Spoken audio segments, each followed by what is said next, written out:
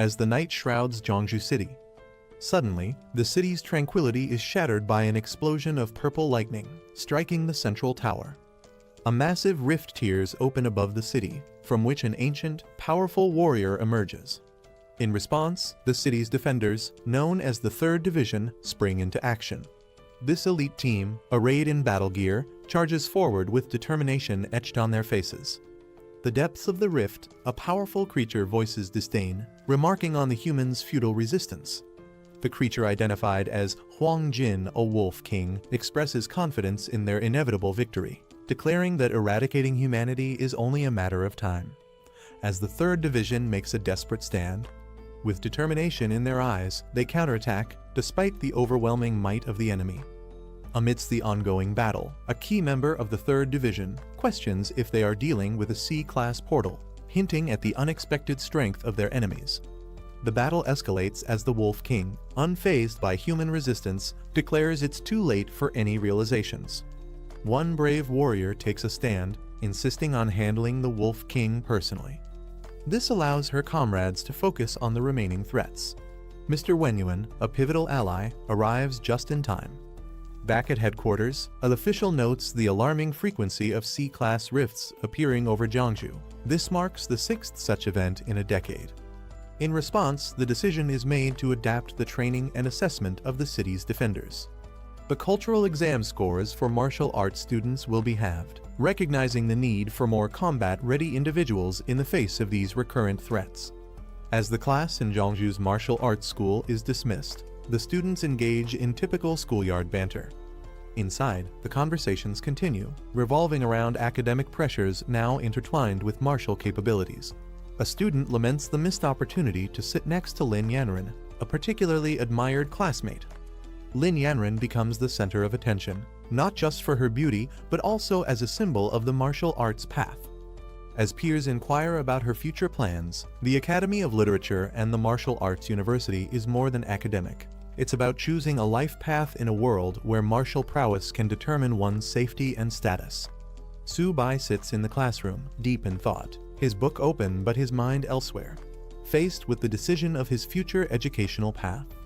He recognizes that his average academic performance won't stand out at the Academy of Literature, and in a world increasingly defined by martial prowess, the relevance of traditional education seems diminished, caught between aspirations and realities. Su Bai discusses his family's financial limitations and the lack of any special talents, which make the option of attending the martial arts university seem unreachable.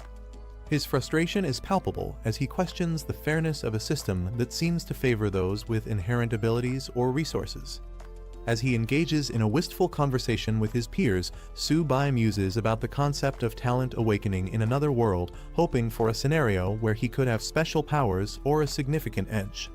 In a surprising turn of events, Lin Yanren approaches Su Bai with an unexpected proposal. Sensing his despair and frustration with the limited options available due to his lack of special abilities or financial resources, Lin offers him an opportunity to join her at the Academy of Literature without needing to pass the traditional entrance exams.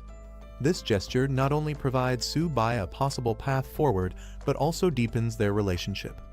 As Su Bai processes this unexpected lifeline, his world is further turned upside down by the sudden activation of a personal system, a common trope in fantasy and martial arts narratives where the protagonist gains access to a unique set of skills or abilities through a digital interface. This system classifies him as a beast tamer and provides detailed stats about his capabilities, including the potential to evolve his talents infinitely. Overwhelmed and unsure, Su Bai stands at the cusp of a new beginning, his previous concerns about his future momentarily overshadowed by the new and mysterious opportunities that the system might offer him. As Su Bai tries to comprehend the sudden appearance of a system interface, only he can see Lin Yanren concerned for his sudden distress.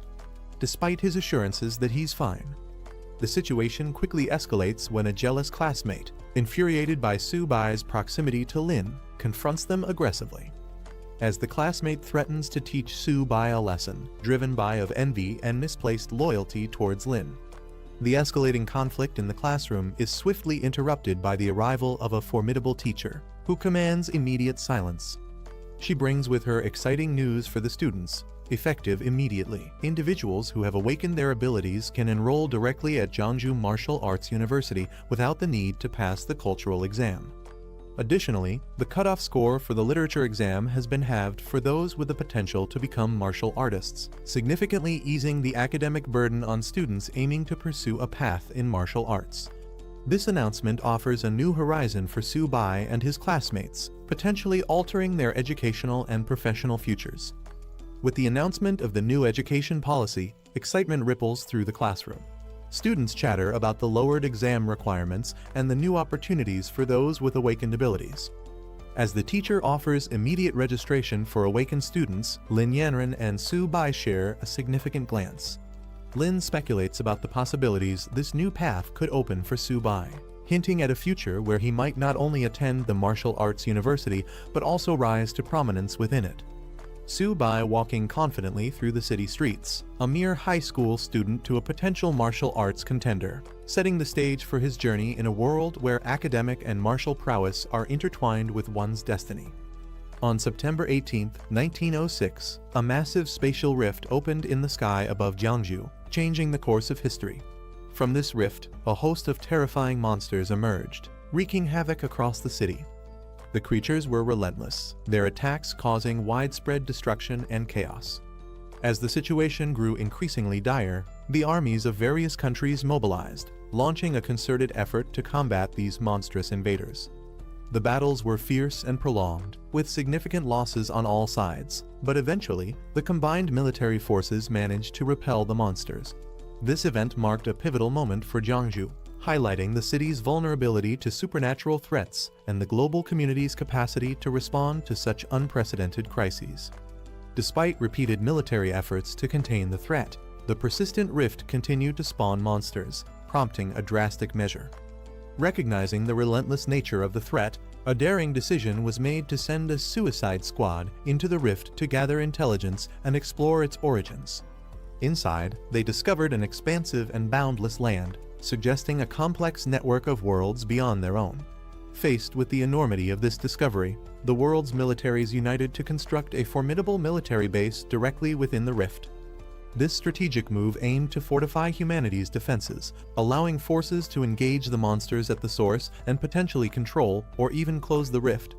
This base represents humanity's resilience and commitment to safeguarding their world from the continuous onslaught of extraterrestrial dangers. A new era for humanity officially began with the appearance of additional rifts in the sky. Following the first rift in 1906, a second and third rift appeared in quick succession by 1907, and soon more followed. Over the century, these rifts grew more frequent, each introducing a unique breed of monsters, leading scientists to name the interconnected dimensions behind the rifts the battlefield of 10,000 races. As these rifts proliferated, so did the battles and the species of monsters emerging from them. This ongoing war necessitated global cooperation, resulting in the construction of military bases within the rifts to combat the threats directly at their source. Interestingly, alongside the physical battles, a transformation occurred within humanity itself.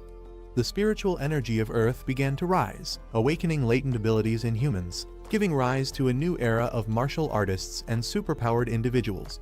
As the intensity of the battles escalated, traditional weaponry began to fall short, replaced by the power of these newly awakened beings. This ongoing war between humans and the myriad of alien races from the rifts has continued to the present day, profoundly impacting every aspect of life on Earth, including educational reforms like those seen at Jeongju Martial Arts University, indicating the severity and widespread nature of this global crisis. Su Bai, having activated a system that grants him the ability to tame beasts, decides to harness this newfound power to safeguard his family in a world increasingly fraught with danger.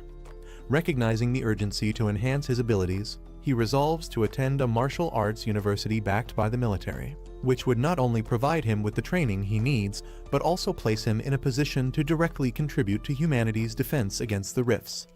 Fortunately, Su Bai's special ability to tame beasts qualifies him for admission without the need for traditional exams, a boon that aligns perfectly with the recent educational reforms.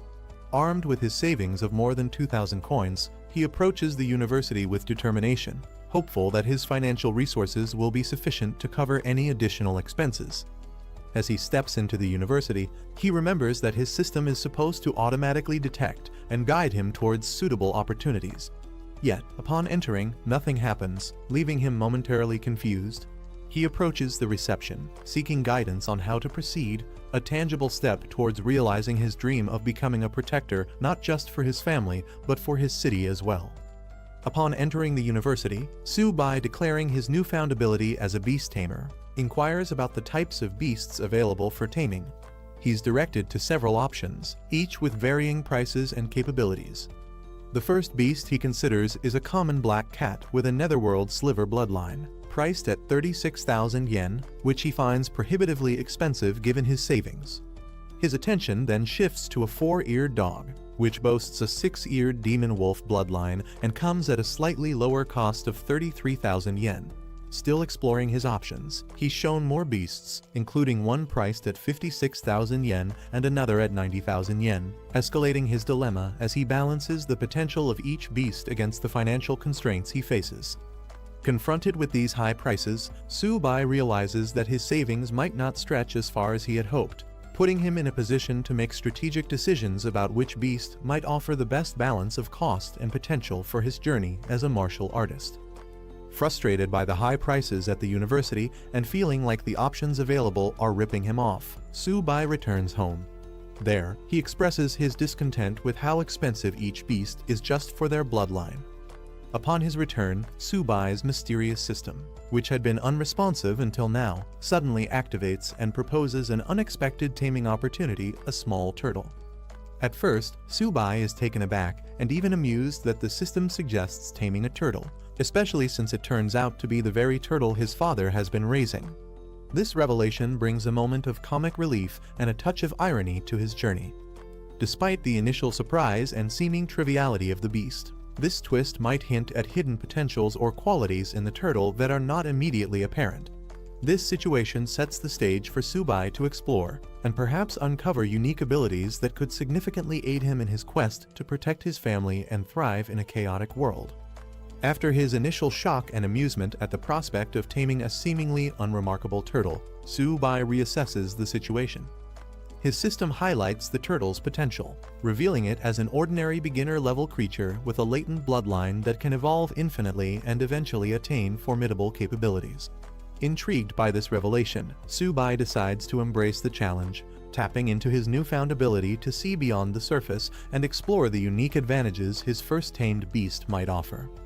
Choosing to accept the turtle as his ally, Su-bai's attitude shifts from skepticism to curiosity and determination. He commits to enhancing the turtle's abilities, utilizing the system's guidance to unlock and maximize its potential. This decision not only marks the start of his journey as a beast tamer, but also symbolizes his growth in adapting to the challenges of his new abilities and the realities of a world where the supernatural becomes an everyday element of survival and combat. Su-bai's initial skepticism about his first tamed beast, a turtle, quickly transforms into delight as he discovers its potential. The turtle, affectionately named Xiaoba, turns out to possess the Xuanwu holy bloodline. Despite its humble appearance and size, Su-bai recognizes the turtle's significant potential and decides it's worth far more than he initially thought, refusing to consider replacing it for anything else. At home, Su-bai's enthusiasm about his new beast is met with protective suspicion from his sister, Su Xiaomai, who asserts her attachment to Xiaoba, referring to it as "daddy's baby." As Su-bai and his sister interact with Xiaoba, the turtle unexpectedly demands food, revealing a more lively and engaging personality than Su-bai anticipated. Su-bai's situation escalates as Xiaoba, the seemingly unremarkable turtle, reveals a ravenous appetite that surprises everyone, including Su-bai and his sister Xiaomai. When Su-bai notes the turtle's insatiable hunger, he speculates it might be a sign of impending evolution, hinting at the turtle's hidden potential linked to its holy bloodline. As Su-bai scrambles to find more food to satiate Xiaoba's hunger, the situation at home becomes chaotic. The turtle's appetite leads to an uproarious scene, leaving the house in disarray. Return home to what appears to be the aftermath of a robbery, only to find it's their son's new pet causing the commotion. Each family member's reaction, ranging from amusement to bewilderment, paints a vivid picture of life with a magically endowed pet. Su-bai quickly realized that the shadow of his ability had disappeared instantly, and the black tortoise bloodline was still dormant but consuming more energy. With that in mind, he decided to head towards a place. Arriving at a building with a distinctive dragon emblem, he entered. Inside, a familiar woman greeted him, asking if he had finally decided on his purchase. However, Su-bai made it clear this time, he wasn't here to buy anything. Leaning in close, he quietly asked if they accepted exotic beast blood. This immediately caught the attention of a well-dressed man sitting nearby. Surprised, the man questioned whether Su-bai really had such a valuable resource. The man gave a nod of approval, allowing the woman to proceed as Su-bai stood ready. With a casual gesture, the man then invited Su-bai to sit and discuss further. Curious, he requested to examine the exotic beast blood first. Su-bai, confident in its quality, agreed without hesitation. Taking a small vial, the man carefully inspected it. Realizing the authenticity and superior quality of the beast blood, he immediately asked how much Su-bai was willing to sell. Su-bai calculated the effort it took to extract the beast blood. Considering its worth, he expected at least 100 yuan. However, when the man casually offered 1,000 yuan, Su-bai was visibly shocked. His reaction made the man smirk, realizing Su-bai had a good understanding of the product's value. But before the deal could be sealed, the man suddenly laughed, revealing he was just joking. Given the exceptional quality of the beast blood, he corrected himself. The real price was 10,000 yuan. Hearing this, Su-bai was even more stunned. Just as he was about to react, the man continued, offering a final price of 15,000 yuan, making it clear he couldn't go any higher. Su-bai couldn't believe his blood was worth so much. He struggled to hide his excitement, but the thought of earning that much made it impossible to suppress his smile.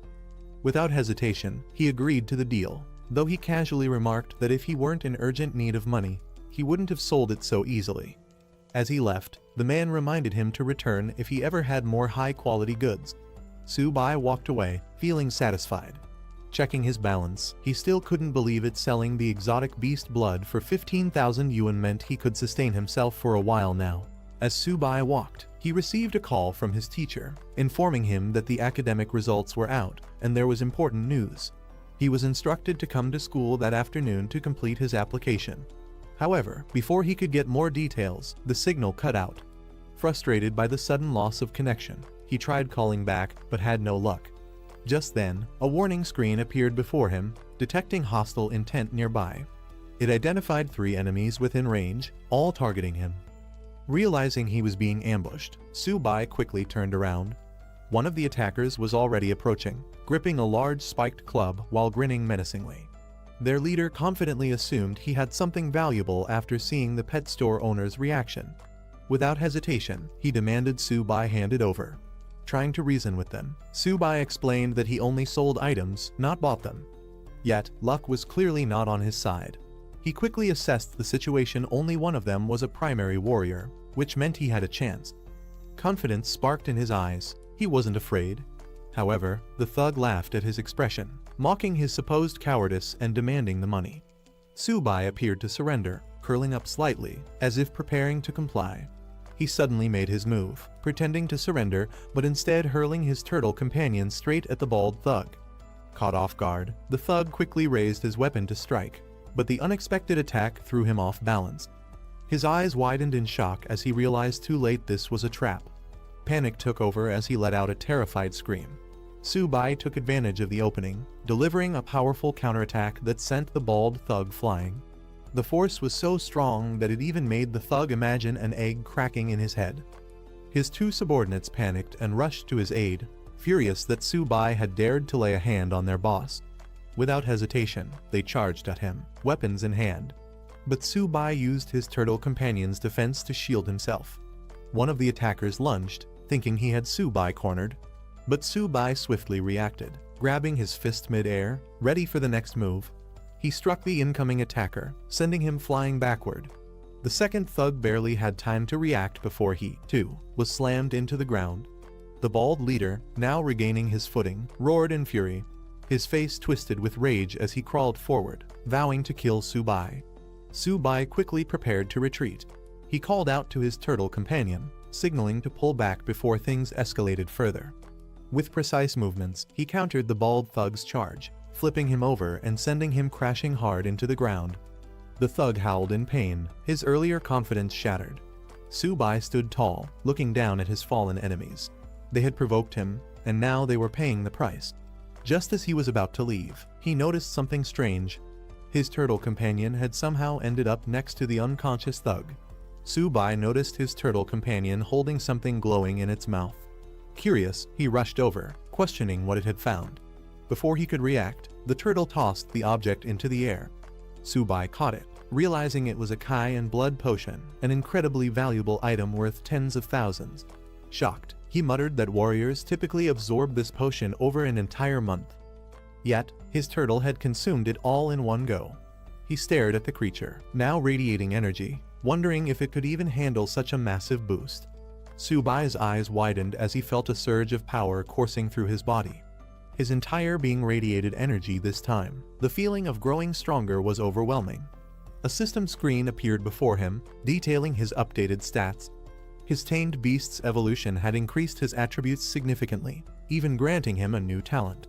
Checking the turtle's stats, Su-bai was shocked its physique and defense had skyrocketed. The turtle had also grown in size, its shell now radiating with power. The kai and blood potion had caused an immense transformation, leaving Su-bai stunned at how much both he and his beast had advanced. Su-bai recalled what he had learned in class. Normal high-level strength type exotic beasts usually only reached 30 in stats. Yet, his turtle was already exceeding that without even activating its full potential. Realizing the incredible potential his companion had, Su-bai decided it was time to leave. He patted the turtle, telling it they needed to get moving.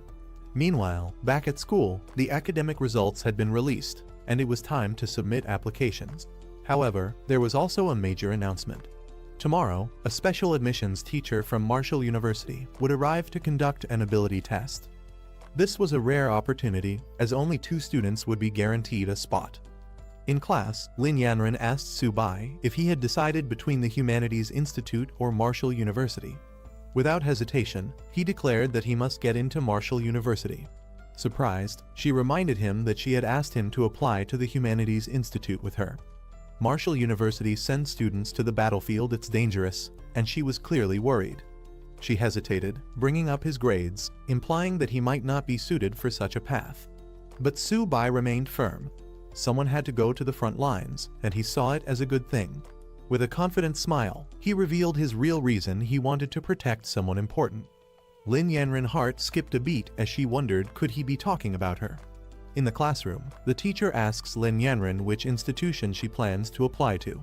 She hesitates, considering her options.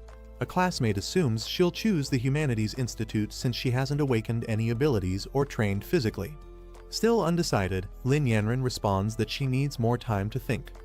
Meanwhile, the teacher emphasizes the importance of this decision, instructing students to take their report cards home, discuss with their parents, and submit their applications by tomorrow. As the school day ends, the announcement echoes schools out. The students acknowledge the teacher before heading out.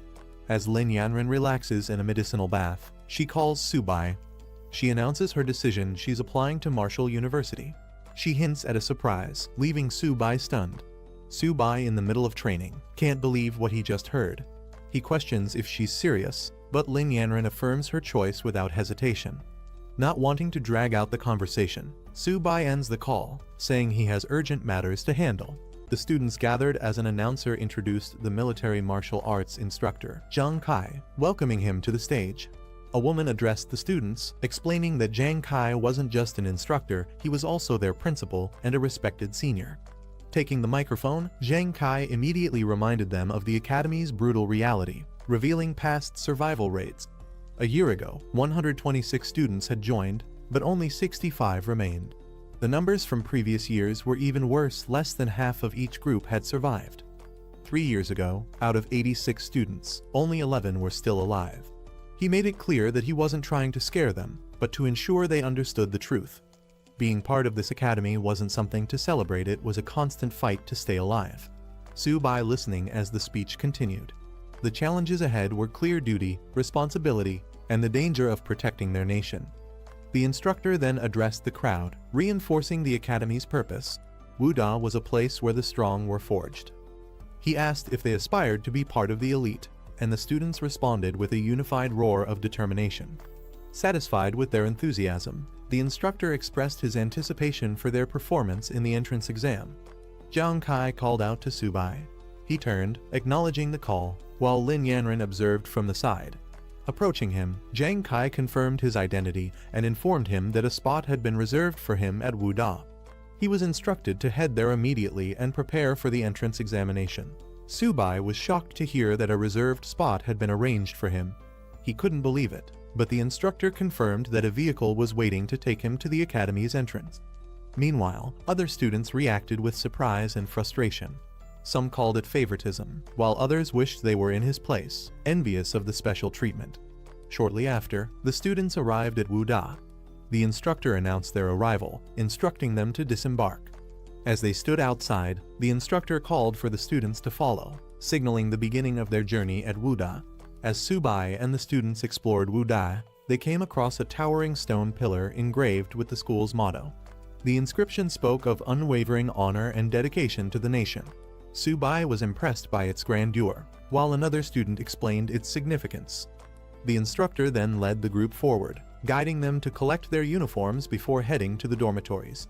Once there, she directed the male students to their designated area, informing them that they would soon receive further instructions regarding the examination. Subai acknowledged her guidance before heading inside. Reaching his assigned room, Subai reflected on the importance of resources in martial arts training. Inside the dormitory, a red-haired student showed off a rare bottle of medicine, explaining that it was made from extremely rare monster blood his father had acquired.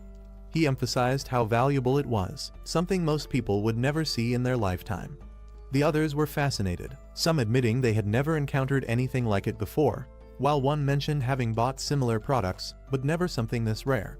At that moment, Subai entered the room, introducing himself as their new doormate in room 303. A student Han Jiagang acknowledged him, noting that now everyone was present. He then introduced the other two students Tao Jiajun, who casually greeted Subai, and Fan Keon, who gave a friendly nod.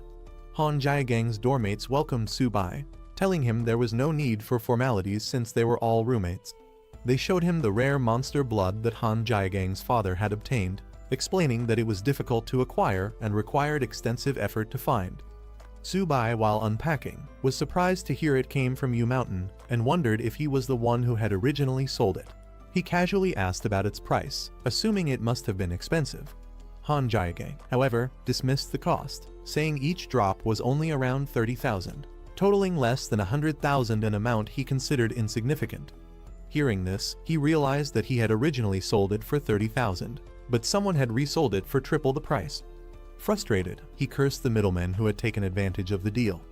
Inside the dormitory, Subai's roommates excitedly pointed outside, claiming there was an incredibly beautiful girl downstairs.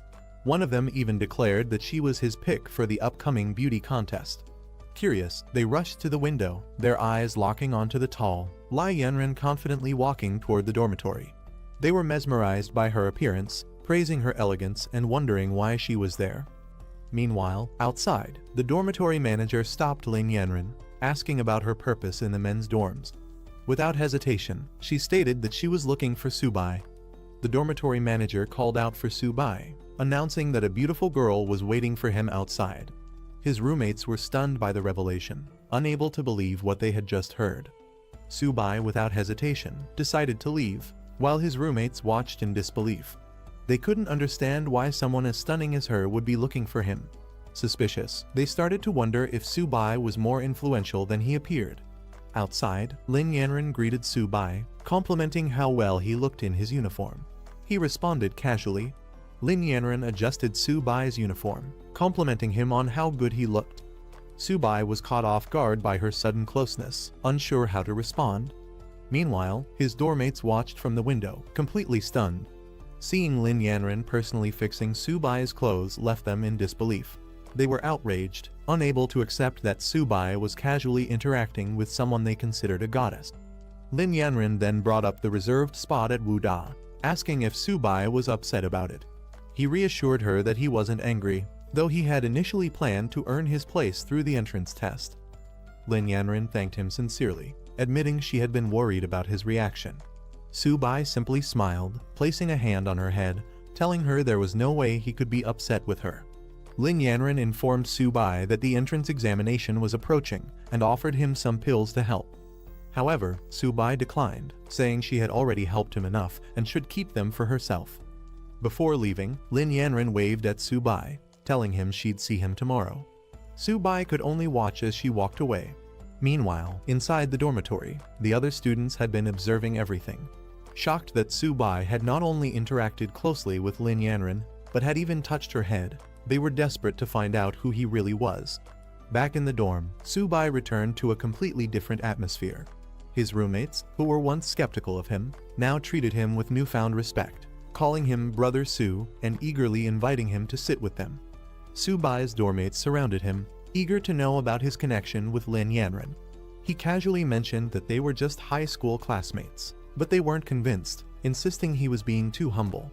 Taking advantage of their newfound camaraderie, Han Jiagang suggested that since they were dormmates, Su-bai should invite Lin Yanren to bring some of her friends over. Su-bai was caught off guard, unsure how to respond. To celebrate their first meeting, Han Jiagang proposed taking Su-bai out for a good meal and a chat. The others quickly agreed, deciding to handle all the arrangements themselves while telling Su-bai to rest. As they excitedly rushed out, Su-bai was left standing there, slightly overwhelmed by how quickly their attitude toward him had changed.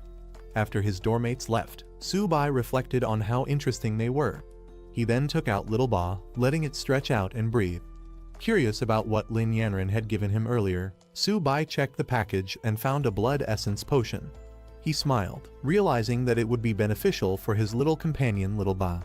With a mischievous grin, Su-bai teased Little Ba, asking if it knew what to do after consuming the potion. Meanwhile, his dormmates arrived at an extravagant hotel for their gathering.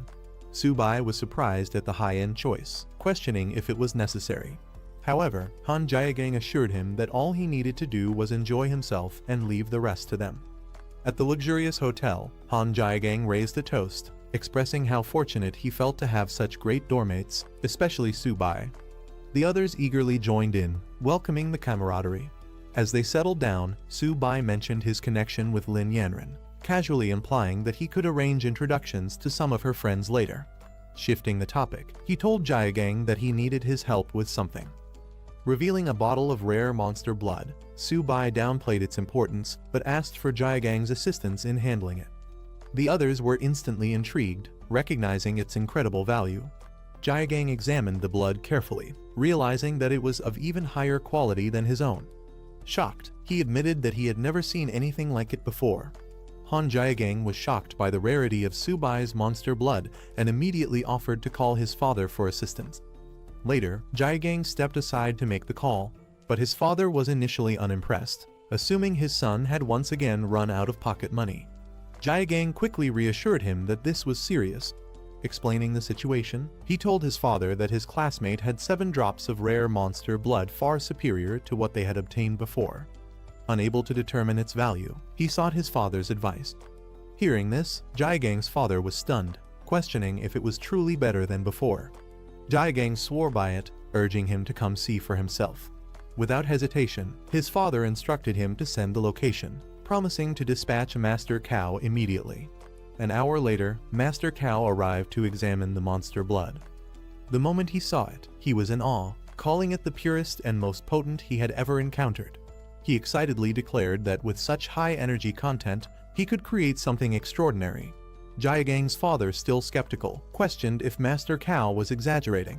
However, Master Cow insisted that even with the finest equipment, the value of this blood would only increase.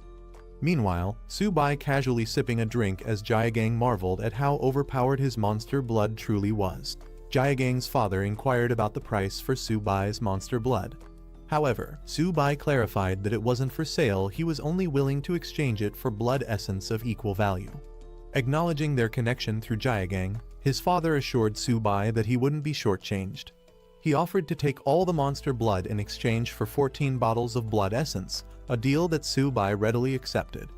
With a knowing smile, Jiagang's father then made an unexpected offer. He invited Su-bai to join the Han family, promising free resources and additional benefits.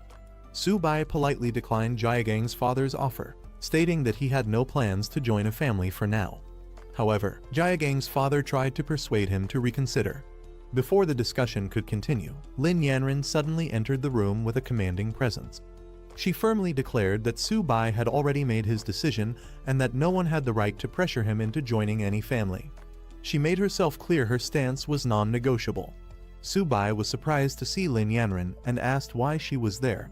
The others in the room were equally shocked, recognizing her instantly and wondering why she had suddenly appeared. Lin Yanren casually stated that she had come to take care of her own matters and hadn't expected to run into Su-bai. Meanwhile, Jaegang's father and Master Cao observed the situation closely. Jaegang's father was clearly unsettled, realizing there was something significant about her presence. As Master Cao tried to explain who she was, his expression changed to shock as he fully grasped her identity. Jaegang's father explaining that it's all a misunderstanding. He insists that Su-bai and his son are not just classmates but also close brothers. Lin Yanren asking if he's heading back to school. She suggests they go together. Su-bai nods saying he's done with his matters here and is ready to leave. Before leaving, Su-bai bids farewell to Jaegang's father and Master Cao, telling Jaegang that they'll meet back at the dorm. Jaegang's father responds, wishing him well.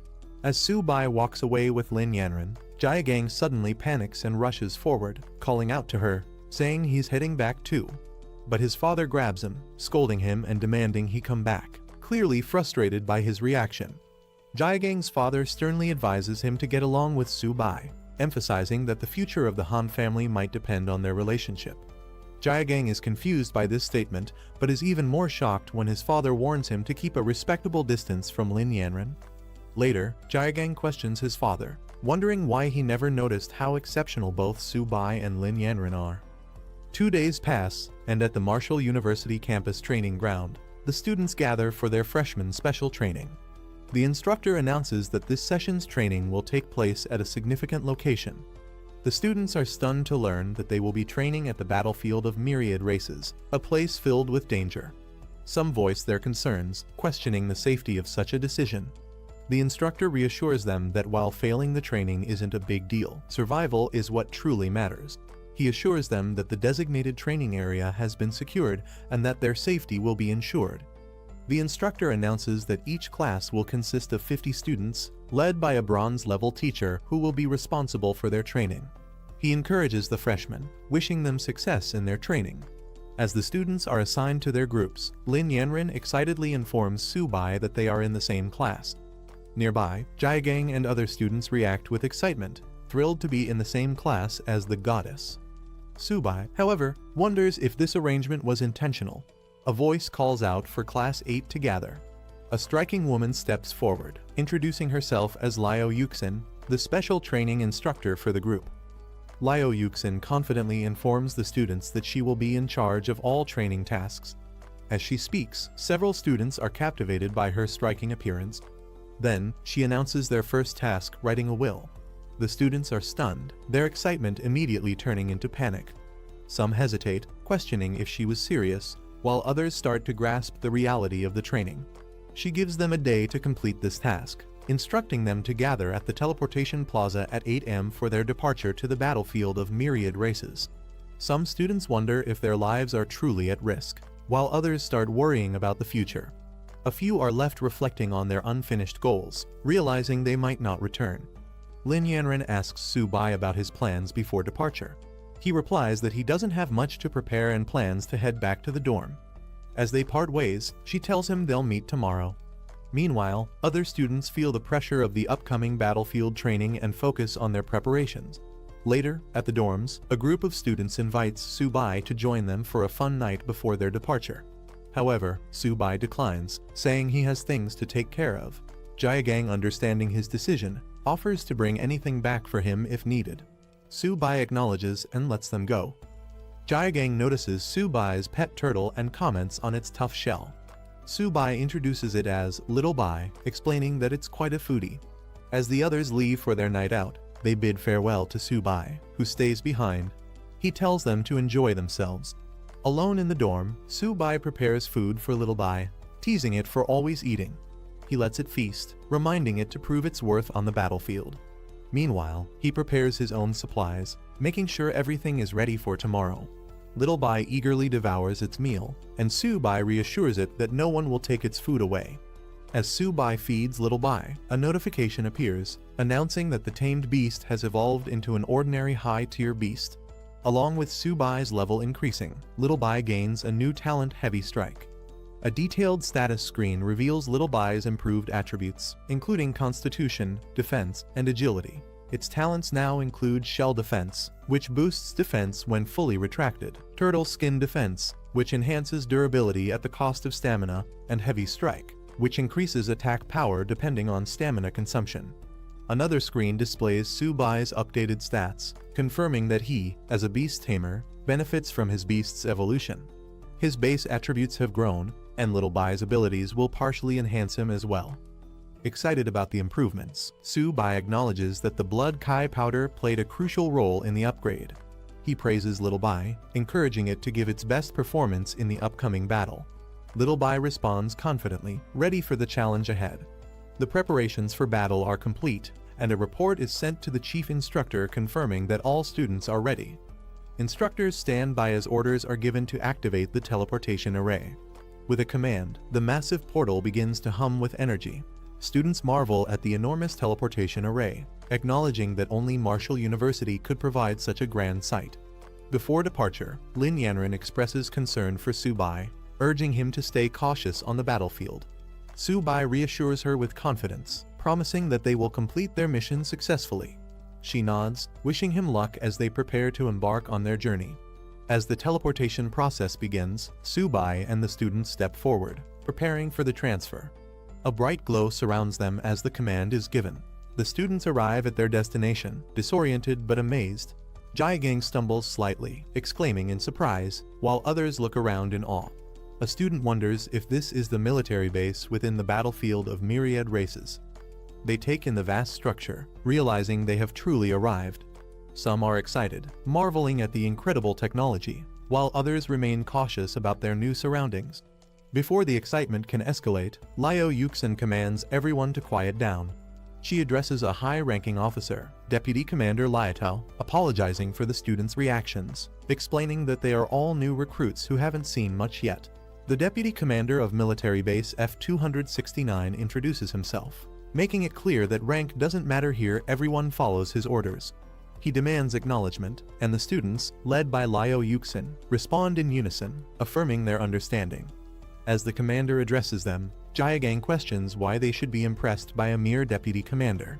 However, Su Bai observes the scar on his face, recognizing that he must be a seasoned officer. The commander then assigns their first task, cleaning the battlefield. However, it's not just about clearing debris. They must also eliminate any remaining shadow cats lurking in the area. He deems it a perfect test for new recruits stepping onto the battlefield for the first time. The deputy commander explains the reward system. Eliminating shadow cats earns merit points, which can be exchanged for valuable resources like blood kai powder and body refinement elixirs, helping students enhance their strength. Hearing this, the students become excited. Jiagang and others realize why so many risk their lives to enter the battlefield of myriad races. The opportunity to exchange merit points for potions makes the mission even more rewarding. Noticing their enthusiasm, the commander smirks, acknowledging their eagerness for action. Without wasting time, he gives the order to move out. The students respond energetically, ready to start. Su Bai, confident in his skills, looks forward to accumulating merit points. He also considers how much Little Bai will benefit from this hunt, anticipating a feast for his pet. The group arrives at a section of the base where wounded soldiers are being treated. Many are covered in injuries, fresh from battle, groaning in pain as they receive medical attention. Seeing this, the students are shocked. They question whether these injuries were caused by shadow cats, the lowest ranked monsters. Doubt and fear spread among them. If even such weak creatures are this dangerous, how will they survive? One student panics, worrying about making it back alive. However, Liu Yuxin quickly shuts down the fear-driven murmurs, reminding them that the battlefield of myriad races is not a place for hesitation. Anyone who joined Marshall University should already be prepared for danger. Lin Yanran, feeling uneasy, tells Su Bai to stay close to her in battle, not wanting anything to happen to him. Su Bai acknowledges her concern, but he knows they must remain vigilant at all times if they want to make it through alive. A soldier reports to the deputy commander that they have been guarding the northern gate and have successfully eliminated 35 beasts that attacked the camp. Awaiting further orders, the commander decides it's time for the recruits to experience the true nature of the battlefield. With a firm command, he orders the camp gate to be opened. Liao Yuxin reminds them that this is a rare opportunity. As Deputy Commander Liatao himself is leading the team, they must prove themselves in battle. Liatao warns the recruits, having left their wills behind, they must now be prepared to walk alongside death every second from here on out. The commander addressed the gathered rookies, ensuring they were ready for the mission. With their confident response, he wasted no time giving the order to move out. Meanwhile, the strike force was instructed to follow and provide protection. As they proceeded, Liao Yuxin questioned why Captain Fu was personally leading the team, noting that clearing a battlefield wasn't particularly dangerous. The commander casually dismissed her concerns, saying it would be a waste to send inexperienced rookies straight to the front lines. When Yuxin pressed further, he cut her off, telling her not to ask unnecessary questions. Later, as they marched, Yuxin expressed gratitude for his presence, but the commander brushed it off, stating that the students were warriors on the battlefield and it was his duty to protect them. At Didu, the highest military command post in Long, an urgent report was brought forth. Officials wasted no time in allowing the messenger to speak.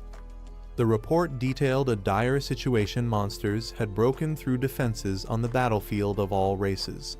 A powerful group from the Young Cats tribe was already engaged in combat, but the crisis was far from contained. The invading horde had spread out, launching attacks on 12 additional military camps in the southwest.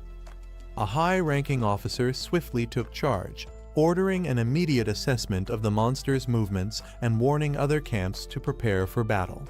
He emphasized the importance of protecting the new students from Wuda, as they represented the future of Long. The command was clear: these recruits must be safeguarded at all costs. Meanwhile, in Area F-269, the battlefield was chaotic.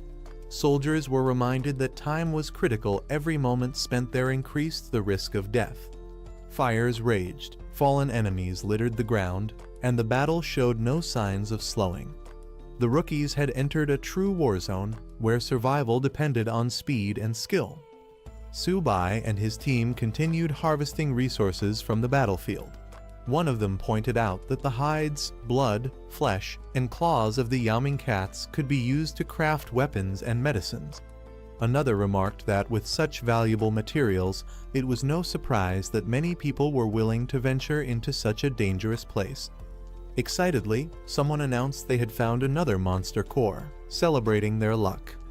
Su Bai focused on gathering more resources, planned to collect additional cores to exchange for blood spirit essence. He figured this would allow his companion, Little 8, to level up once again. However, his interface suddenly flashed with an urgent alert. 164 Yaoming cats were rapidly approaching from 3 kilometers away in the southwest forest. The warning classified the situation as an extreme danger, rating the threat level at 5 stars and the danger to life at 4 stars. Su Bai was taken aback. The last time his system had issued a warning, it was for a minor threat, a low-level martial artist. But now, it was flagging a 5-star, life-threatening crisis. Alarmed, Liao Yuxin noticed his change in expression and immediately asked what was wrong. Su Bai urgently called out to Liao Yuxin, warning her about a large horde of monsters moving toward them from the southwest.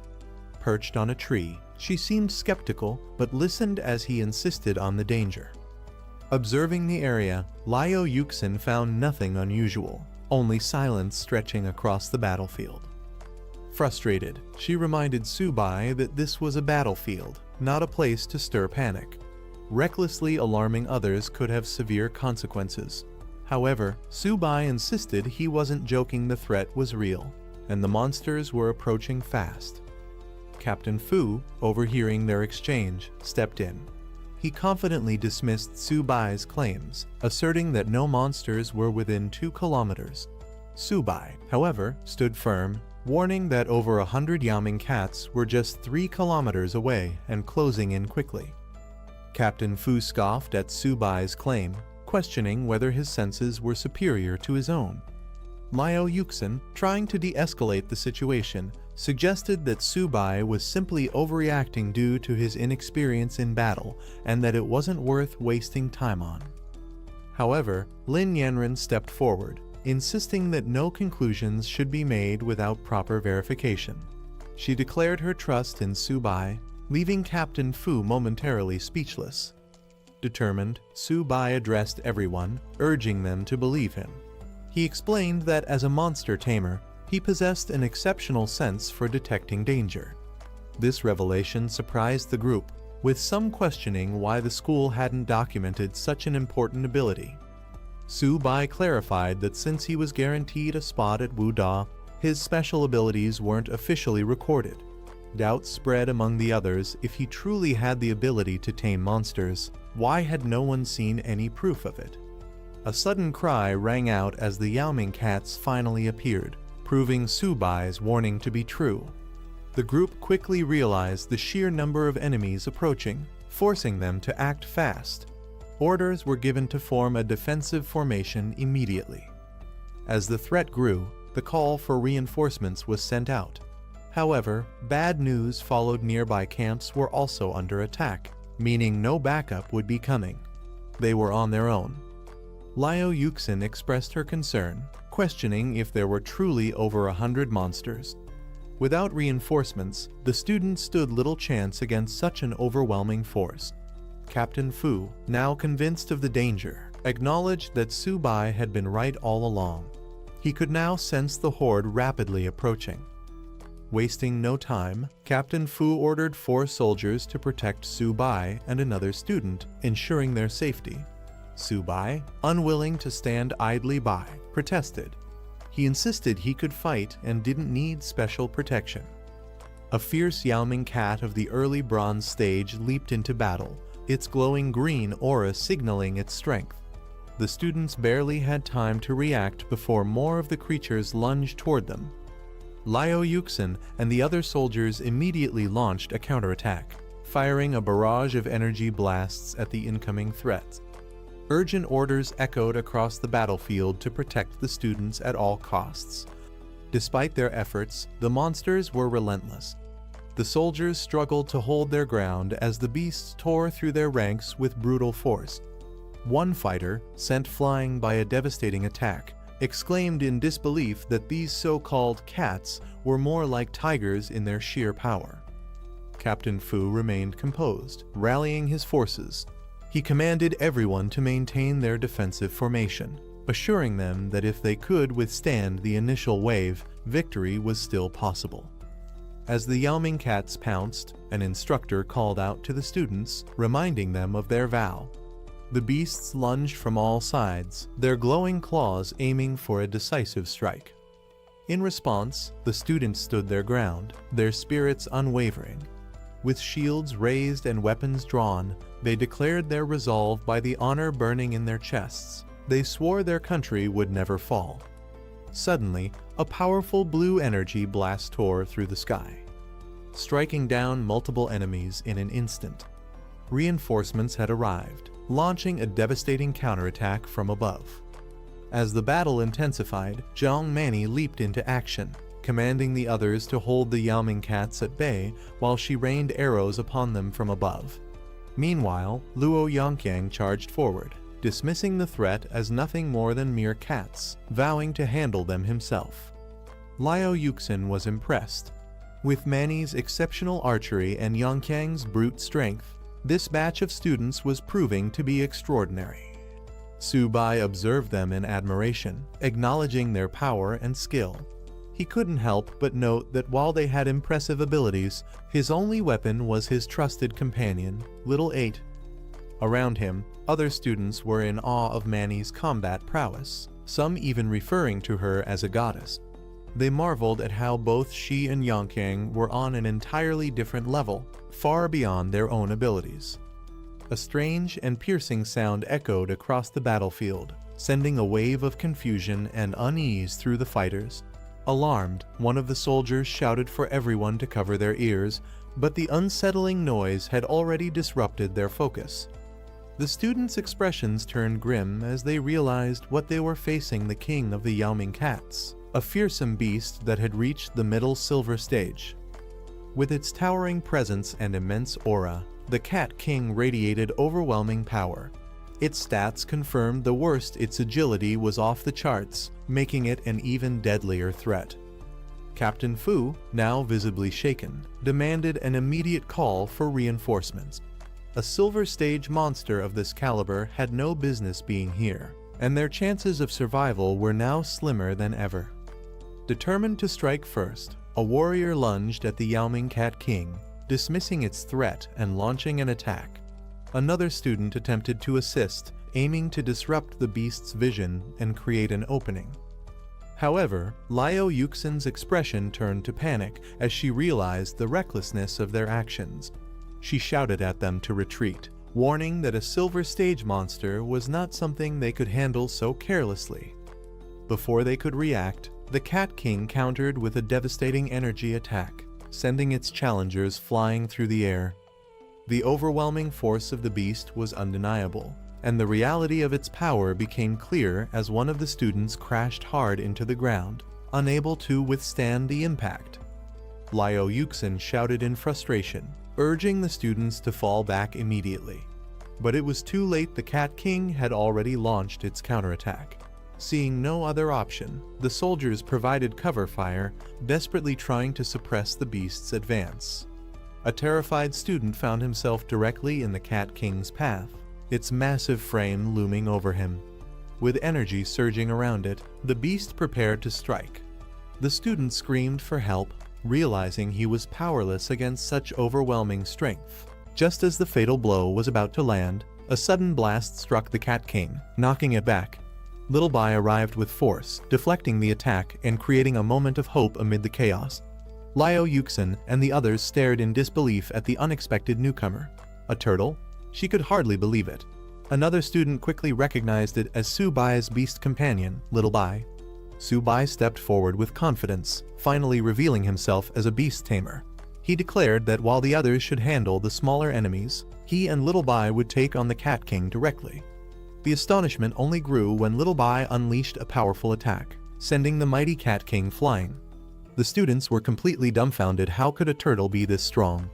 Liao Yuxin, still trying to make sense of it, turned to Su Bai in shock. Was this truly the beast he had tamed? Nothing about it seemed ordinary. The tide of battle had shifted, but with this unexpected twist, everyone was left questioning just how powerful Su Bai and his companion really were. Su Bai commanded Little Bai to unleash its strength against the Cat King. The seemingly slow turtle suddenly moved with incredible speed, shocking everyone. The students could hardly believe their eyes. Was this really a turtle? As the battle raged, even Liao Yuxin admitted her surprise at Su Bai's abilities. No one had expected him to be this skilled, and his beast companion was unlike anything they had ever seen. With Su Bai now facing off against the Cat King, Liao Yuxin took charge of the battlefield. She rallied her classmates, calling for them to regroup and eliminate the remaining ghost cats before they could overwhelm them. The students responded with renewed determination, launching a fierce counterattack. The battle had now fully shifted into two fronts: Su Bai's showdown with the Cat King, and the students' fight to clear the battlefield. The Cat King roared in fury, unleashing a devastating attack as it pinned Little Bai under its massive claws. Energy surged through its body as it prepared to deal a crushing blow. A barrage of blue energy blasts erupted, forcing the Cat King to momentarily recoil. However, to everyone's shock, Little Bai remained unharmed, its shell absorbing the full force of the attack. The beast's legendary turtle armor defense had activated, leaving the Cat King stunned as it reeled back in disbelief. One of the soldiers looked on in pure astonishment. How was an ordinary beast holding its ground against the claws of a silver stage Cat King? What kind of monstrous defense was this? Seizing the opportunity while the Cat King was distracted, a soldier called for cover fire as he prepared to land a decisive strike. His comrades responded immediately, keeping the battlefield secure as he moved in. With precision, he targeted the beast's weak spot, its waist and abdomen. Flames erupted around his blade as he leaped into the air, ready to deliver a crushing blow. The attack came down with immense force, aimed directly at the Cat King's vulnerable point. The beast roared in pain, its body writhing under the impact. But just as victory seemed within reach, the Cat King twisted its body at the last moment, narrowly avoiding a fatal strike. In an instant, it countered, sending the attacker flying backward. The plan had failed just barely. The battle raged on as a soldier, filled with determination, charged forward with his flaming weapon. He roared at the beast, declaring that this fight would end with either its defeat or his own. Meanwhile, another group of recruits faced their own challenge. One of them confidently instructed Little Ba to unleash a special move. As the small turtle-like creature began to spin, some of the team looked on in confusion, questioning what was so special about it. Doubt filled the air as they observed the turtle rotating in place. They weren't sure how this was supposed to be an effective attack. However, one of them quickly recalled knowledge from a book, noting that the Cat King's weakness lay in its waist and abdomen. One of the recruits charged in, launching a powerful attack with a swift aerial strike, his determination unwavering. The force of his strike sent shockwaves through the battlefield, carving through the ground as energy erupted from the impact. The spinning turtle move, which had initially seemed questionable, now came into play. The energy it generated surged toward the enemy, targeting the exact weak spot mentioned in the book, the waist and abdomen. The beast, caught off guard, roared in pain as the attack connected, proving its effectiveness. Seeing the direct hit, another fighter stepped forward, ready to capitalize on the moment. A smirk crossed his face as he acknowledged that the weak spot had been struck. Now, the real challenge was whether the enemy could endure what was coming next. The battlefield raged on, but with each moment, the recruits grew stronger and more confident in their strategies. The fight was far from over, but they had proven that teamwork and knowledge were just as crucial as raw strength. The Cat King let out a final agonized roar as the attack struck its weak point. Blood dripped from its wounds as it struggled to stay on its feet, but its strength quickly faded. The once mighty beast collapsed onto the battlefield, defeated. The recruits stood in stunned silence for a moment, watching the fallen enemy. They had fought hard, but had they really won? Then, confirmation came. Someone triumphantly announced that the Cat King had been defeated. Relief and excitement spread through the group as the realization set in. One of the recruits, still processing the moment, hesitated before asking if they had truly won. The battle had been intense, and victory felt almost surreal. Then, before he could react, a teammate rushed forward, embracing him in excitement. She praised him for his incredible feat, exclaiming that he had managed to defeat a gold Cat King. Still catching his breath, he stood there, dazed, wondering if it was really over. With the battle over, admiration for Subai spread among the recruits. They praised his strength, impressed by his victory over the gold Cat King. Some, however, were more interested in his turtle companion, wondering where they could get one for themselves. Meanwhile, Little Ba, the turtle, wandered off and found something intriguing in energy-filled crystal. As it happily grabbed its newfound prize, Subai called out in exasperation, demanding it return before causing trouble. Just then, an ominous presence filled the air. One of the recruits noticed something strange in the sky. Looking up, they saw dark shapes approaching fast. Realization hit. The Cat King's dying roar had not just been a cry of pain, but a call for its kin. Danger was far from over, and an even stronger threat might be on the way. At the base combat center, alarms rang as a report came in. Energy fluctuations from the front lines had revealed the emergence of multiple unidentified dangerous beasts at base F-269. A high-ranking officer was shocked to learn that Lin the Tiger's daughter was among the trainee students in the area. At the command center, Wen Yuan urgently requested full support for the battlefield. The officer in charge agreed to dispatch a scout battalion, but when Yuan refused to wait, he was heading there himself. Knowing the dire situation, he demanded reinforcements to arrive within 20 minutes. Though the officer hesitated at the short time frame, he had no choice but to issue the order immediately. Meanwhile, another officer analyzed the unfolding crisis. He realized that if Lin the Tiger were to lose control, Jiangju wouldn't be able to contain the disaster. The situation was spiraling out of control fast. Back on the battlefield, an even greater threat emerged. A towering, shadowy beast loomed above, its glowing eyes filled with malice. To the shock of the recruits, it spoke in the human language, insulting them as a lower species. The realization hit hard. Beasts capable of understanding and speaking like humans were supposed to be at the peak of the food chain, far beyond anything they should be encountering. Panic set in as they rushed to form a defensive formation, placing their wounded in the center. As the recruits caught their breath, a dark and menacing presence emerged. A massive shadowy beast loomed over the fallen Cat King, its sinister red eyes filled with rage. It growled in contempt, furious that mere humans had dared to slaughter its kin. Before anyone could react, the creature lunged at the Cat King's lifeless body, devouring it in an instant. The recruits stood frozen in horror. Something this powerful shouldn't even exist here. It was an impossibility, a nightmare come to life. A warning notification suddenly flashed in front of one of the recruits. The system detected an extreme threat. A gold-level beast had appeared. The message was clear. Immediate evacuation was the only chance of survival. Then, the true horror revealed itself. Standing before them was a mutated Shadow Cat King, a monstrous entity unlike anything they had faced before.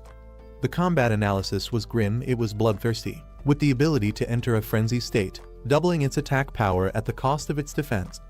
Panic spread among the recruits as they faced the reality of their situation. A gold-level beast was something even their instructors had never encountered before. One of them broke down, terrified and desperate to leave, while another grimly pointed out that reinforcements hadn't arrived yet. With no other option, the deputy commander took charge. He ordered everyone to escort the wounded to safety, while he stayed behind to hold off the monstrous enemy. With a determined battle cry, he charged straight at the beast, ready to risk everything. However, his courage was met with brutal reality. The beast barely acknowledged his attack, swiping him aside effortlessly. The deputy commander was sent flying, the overwhelming power difference evident. The creature mocked him. Was he really foolish enough to challenge it alone? Seeing their leader in danger, one of the recruits quickly shouted for Little Ba to step in and protect him. The battle was far from over, but the gap in strength was becoming painfully clear. Little Ba launched itself into action, intercepting the gold-level beast's devastating attack. Flames and energy surged through the battlefield as the turtle bravely took on the monstrous foe, its shell acting as an impenetrable barrier. The beast staggered back in disbelief. Despite its overwhelming power, it couldn't break through the turtle's defenses. It was forced to acknowledge the creature's resilience. This turtle's shell was unbelievably tough. But even the strongest defense had its limits. Deep cracks formed across Little Ba's shell as it bore the brunt of the attack. One of the recruits rushed forward, eyes filled with concern, calling out to see if the brave turtle was still all right. Su Bai staggered, blood trickling from his lips. Lin Yanren, noticing his condition, immediately panicked. He was injured. But something was off. Su Bai wasn't in a direct fight, so how could he be wounded? Liao Yuxin, observing from a distance, couldn't believe it either. She speculated that this might be due to the beast's tamer talent, Origin Confluence, a rare ability. The commander, however, found it hard to accept and decided to check on Su Bai himself. A system warning confirmed their suspicions. Su Bai's tamed beast was in critical condition, and because of Origin Confluence, he was sharing its pain and injuries. As they reached him, they found no external wounds, yet his body showed clear signs of strain. Yuxin marveled at the possibility that Su Bai had truly mastered this legendary beast-taming skill. Lin Yanren anxiously asked if he was alright, and despite his weakened state, Su Bai managed to assure them he was fine. Liao Yuxin quickly realized that Su Bai was suffering from the attacks meant for his tamed beast, the silver-level nether cat. Knowing he couldn't withstand the damage alone, she immediately called for support. Lin Yanren agreed they couldn't let him fight by himself. The other trainees rallied behind them, weapons drawn, ready to assist. Meanwhile, the enemy loomed in the shadows, glowing eyes burning with disdain. It scoffed at their efforts, viewing them as nothing more than insignificant pests. As the battle erupted, Liao Yuxin and the others charged forward, launching an assault on the beast. But just as she prepared to strike, something unexpected happened. Her expression changed as she sensed imminent danger. With wide eyes, she realized she had miscalculated. Lin Yanren rushed forward, pushing Su Bai out of harm's way as a dark force surged toward them. A massive explosion erupted, engulfing the battlefield in flames. As the smoke cleared, Lin Yanren held on to Su Bai, her eyes widening in disbelief. Su Bai, now steady, smirked with confidence. He revealed that the crystallization of the Silver Cat King had finally been fully absorbed. Su Bai's tamed beast, the little tortoise, had undergone a breakthrough, advancing to bronze tier with significantly enhanced attributes. Its new talents granted it a powerful defensive barrier, a spirit-infused form for combat, and even the ability to manipulate gravity. A brilliant golden light engulfed the battlefield as the tortoise evolved into a massive armored beast. Liu Yuxin and the commander could hardly believe their eyes. This wasn't an ordinary upgrade. Could it have reached an epic-level transformation? Meanwhile, Lin Yanren helped Su Bai to his feet, relieved to see that his injuries had healed. Su Bai assured her that he was fine now. Su Bai stood tall, commanding his tamed beast to eliminate the enemy. In response, the newly evolved tortoise unleashed its power, striking with devastating force. The monstrous foe was sent flying, crashing into the ground with immense impact. The commander, unable to believe what he had just witnessed, noted that despite only being bronze tier, Su Bai's beast radiated an overwhelming presence. As the dust settled, the once dominant beast lay defeated, thrown into the distance like it was nothing. The Cat King, enraged by its defeat, let out a terrifying roar as dark energy crackled around it. Consumed by fury, it declared its intent to annihilate everyone. Seeing its berserk transformation, the commander urgently warned the team to retreat. This fight had escalated beyond expectations. With a sinister laugh, the Cat King unleashed its shadow clones, summoning multiple monstrous figures that lunged toward the group. There was no time to escape. Combat was inevitable. Before the clones could reach their targets, Su Bai's tamed beast took action. The golden tortoise roared, its immense body shielding the team from the incoming attack. Su Bai didn't hesitate. He commanded his beast to put an end to the chaos. In an instant, a powerful gravitational force erupted from the tortoise, pulling everything toward it. One of the trainees struggled to defend himself as a shadow beast lunged at him, its claws aimed for a lethal strike. But before it could land, a massive force pulled the creature away. Su Bai's tamed beast unleashed its gravitational might, sending the enemies hurtling through the air. With an earth-shattering roar, the armored tortoise stood tall, radiating an unstoppable power. Su Bai's eyes burned with determination as he commanded his beast to go all out. Responding to its master's call, the golden tortoise let out a deafening roar, gathering an overwhelming surge of energy in its core. The air trembled as it unleashed a massive energy blast, a blinding beam of golden light shooting toward the heavens. The shockwave from the attack spread across the battlefield, forcing everyone to shield themselves. As the golden energy engulfed the battlefield, the enemy was completely overpowered. From a distance, a man watched from atop a tree, intrigued by the overwhelming scene before him. Down below, the surviving warriors scrambled to clear the battlefield, tending to the wounded and gathering what remained. After the battle settled, the man approached, relieved to see Lin Yanren unharmed. She assured him that she was fine, then curiously asked about his sudden arrival. Meanwhile, the deputy commander of the F-269 military base provided a report. During the battle, their forces worked alongside university students and mentors, eliminating over 800 nether cats, including bronze, silver, and even a gold-level beast. He explained that they were now assessing casualties and tending to the wounded. Shocked by the mention of a gold-level creature, one of the officers couldn't believe such a powerful foe had appeared. But what surprised him even more was that Su Bai had been the one to take it down. Hearing this, the man now identified as Mr. Wenyuan turned his attention to Su Bai. He directly asked if he had truly been responsible for the Cat King's defeat. Remaining humble, Su Bai clarified that it was a team effort, acknowledging the contributions of the deputy commander and the mentors. Mr. Wenyuan approached Su Bai with an offer. After graduation, he could further his studies at Jiangju Fortress, where he would receive personal guidance despite the decline of beast tamers. Su Bai, though honored, admitted he hadn't made a decision yet. Meanwhile, the battlefield had been cleared, and the deputy commander gave the order for everyone to return to base. The students were instructed to enter the portal in an orderly fashion, with the deputy commander praising them as the strongest group he had ever encountered. As they prepared to leave, the officers observed the recruits, noting their potential. Su Bai, in particular, stood out. His strength as a freshman was nearly unimaginable. As the teams parted ways, the deputy commander expressed his gratitude, acknowledging that he owed Su Bai a life for his actions in the battle. Liu Yuxin responded modestly, bidding him farewell until they met again. Su Bai and the others finally returned, stepping out of the portal. For some, the mission had been thrilling, while for others, it was an experience they wouldn't forget anytime soon. At the university, a grand welcome awaited them. Faculty and students hailed them as heroes, celebrating their return. Among the returning students, some were humbled, recognizing that Su Bai was the true hero of the battle. Others were just relieved to have made it back alive, reflecting on how many of their classmates hadn't been as fortunate. As the students returned, they were praised for their achievements, with their battlefield performance set to be one of the highest in history. However, for Subai and many others, the only thing they cared about was getting some well-earned rest. Back at the dorms, exhaustion hit them all at once. The beds had never felt so comfortable, and the reality of surviving such an intense battle started to sink in. Some students reflected on their achievements, wondering how their military contributions would be rewarded.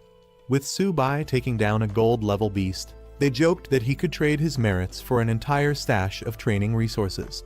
One of the students asked about Subai's turtle, considering getting one as a pet for its calming presence. Subai hesitated, knowing full well that his little tortoise was far from ordinary. Loud knocking echoes through the dormitory, waking Jayagang up. Still half asleep, he groggily complains about the noise, questioning who would be knocking so early. Rubbing his eyes, he reluctantly makes his way to the door and opens it, only to be caught off guard by the unexpected sight before him. Standing outside are several senior female students from the Jiangwu Student Council, holding breakfast and smiling warmly. They cheerfully introduce themselves, explaining that since the juniors had just returned from the battlefield, they decided to bring them food as a reward. One of them teasingly warns that since the meals were personally prepared by their senior sisters, no one is allowed to complain. Still struggling to process what's happening, Jayagang looks on in confusion as the students then ask which one of them is Subai. The senior students confidently enter the dorm, assuring the juniors that they appreciate their efforts and won't let their kindness go to waste. However, they remain focused on their primary concern, finding Subai. They ask once again, eager to meet him. One of the dorm residents, still in his pajamas, looks confused but asks if he can take a photo with them. Meanwhile, another dormmate informs them that Subai has already gone out for a run, questioning if they personally know him. The senior students are momentarily frustrated, wondering why no one mentioned Subai's absence earlier. One of them remarks that Subai has become incredibly well known, implying that practically everyone in the school knows about him now. However, she laments that Subai himself doesn't seem to know her. Curious about Subai's rising fame, one of the juniors wonders if he has become popular. The senior students confirm this, suggesting they turn on the TV to see for themselves. As the conversation continues, one of the seniors playfully decides to take the breakfast away, since Subai isn't there to receive it. While Subai is out on his morning run, an urgent news broadcast airs on the country's military channel, drawing attention from students on campus. The news report announces a major event just the previous day. A large-scale attack occurred across multiple military bases, led by 10,000 races of ferocious beasts. The attacks devastated several provinces, leading to chaos and destruction. The report highlights that among these beasts, some exhibited golden-level combat power, making the battle even more intense. Many students from different regions lost their lives in the onslaught, unable to withstand the overwhelming force of the beasts. However, amidst the tragedy, there was also resistance. The broadcast then shifts focus to Jiangsu Martial University, where both instructors and students fought bravely against the invading creatures. Their efforts led to the defeat of several high-ranking beasts, including one golden-level ferocious beast, a silver-level beast, multiple bronze-level creatures, and countless ordinary monsters. The news serves as a reminder of the harsh reality of battle, but also a testament to the strength and resilience of those who stood their ground. The news broadcast takes an unexpected turn as it highlights Subai, a first-year student who astonishingly held back a golden-level ferocious beast single-handedly. Despite being under heavy attack, he achieved the remarkable feat of cross-tier killing, fighting alongside instructors and military experts. The report emphasizes that while many forces were overwhelmed, Jiangsu Martial University stood victorious, proving their strength in battle. Following this revelation, the military announces honors for the university's participants. All involved students and instructors will receive a second-class merit and be awarded the Great Wall Silver Medal. However, Subai, recognized for his outstanding military achievements, is granted a first-class merit and receives the prestigious Great Wall Golden Medal, a highly coveted honor. As the news spreads, students across campus react in disbelief. The idea that a freshman could receive such a prestigious award is almost unimaginable. Many express admiration, wondering who Subai really is and how he managed such an accomplishment. Some see him as a symbol of hope for humanity, while others simply want to meet him. Amidst the growing attention, one enthusiastic girl boldly proclaims that she wants to date Su-bai, sending the crowd into an excited frenzy. Meanwhile, Su-bai, realizing the sudden spotlight on him, starts feeling overwhelmed and contemplates making a quiet escape before things spiral out of control. After stepping away from the crowd, Su-bai takes a moment to process everything that has happened. Just as he tries to clear his head, his phone suddenly rings. On the other end is his excited younger sister, who eagerly tells him that he's on TV.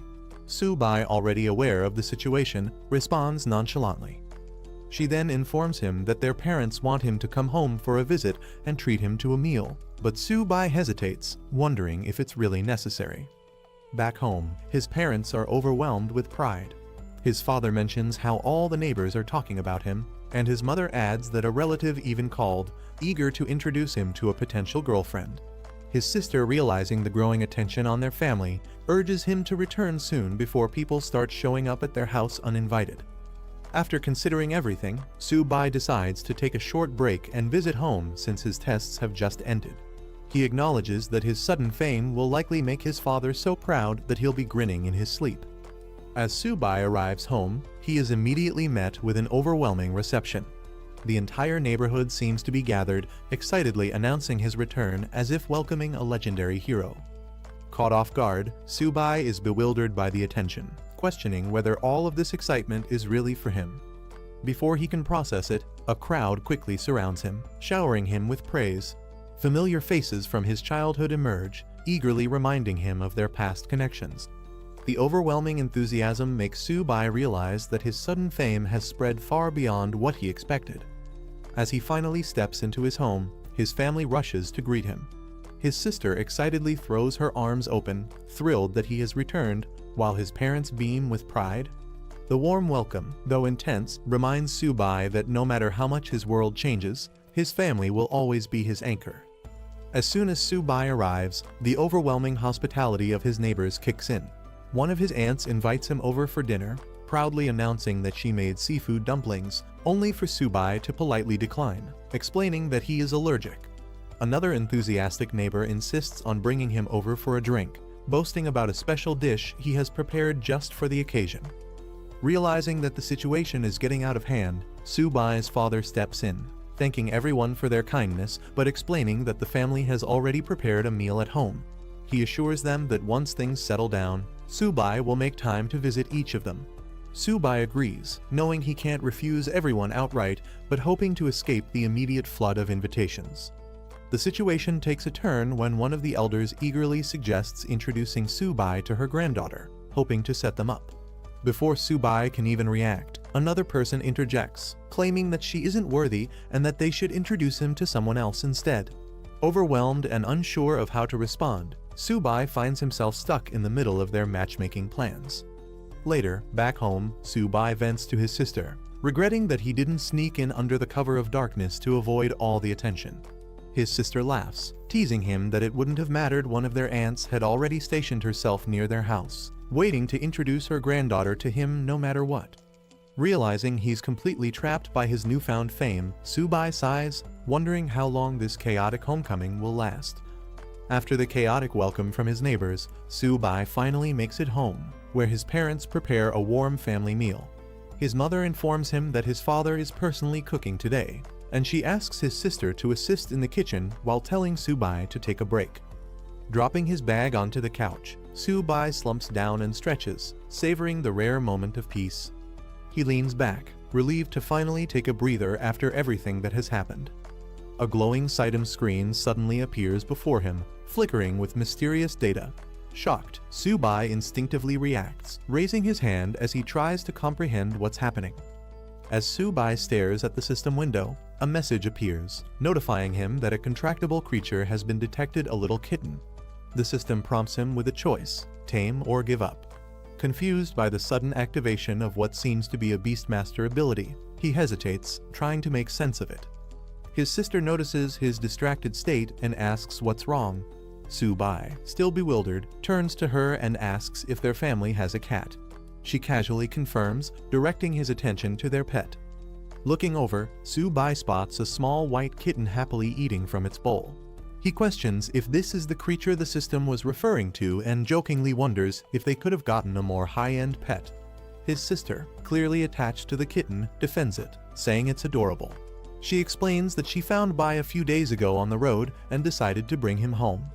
Still processing the strange system prompt, Su-bai watches the little kitten, wondering if there's more to this unexpected situation than meets the eye.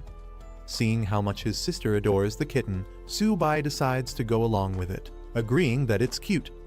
However, his curiosity lingers as he glances at the system screen, which has revealed surprising information. The kitten, seemingly an ordinary stray, actually possesses a lineage of the white tiger's sacred beast and has the potential to grow infinitely strong, eventually capable of slaying gods. Shocked by this revelation, Su-bai struggles to believe that this small creature could be so powerful. The system further details its stats, showing its talents, including sharp claws that double both attack speed and power, and its evolution method eating. Confronted with the choice once again, Su-bai hesitates only briefly before deciding that taming it first would be the safest option. As he prepares to confirm the selection, his sister cheerfully comments that the kitten seems to like him. Su-bai takes this moment to confess something important. He's now a beastmaster, someone who can form powerful bonds with creatures. With a playful smile, he asks if he can keep Bai for himself, suggesting that the kitten might be more than just a household pet. Su-bai's attempt to claim Bai as his own is met with instant resistance. His sister, visibly shocked and furious, shouts in defiance, refusing to give up her beloved pet. Su-bai, unfazed by her reaction, tries to reason with her. With a smirk, he hints that negotiation is always an option. Sensing an opportunity, he casually suggests offering her a laptop in exchange for the kitten. Determined to convince her, Su-bai ups the ante, reminding her about a dress she had been eyeing. But before he can even finish his sentence, his sister dashes away, declaring that there will be no negotiations whatsoever. Amused, Su-bai chases after her, trying to bargain while she evades him at all costs. Their mother watches the ridiculous scene, completely bewildered by their antics, questioning what on earth is happening between the two siblings. After 2 days at home, Su-bai finally returns to campus, relieved yet slightly exhausted. As he walks through the school gates, students begin whispering, questioning if he's really Su-bai. Some recognize him as the one who received the golden medal, but others are more puzzled by the sight of a cat peeking out of his bag, wondering if he's secretly a cat lover. Inside the bag, Bai, the white kitten, shares the cramped space with a small, confident lizard, who reassures Bai that as long as they're with the big boss Su-bai, they'll be fine. However, Bai seems annoyed by the lack of space, grumbling about being crowded. As Su-bai walks across campus, more students take notice of him. Some seem unimpressed by his average appearance, yet they're shocked by how many girls visit his dorm looking for him. Realizing that his fame isn't dying down anytime soon, Su-bai internally debates wearing a mask to avoid unwanted attention. Before he can settle back into campus life, an urgent announcement echoes across the school, summoning him to the principal's office. Hearing his name repeated over the loudspeakers, Su-bai sighs his return to school is already off to an eventful start. As Su-bai makes his way to the principal's office, he wonders what exactly the principal could want from him. Upon arrival, the principal warmly welcomes him, praising him as a true man of Huaxia for his outstanding performance at the F-269 military base. As a reward for his achievements, the principal offers Su-bai a chance to request anything he wants from the school. Though Su-bai responds humbly, thanking the school and principal, he internally knows that getting anything valuable won't be easy. With the principal known for being notoriously stingy, even securing a little food money for Zio by his kitten could be a struggle.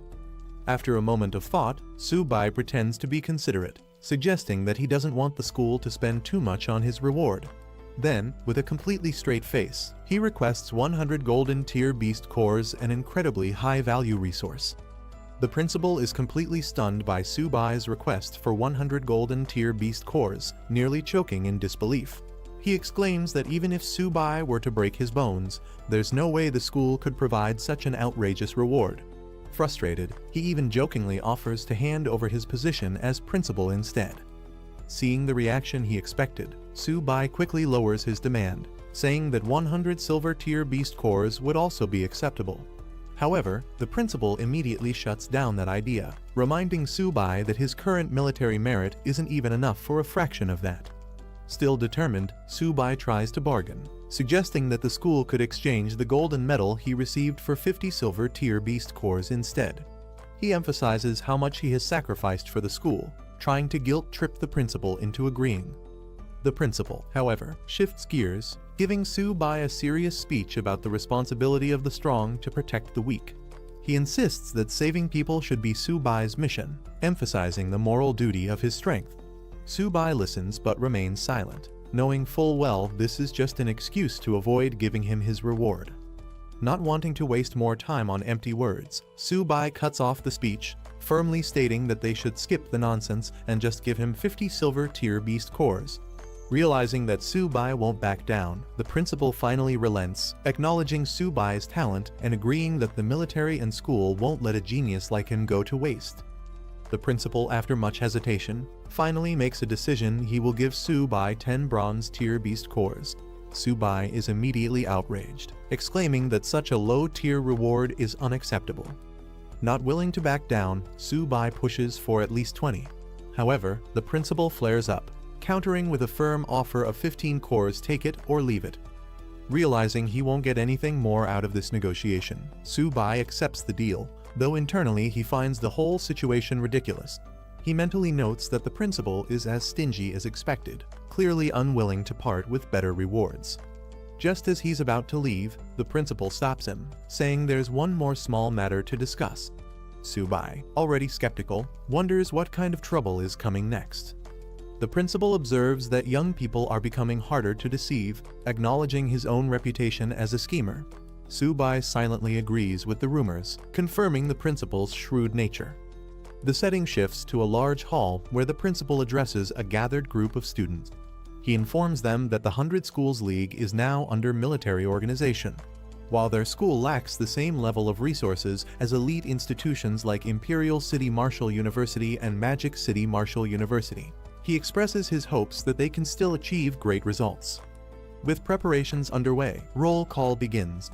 The first name called is Hu Qingshu, a third-year student with bronze intermediate wood ability, who promptly responds. As more names are read out, students including Bai Ningbing and Xing Changxiang acknowledge their presence, standing ready for the upcoming challenge. As the roll call continues, Feng Juge's name is called. Meanwhile, a conversation starts between two students about the unfairness of their school's situation. They note that Jiangsu Martial University was established later than other prestigious institutions, meaning it receives fewer training resources. This lack of support has led to consistently low rankings for their school in previous years. The roll call proceeds with names like Su-bai, a first-year student, and Zhang Mani, who both confirm their presence. More students, including Luo Yongkang, are called, and with that, the roll call concludes. The principal, standing before the assembled students, addresses them. He announces that this year, 10 representatives from their school will participate in the 100 Schools League, emphasizing that they are the most outstanding students from each grade. However, before proceeding further, he has an important announcement to make. The principal makes a surprising announcement. Su-bai will be the captain of the school's 100 Schools League team. The students react with shock, and Su-bai himself is caught off guard, questioning if there has been some mistake. One of the students steps forward, arguing that this decision is unfair. He points out that Senior Qingshu is the strongest among them in both power and experience, making him the more obvious choice for captain. Others agree, emphasizing that Su-bai is only a bronze beginner-level power user, a whole rank below Qingshu, and question why a freshman should be leading them. The principal, however, remains firm in his decision. He reminds everyone that Su-bai's strength has already been proven. He was able to slay a gold-tier vicious beast, a feat none of the other students have accomplished. Some students refuse to accept Su-bai as captain, questioning whether he really defeated a gold-tier vicious beast or if it was just luck. Doubting his strength, they directly challenge him, demanding a battle to prove his worth. Another student joins in, eager to test Su-bai himself. Feeling overwhelmed, Su-bai tries to explain that he had nothing to do with the decision and never expected to be chosen as captain. Internally, he realizes that the principal has made him a target for criticism and potential fights. Before the situation escalates, the principal intervenes, dismissing further disputes and instructing everyone to focus on preparing for the upcoming 100 Schools League, which is less than 20 days away. He encourages the students to train hard and show their best performance. Seeing an opportunity to escape, Su-bai quickly makes a run for it, pretending to have urgent matters to attend to. As he dashes off, the other students call after him, demanding answers. Meanwhile, he can't help but note how quickly the principal left the scene, avoiding any further arguments.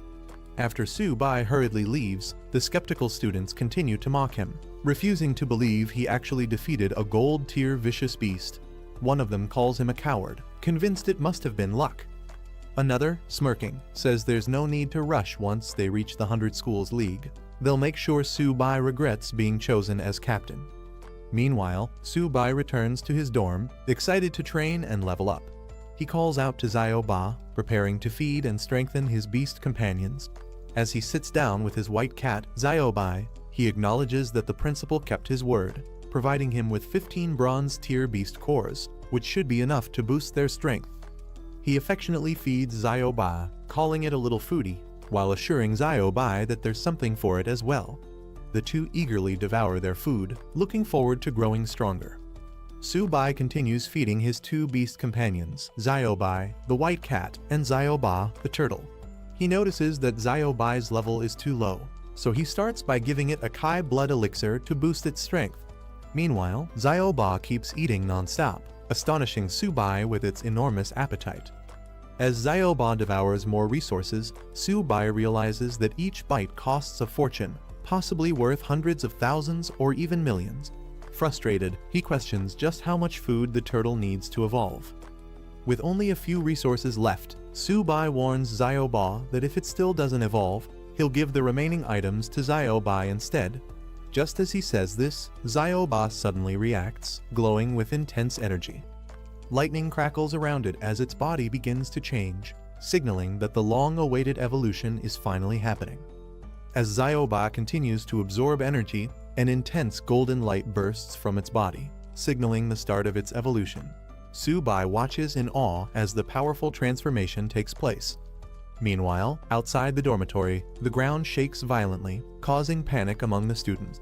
Some wonder if it's an earthquake, unaware that the tremors are a result of Xiao-ba's evolution. A notification screen appears, confirming that Xiao-ba has successfully upgraded to bronze intermediate level. Moreover, 30% of its Xuanwu Black Tortoise bloodline has been activated, significantly boosting its attributes and talents.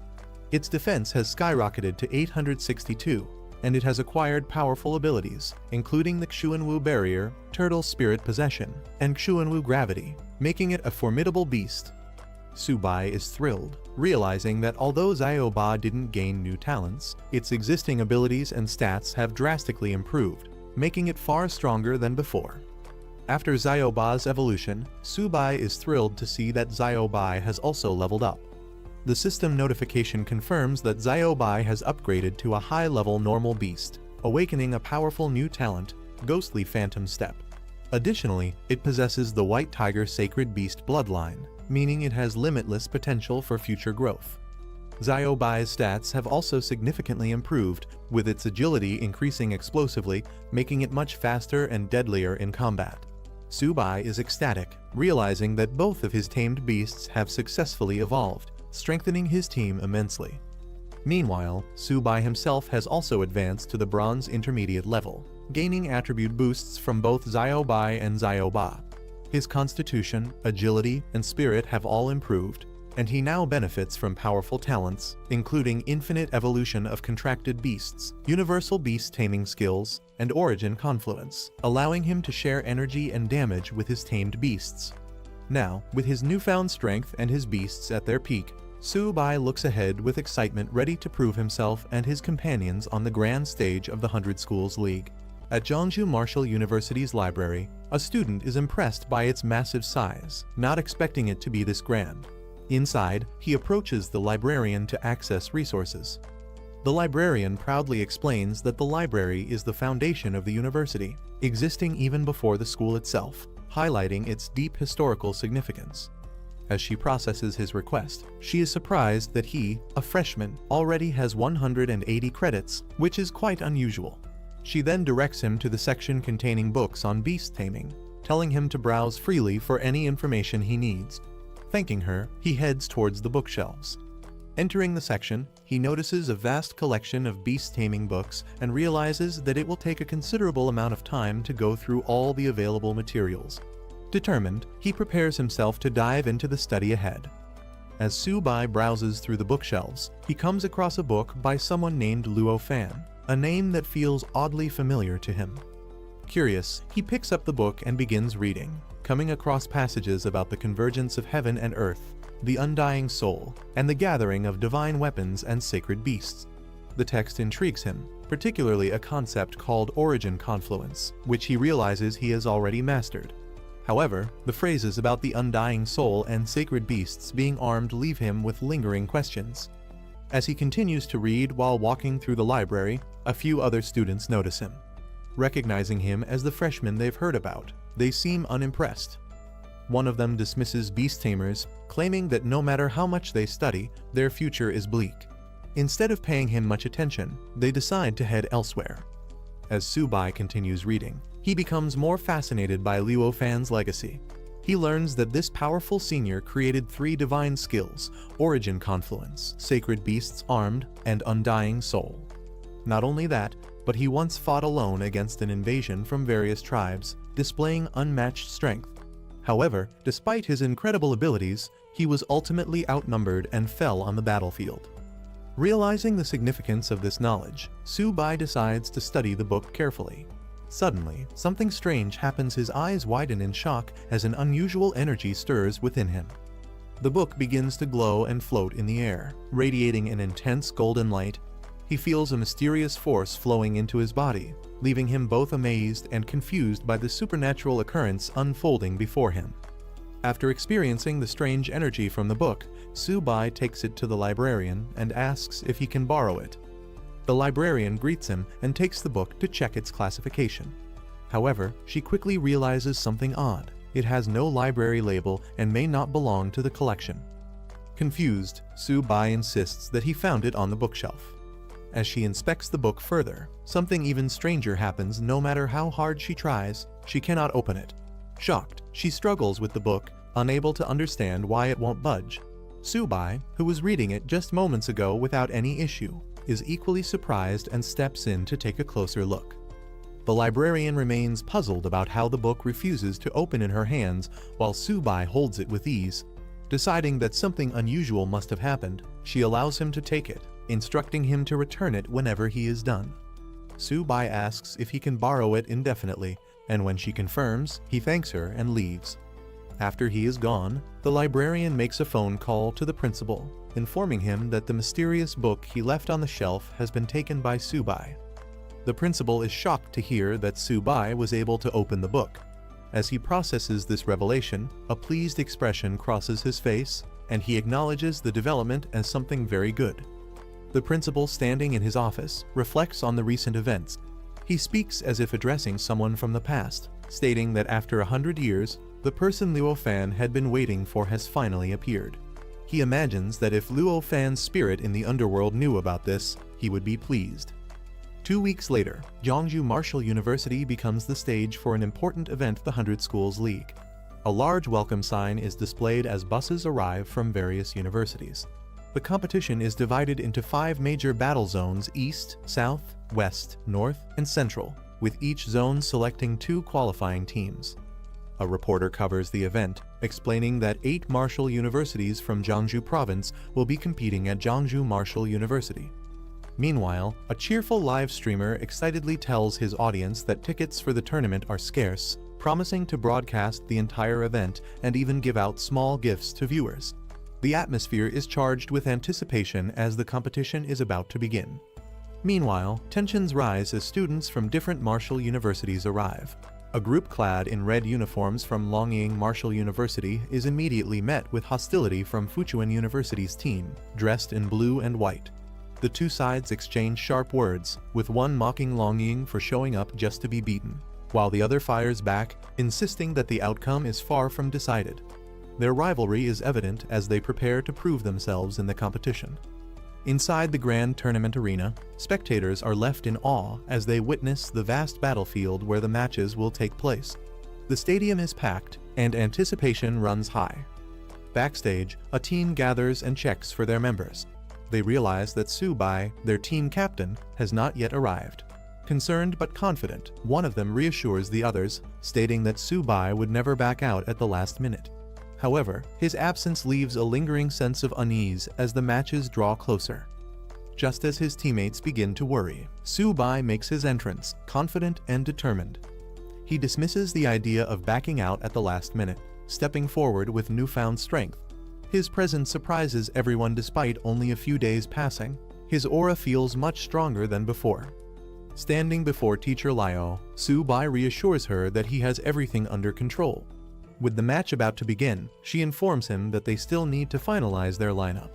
But he confidently states that he has already made all the necessary preparations. As the tournament commences, the stadium's large screens display a grim report. A month ago, the myriad beast clans launched a large-scale assault, forcing the military to focus on the front lines. Meanwhile, smaller groups of beasts infiltrated rear military bases, causing devastation. The report reveals a shocking reality: Marshall University students in the affected regions suffered catastrophic losses, with fewer than 1 in 100 surviving. The atmosphere in the stadium turns somber as the gravity of the situation sinks in. A passionate announcer, filled with intensity, addresses the crowd, rallying them with a powerful call to action. He asks if they are ready to avenge those lost in the myriad beast clan attacks, igniting a surge of emotions among the audience. The crowd erupts with fury and determination, chanting their resolve to defeat the vicious beasts and ensure victory for humanity. Seeing this strong response, the announcer praises their fighting spirit, declaring that such determination is the essence of the 100 Schools League. With this declaration, he officially opens the Jiangsu Provincial League, signaling the beginning of the tournament. He then explains the rules. The tournament will follow a team battle format, with each team consisting of up to 5 participants per match. The last standing team member determines the winner, while defeated opponents are eliminated from further participation. With that, the next step is to randomly draw matchups, setting the stage for the first battles of the competition. The tournament matchups are displayed on the large screen, revealing the first round of battles. Longying Marshall University will face Zinmen Marshall University, followed by Jiangsu Marshall University against Qingyuan Marshall University. Other matches include Fuchuan vs Zichang and Eni vs Jiangsu. The announcer calls for the first participants to enter the battlefield. Meanwhile, Teacher Liao and the others discuss their upcoming match. They acknowledge that Longying is already engaged in battle and realize they still haven't finalized their team lineup. At that moment, the principal arrives, directly asking Subai if he has arranged the lineup. Subai, with his usual confidence, responds casually he will go first, leaving the rest of the team to decide among themselves. His relaxed attitude surprises his teammates, causing mixed reactions. One of them, in disbelief, questions if this is really his strategy for the match. As the team discusses their strategy, some express concerns about Subai's decision to go first without considering Qingyuan Marshall University's lineup. One of them worries about the humiliation their school might face if Subai were to lose. However, Subai confidently reassures them that he won't disappoint them. The principal, observing Subai's rapid progress, is impressed by how much he has improved in just a few days. However, he also pulls Subai aside and jokingly warns him not to go too far, advising him to leave some chances for the seniors. He hints that if Subai offends too many strong opponents, it could make his future at the university difficult. Meanwhile, the first match between Longying Marshall University and Zinmen Marshall University reaches its conclusion. A decisive attack sends a competitor flying out of the arena, and the victory is declared in Zinmen's favor. With Zinmen Marshall University swiftly defeating Longying, the competition proves to be fiercer than expected.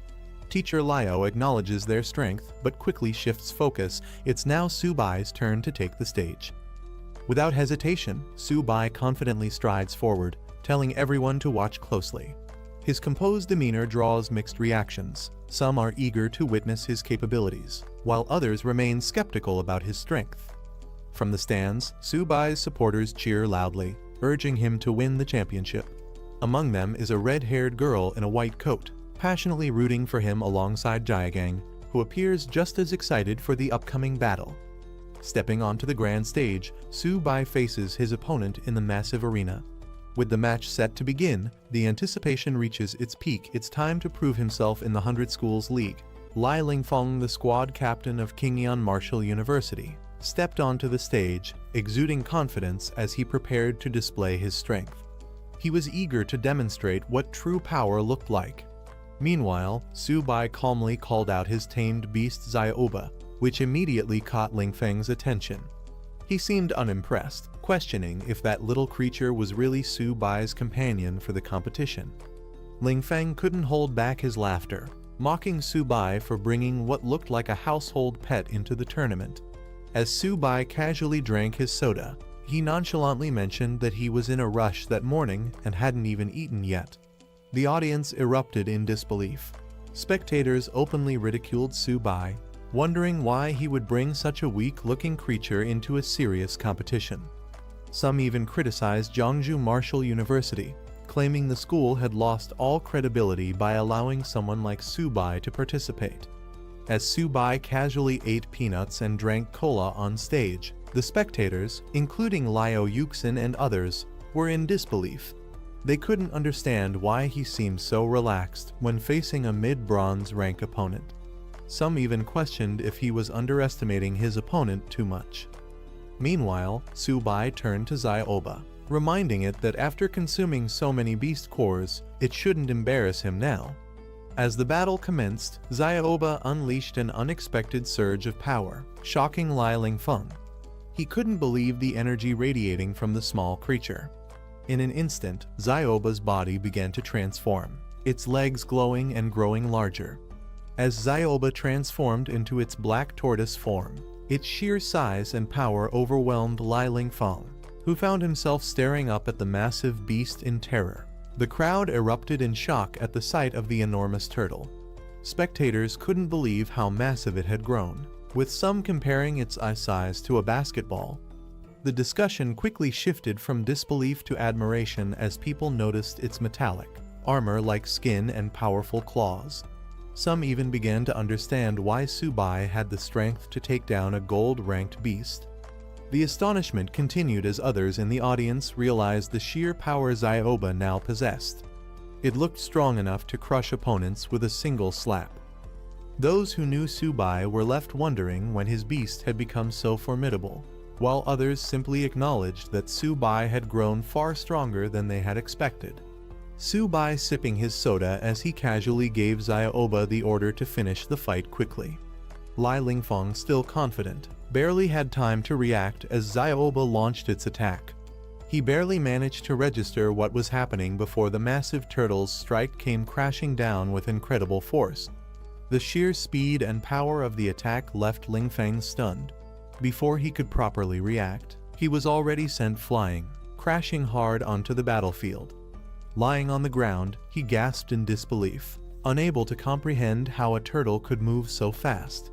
Su-bai casually told Lai Lingfeng to hold on just a little longer. He wanted to finish his cola before this fight ended.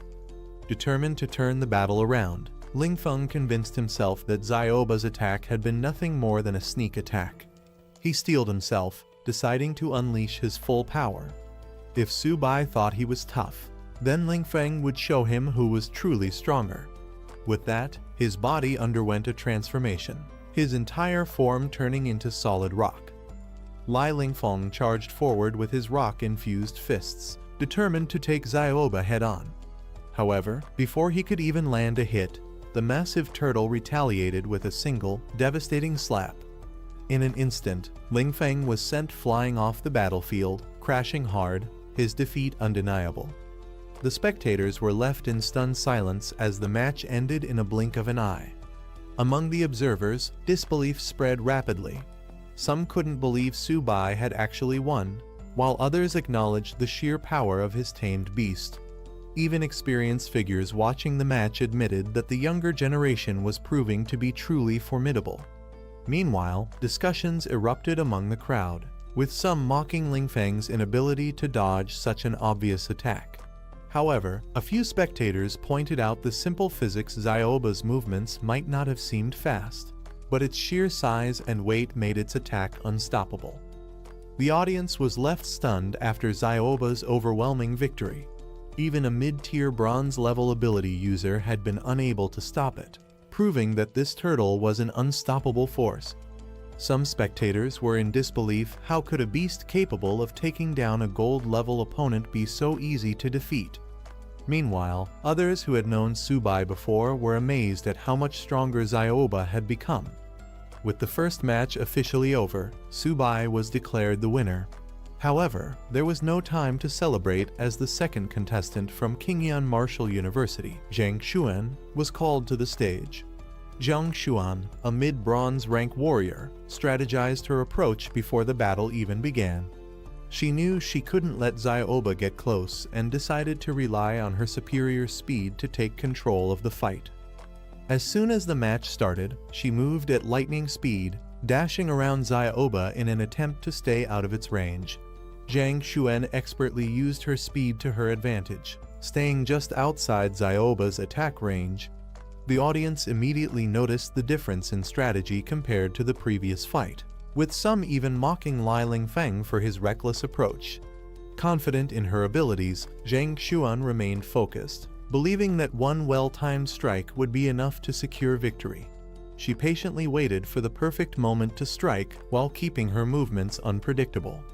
Meanwhile, spectators watching the fight analyzed the situation. Liu Yuxin and another instructor observed that Tsubai seemed to be underestimating his opponent, as Zyoba had been unable to land a single hit due to Zhang Xuan's superior agility. Tsubai remained as casual as ever, lazily sitting beside Zyoba while sipping his soda. Zyoba suddenly slammed the ground with overwhelming force, sending shockwaves across the battlefield. Zhang Xuan caught mid-air, barely managed to evade, but acknowledged the sheer strength of the turtle. She landed skillfully, steadying herself for a counterattack. However, realizing the difficulty of facing Zyoba head-on, she quickly shifted her strategy. Instead of continuing the fight against the beast, she made a split-second decision to target the beast tamer directly. With lightning speed, she dashed towards Tsubai, hoping to turn the tide of the battle before it was too late. Tsubai, unfazed as ever, simply sipped his soda, as if the entire fight was nothing more than an afterthought. As Zhang Xuan made her move towards Tsubai, the spectators reacted in alarm. Liu Yuxin immediately recognized the danger, warning that Zhang Xuan was shifting her target. Lin Yanren, watching anxiously, shouted for Tsubai to be careful. Zhang Xuan, confident in her strategy, lunged forward with her weapon, declaring Tsubai's defeat.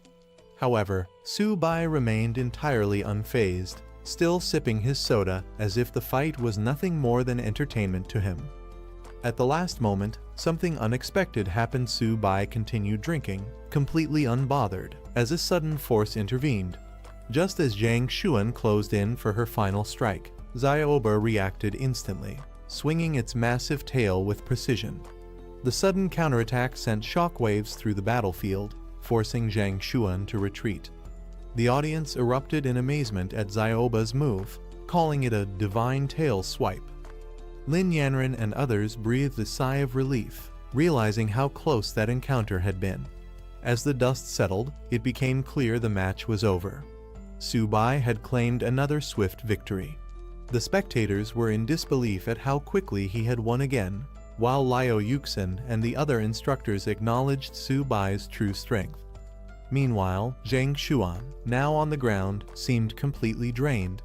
However, instead of frustration, she simply muttered something unexpected. She was finally full. Tsubai casually stretched, commenting that Zyoba might have been a bit too rough this time. Without much concern, he told Zhang Xuan to go heal herself before turning his attention back to the competition. Meanwhile, Zhang Xuan, exhausted and lying on a stretcher, muttered weakly while Tsubai nonchalantly declared that he was finally going to get serious. With complete confidence, he stood alongside Zyoba, issuing a challenge to the remaining competitors who was brave enough to step up next. The crowd erupted as another opponent was sent crashing into the water, the large screen replaying the dramatic fall. Without hesitation, he called for the next challenger. His confidence was unshaken as another opponent fell before him, knocked down with ease. Amid the competition, Subai casually snapped a picture, flashing a grin while Zioba dealt another decisive blow, sending yet another fighter flying. Finally, the match concluded with the announcement of his victory. The referee raised his hand, declaring Jeongju Martial University's Subai as the winner. The audience erupted in disbelief and admiration as Subai dominated the match, effortlessly securing victory with Zioba at his side. Despite relying on his turtle companion, he had taken down 5 opponents in a row without breaking a sweat. Spectators were in awe, calling him both incredible and unorthodox. As chants of "one man, 5 wins" echoed through the arena, Subai couldn't help but feel amused and slightly puzzled. The way they phrased it made him feel more like the turtle in the fight rather than the actual fighter. After his impressive performance, officials and mentors approached him, praising his victory over the formidable King Shan Martial University. His success had brought great honor to Jeongju Martial University, and he humbly accepted the recognition. With the morning matches concluded, contestants were given time to rest and recover before the next round. The cafeteria was open to all, ensuring they could replenish their energy for the battles ahead. The competition was far from over, but for now, the fighters had earned a well-deserved break. As the competition continued, an announcement declared that food in the cafeteria was free of charge, much to the delight of the contestants. Meanwhile, in the Fuchuan Martial University lounge, the team strategized for their upcoming match. They anticipated facing Jeongju Martial University again, which meant they would likely go up against Subai. His tamed beast Zioba was nearly unbeatable in close combat, making them anxious about how to counter him. In another lounge, Xinmin Martial University was also preparing. Their coach reassured them that despite Subai's strength, he wasn't invincible. He had weaknesses that could be exploited. Their best chance to win was to find a way around Zioba's formidable defense and target Subai directly. Back in the arena, the announcer praised the fierce spirit and determination displayed by the students in the morning matches. With the first round complete, the second round of the competition was about to begin.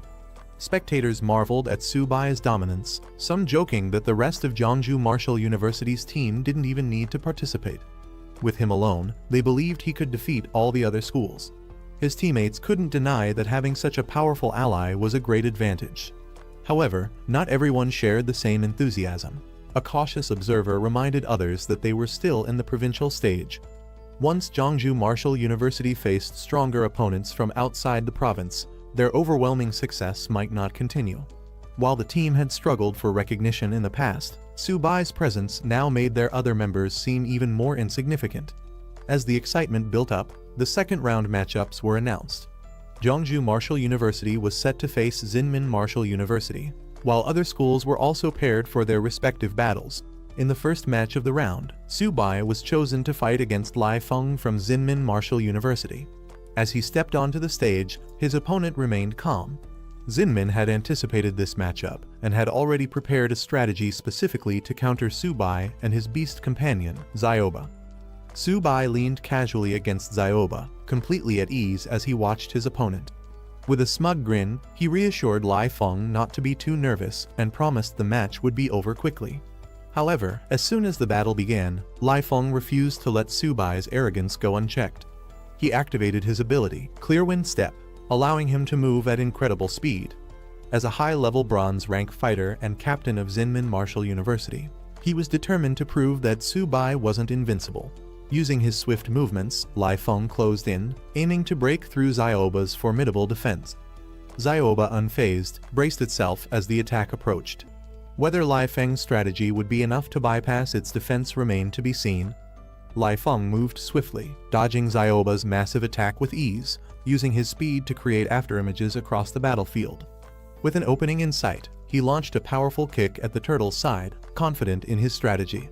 However, as his attack landed, reality struck. Zioba's defense was far too strong. Despite his speed and force, his attack barely made an impact. Shocked, he realized he couldn't even break through the beast's sturdy shell. Frustration set in as Zioba turned its head, seemingly unfazed by the attempt. Lai Feng had aimed for a weak point, but instead, he found himself facing an impenetrable defense. Spectators watched in surprise as Zioba struggled to land a hit on Lai Feng. Some laughed at how easily the Zinman captain was provoking the turtle, making it angry and reckless.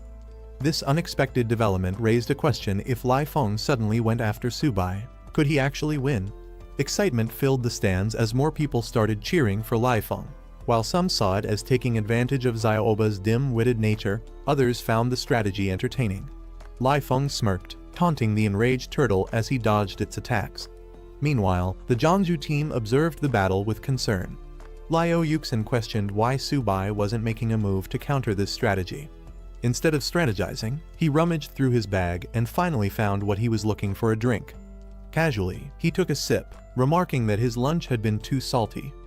As the audience continued cheering for Lai Feng, Subai stood calmly, drinking as if he wasn't even in a match.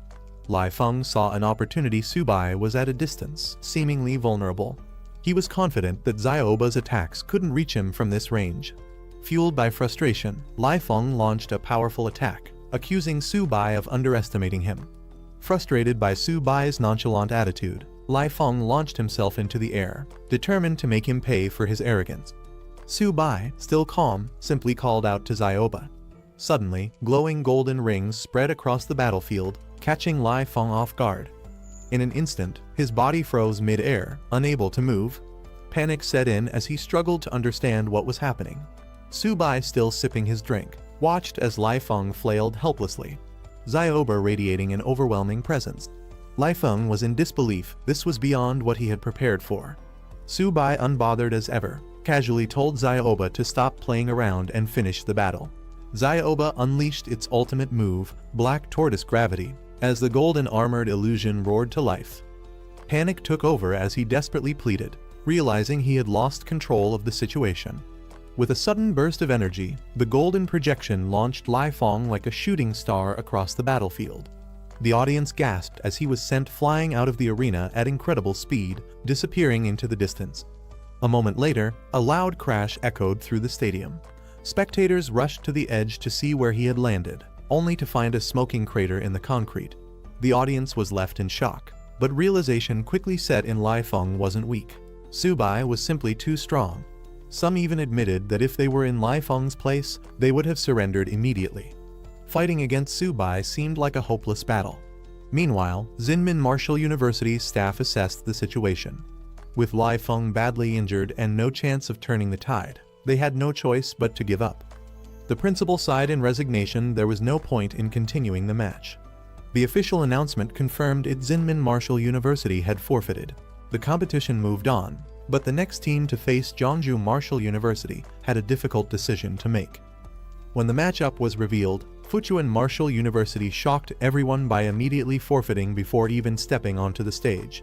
Spectators were stunned. How could they surrender without even trying? With Zinmin Martial University forfeiting, Subai barely had to exert any effort. His teammates acknowledged that this gave him more time to prepare for the next match against Fuchuan Martial University. However, some questioned whether he even needed to conserve strength in the first place. Despite Subai's overwhelming power, they remained cautious. Fuchuan's captain was a poison-type user, which could pose a real challenge. As the match began, Xiaoba roared, ready to engage. But before the fight could even start, Fuchuan's captain, Mao Kai, suddenly called for a pause. Mao Kai openly admitted that he had no chance of defeating Subai. Rather than fighting a hopeless battle, he suggested making a deal instead. Subai, still unfazed and sipping his drink, barely reacted. Raising an eyebrow, he casually asked, "What deal?" Mao Kai acknowledges Subai's strength, admitting that he stands no chance against him. However, instead of fighting outright, he brings up a discussion about beast tamers, hinting at a deeper motive. Subai is puzzled by this sudden shift in conversation, wondering what Mao Kai is really trying to do. As Mao Kai subtly channels energy into his hand, Subai quickly realizes the truth. This isn't about discussion at all. Mao Kai is stalling for time, attempting to activate his poison-type abilities, which take longer to fully unleash. Without hesitation, he calls upon his beast. He sends Xiaoba into battle, ready to put an end to Mao Kai's schemes before they can take effect. Mao Kai smirks as Subai finally realizes his true intention. The delay had given him just enough time to unleash his poison mist, which now spreads rapidly around the battlefield. Confident in his ability, Mao Kai taunts Subai, claiming that no matter how skilled a beast tamer he is, there's no escaping the deadly toxin. The mist engulfs the arena, leaving Su-bai seemingly trapped with no way to avoid the attack. Watching from the sidelines, Liu Yuxin and the others begin to worry. They recall Mao Kai's past victories, where he managed to poison even high-level beasts. Mao Kai moves confidently through the dense poison mist, unfazed by its effects. With a smug grin, he mocks Su-bai, knowing that his opponent is blinded and vulnerable while he remains unaffected.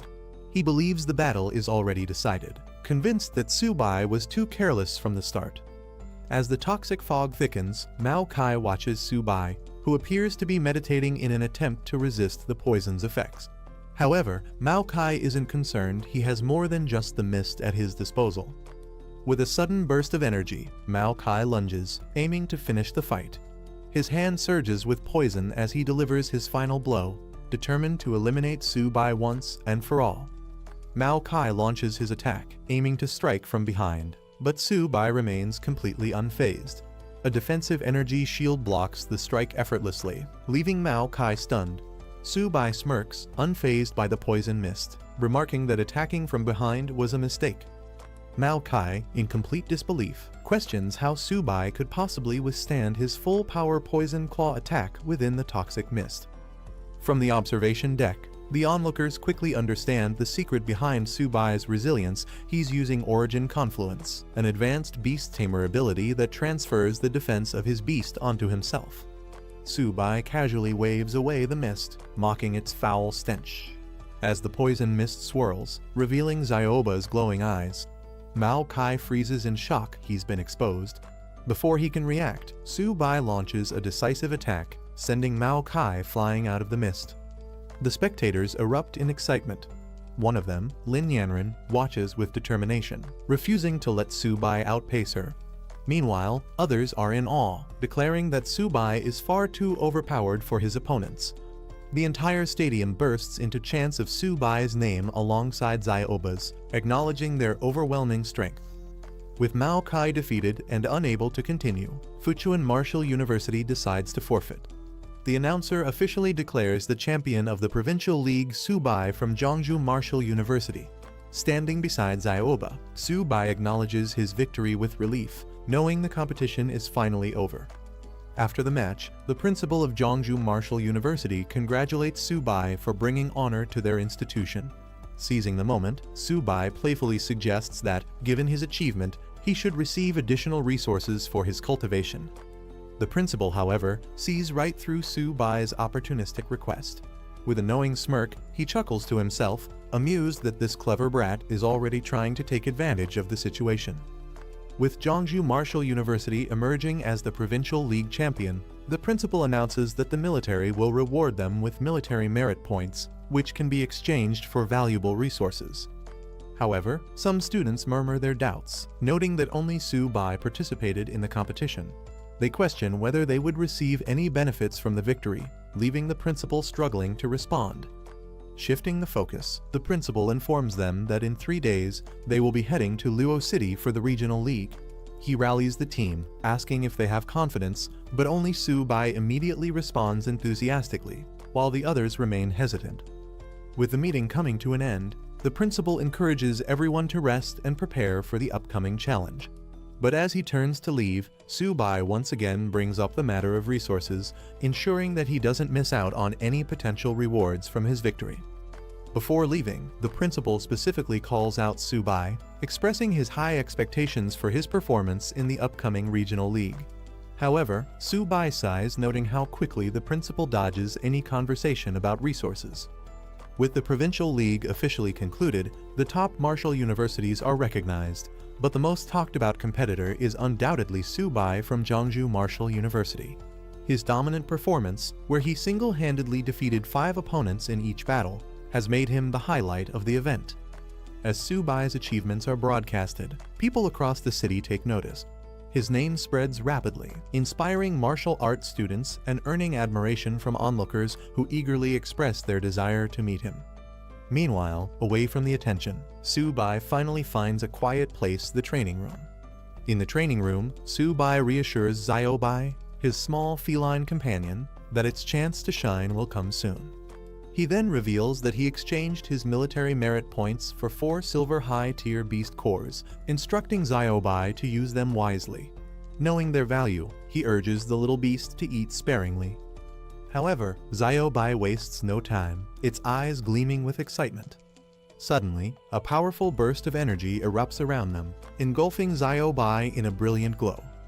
As the energy surge settles, Xiaobai undergoes an incredible transformation, evolving into a sharp gold-white tiger and unlocking its sacred beast-white tiger bloodline. Subai is stunned. It only took 1 silver high-tier beast core for such a massive breakthrough. Seeing the success, Subai decides to go all in, giving all the remaining beast cores to Xiaobai, encouraging it to eat them and continue leveling up. He reassures the newly evolved beast that there's no rush, there's no competition for the food, so it can take its time absorbing the energy. However, after consuming all the remaining beast cores, nothing happens. Subai watches in disbelief as Xiaobai casually sits there, looking completely satisfied but showing no further reaction. Frustrated, he questions how such precious silver high-tier beast cores seemingly had no effect after the first one. Suddenly, a massive surge of energy erupts, engulfing Xiaobai in a radiant golden vortex. Subai watches in shock as an unprecedented transformation unfolds before his eyes. As the light fades, Xiaobai has evolved into a massive, majestic sharp gold-white tiger. Subai is stunned by its incredible new form, realizing this transformation is far beyond what he expected. Excited, he can't help but admire how much cooler this evolution is compared to Xiaoba. A new status screen appears, revealing Xiaobai's enhanced attributes and powerful talents. Now at bronze mid-tier, it has significantly increased stats and 3 powerful abilities. Sharp Gold 100 Claws delivers 100 rapid attacks, each strike growing stronger. Sharp Gold Spirit coats the body in energy, amplifying damage and tearing effects. Sharp Gold Ghost Shadow increases speed by 300%, making it nearly untouchable in battle. Subai examines Xiaobai's updated stats, thrilled by its heaven-defying attributes. He acknowledges that spending his 4 silver high-tier beast cores was absolutely worth it. Pleased with his beast's transformation, he praises Xiaobai, emphasizing that its strength will be crucial in the upcoming regional league. Meanwhile, in the imperial capital, a luxurious estate is shown, revealing a mysterious figure watching footage of Subai's battles. Intrigued by his skills, they comment on his many secrets, recognizing his unusual power. Deciding to dig deeper, the figure orders an investigation into Subai. They speculate that his turtle might be even more powerful than a legendary beast once owned by Luo Fan. With this command, an investigation into Subai's true abilities begins. 3 days later, the competition was set to begin at Luo Martial University. As the participants arrived, they couldn't help but notice the sheer size of the venue, which was significantly larger than their own. Inside the stadium, Luo Martial University supporters loudly chanted for their team, declaring their intent to claim the championship. Some of the visiting participants saw this as an attempt at intimidation, though others were more focused on the competition itself. Amid the commotion, Subai noticed a vacant area in the stadium and questioned the principal about it. The principal explained that only 9 martial universities were participating in the tournament, with 1 university voluntarily forfeiting. This meant that 1 team would receive a bye in the random draw, automatically advancing to the next round. Everything depended on luck. Hearing this, Subai silently hoped that his team wouldn't get the bye. He was eager to fight and earn military contributions through victories. With determination, he turned to the principal, insisting that he be allowed to participate, no matter what. As the anticipation for the tournament grew, Subai wasn't the only one eager to compete. His teammates also stepped forward, requesting to participate. The principal assured them that this time, everyone would get a chance to fight. However, first, they needed to go through the lot drawing process, and all eyes were on Subai as he prepared to draw. Once the draw was completed, the matchups were announced. The first battle would be between Luo Martial University and Fuchuan Martial University. As the announcer continued, it was revealed that 1 university would automatically advance due to the odd number of participants. When the second matchup was about to be revealed, Subai was shocked his university, Zhangju Martial University, had drawn the bye. His teammates and the principal celebrated, calling him their lucky charm for skipping the first round. They even joked that he should try his luck with a lottery ticket. However, while others were happy, Su-bai was disappointed. He had been looking forward to competing but ended up sitting out the first round. Frustrated, he couldn't help but think that, despite what others said, he was actually quite unlucky. The first round matches kicked off, with contestants giving it their all. Liuoli Martial University's representative dominated their match, relentlessly pressuring their opponent from Fuchuan Martial University, who struggled to keep up. 2 hours later, the quarterfinals concluded, and the tournament moved on to the second round draw. As anticipation built up, the results were announced. To everyone's surprise, Jeongju Martial University received a bye once again, skipping another round. The crowd erupted in disbelief. Some spectators began to question the fairness of the draw, wondering if something suspicious was going on. Others were frustrated, pointing out that Jeongju Martial University hadn't fought even once and was still advancing. Some had even traveled far just to see intense battles, only to watch Su-bai comfortably sitting in the audience, snacking and drinking soda. While a single bye was understandable, getting 2 in a row seemed absurd. As whispers and complaints spread, Su-bai found himself at the center of attention, though not in the way he had hoped. Frustration spread among the audience as some competitors started questioning the fairness of the tournament. A red-haired girl speculated that Luof Martial University might be afraid of facing Su-bai directly, which was why Jeongju Martial University had been given another bye. Others agreed, calling the competition system unfair, arguing that such an advantage was disrespectful to the other teams. In response to the complaints, a military representative conducted an official inspection. After reviewing the situation, he declared that there was no evidence of bias or foul play involved in Jeongju Martial University's advancement. With that, the competition was set to continue as planned. Meanwhile, the principal of Jeongju Martial University celebrated their luck, realizing that their team had already secured a top 3 ranking in the competition zone. One more victory, and they would advance to the final stage of the 5 major competition zones. However, while the principal and others were pleased, Su-bai was beyond frustrated. Another bye meant yet another missed opportunity to fight. An hour later, the tournament reached a critical moment. The audience roared in excitement as the final match of this competition zone was about to begin. The next battle was finally announced. Jeongju Martial University would face Lan's Martial University. Finally, Jeongju Martial University's turn had come, and the team was eager to step onto the battlefield. Su-bai, desperate to fight, immediately volunteered to go first. However, the principal urged everyone to stay calm, reminding them that despite their luck so far, they couldn't afford to be careless. He then assigned the match order. Luo Yanghao and Bai Ningbing would go first, followed by Wang Qingqing and Hu Qingshui. Su-bai was placed last, reserved for the decisive battle if needed. As the first match began, Luo Yanghao faced a mid-level bronze opponent despite only being at a low bronze level himself. He fought valiantly, putting up a strong resistance, but ultimately lost by a narrow margin. With the first round over and the pressure increasing, Jeongju Martial University had to bounce back in the upcoming fights. Meanwhile, Su-bai, who was once again waiting for his turn, started to wonder if he would even get the chance to fight at all. Bai Ningbing entered the stage next, unleashing a wild and reckless fighting style. Ignoring defense entirely, she launched a relentless assault, forcing her opponent to retreat under the sheer pressure of her attacks. Her overwhelming offense secured Jeongju Martial University's victory in the match. Following her, Wang Qingqing demonstrated her own impressive skills. Utilizing a whip technique that seamlessly balanced offense and defense, she quickly overpowered her opponent, sending them flying out of the ring. With another decisive victory, Jeongju Martial University continued its winning streak. Watching from the sidelines, the principal and Liu Yuxin cheered, amazed at the rapid improvement of their students. Meanwhile, Su-bai remained frustrated, wondering when he would finally get his turn to fight. His military contributions were slipping away while his teammates kept securing victories without him. Next up was Hu Qingshui, stepping onto the battlefield with confidence. Facing his opponents, he didn't even see the need for a fair match, calmly suggesting that both of them should come at him at once to save time. Hu Qingshui's confidence irritated his opponents, who warned him not to be too arrogant or he'd face an embarrassing defeat. However, the competition rules allowed a single fighter to take on multiple opponents, and the match was set for a 1-on-2 battle. Watching from the sidelines, Su-bai grew even more frustrated. If Hu Qingshui won this match on his own, Su-bai wouldn't get a chance to fight at all. With a calm yet slightly apologetic expression, He acknowledged his opponents before unleashing his abilities.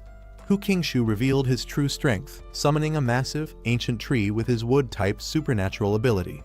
The glowing blue energy radiating from it left his opponents stunned. Realizing the danger, one of the opponents warned his teammate to be cautious.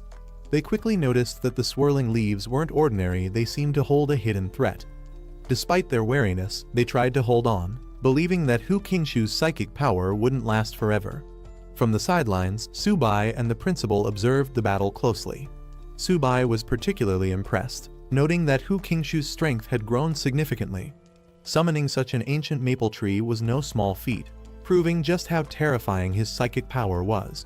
Meanwhile, the principal acknowledged that Qingshu was truly living up to the reputation of his prestigious family. The audience was buzzing with excitement as Zhongzhou Martial University continued to reveal its hidden talents. Many were impressed by Hu Qingshu's overwhelming strength, with some finding it hard to believe just how powerful he actually was. However, others still held Subai in higher regard, pointing out that his tamed beast had already defeated a golden-ranked opponent. Meanwhile, Hu Qingshu's opponents were struggling to keep up. Despite their hopes that his psychic power would weaken over time, they saw no signs of it diminishing. The relentless storm of leaves and energy kept them on edge, forcing them into a defensive stance. Hu Qingshu controlled the swirling leaves with precision. Gathering his power, he made his next move, unleashing a breakthrough attack that sent his energy surging forward, aiming to finish the battle in one decisive strike. Hu Qingshu's devastating attack landed with full force, sending his opponents flying out of the ring. The referee wasted no time announcing Zhongzhou Martial University as the winner of the round, further cementing their dominance in the competition. With their victory, Zhongzhou Martial University, alongside Luohe Martial University, officially secured their spot in the national finals. After the match, the principal congratulated Hu Qingshu on his impressive performance, acknowledging that he had surprised everyone with his display of power. Qingshu humbly accepted the praise, but the principal wasn't finished. To Subai's surprise, the principal announced that he was the real hero of the competition. Confused and frustrated, Subai couldn't help but wonder if they were mocking him since he hadn't even stepped onto the battlefield. The team, however, laughed and explained that thanks to Subai's 2 consecutive buys in the draws, their path to victory had been much easier. Their joking remarks left him speechless as he realized his contribution to the team's success was entirely unintentional. With the competition over, the principal addressed the team, reminding them to rest and prepare for the national finals in 1 week. He also revealed that in addition to their earned military contributions, the school would be rewarding them with extra resources for training. The announcement was met with excitement, and the team erupted in cheers. Meanwhile, Subai sighed to himself. Since he hadn't participated in any battles, he was returning empty-handed and now had to figure out how to gather enough resources to feed his tamed beasts. At the Lin family mansion, Yanren was in the middle of intense combat training against robotic opponents. Her movements were swift and relentless, as if she had no intention of stopping. From a distance, Uncle Wenyuan called out to her, reminding her it was time to eat. However, Yanren refused to take a break, insisting that she wanted to continue training for another hour. Watching her from the sidelines, Wenyuan sighed. Ever since Subai had participated in the 100 Schools League, Yanren had become obsessed with training. She watched all of Subai's matches and practiced tirelessly, disregarding the importance of rest. Amid her training, Yanren mentioned that she had nearly run out of the pills Wenyuan had given her. She asked if he could request more from her father, eager to increase her strength as quickly as possible. Her drive was undeniable, but whether she was pushing herself too hard remained a concern. 7 days later, Subai arrived in Magic City, standing before the grand entrance of the prestigious Magic City Martial Arts University. The enormous golden gate immediately caught the attention of newcomers, who marveled at its luxurious appearance, sparkling under the sunlight. Some wondered if it was made of solid gold, unable to contain their amazement at such an extravagant display. Among the crowd, people speculated about the cost, estimating that the gate alone must have been worth billions. One individual dismissed it as an unnecessary extravagance, but another corrected him, revealing that the materials alone had cost 1.8 billion. The principal, walking alongside Subai, explained the significance of the gate. It wasn't just about wealth, it was a testament to power. Built in a single day by 20 gold level and 5 platinum level experts, it stood as a symbol of strength. He pointed out the university's motto, emphasizing that only the strong could protect the nation. Su-bai listened, taking in both the grandeur of the university and the deeper meaning behind its opulence. As the students from Jeongju Martial Arts University arrived, they were greeted by a representative of Magic City Martial Arts University. The man welcomed them warmly, introducing himself as Zhang Ming, the vice president of the student council. Principal Zhu, leading the visiting group, acknowledged the greeting and prepared to follow the guide. As they walked, some students couldn't help but comment on the reception. They found it underwhelming that their principal had made the effort to come in person, yet only a student council vice president was sent to welcome them. Some speculated that if it had been representatives from Imperial City Martial Arts University, the principal himself would have greeted them instead. As they continued their tour, Su-bai noticed an unusual building and inquired about it. Their guide explained that it was the Gravity Adjustment Training Ground, an advanced facility used for specialized training. The principal couldn't help but express his envy at the state-of-the-art facilities. He lamented that if his academy had a gravity adjustment training ground, they could train hundreds of silver-level students annually, drastically improving their capabilities. Soon, they arrived at their accommodation, a grand hotel where they would be staying and dining. Their guide explained that the first floor featured a 24-hour buffet, an exciting perk for the visitors. The real surprise came when it was revealed that the buffet wasn't just any ordinary meal. It was made entirely from the meat of ferocious beasts, cooked by top-tier chefs. The meals were designed to enhance a martial artist's blood energy, providing unlimited nourishment. The principal, skeptical at first, asked if the food was truly unlimited. Their guide reassured him, stating that Magic City Martial Arts University would never let their guests go hungry. He encouraged everyone to eat to their heart's content, further showcasing the university's abundant resources and hospitality. Excited by the idea of an unlimited feast, Su-bai eagerly rushed ahead, ready to indulge. His enthusiasm didn't go unnoticed, and some couldn't help but joke about how much he was looking forward to the meal. Others, however, began to worry if he ate that much. Would there be anything left for them? One student remarked that they had no idea just how much Su-bai could consume, hinting that his appetite was far beyond normal. The concerns grew as some feared they might go hungry if they didn't hurry inside. Meanwhile, the principal and the guide observed the energetic younger generation with amusement. Laughing it off, they acknowledged their boundless enthusiasm, apologizing for their liveliness before finally heading toward the dining hall themselves. The next day, the focus shifted from feasting to competition. The stadium roared with commands as an intense training or battle event was about to begin, marking the next phase of their experience at Magic City Martial Arts University. As the students stepped into the massive competition venue, they were in awe of its sheer scale. Many had only seen such a grand arena on television, and experiencing it in person left them amazed. The principal, however, quickly brought them back to focus, telling them to stop acting like they had never seen the world before. With that, he began explaining the competition rules. He revealed that this final tournament would feature martial arts universities from 13 different schools, competing for the top ranks. However, one school had a distinct advantage: the Great Wall Guards Military Academy, directly under the military, was automatically placed in the top 4. This ensured there would be no buys in the tournament. Hearing this, some students immediately voiced their frustration, questioning why the military academy was given a free pass while the rest had to fight for their positions. The principal calmly explained that the Great Wall Guards Military Academy was a specialized training ground for military geniuses, justifying their advantage in the competition. The principal continued his explanation, revealing a key reason why the Great Wall Guards Military Academy held such a privileged position. Unlike other universities, it was the only martial arts institution situated directly on the front lines of battle, constantly engaged in defending against multiracial invaders.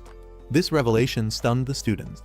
The idea of a university doubling as a military training base on the battlefield was almost unheard of.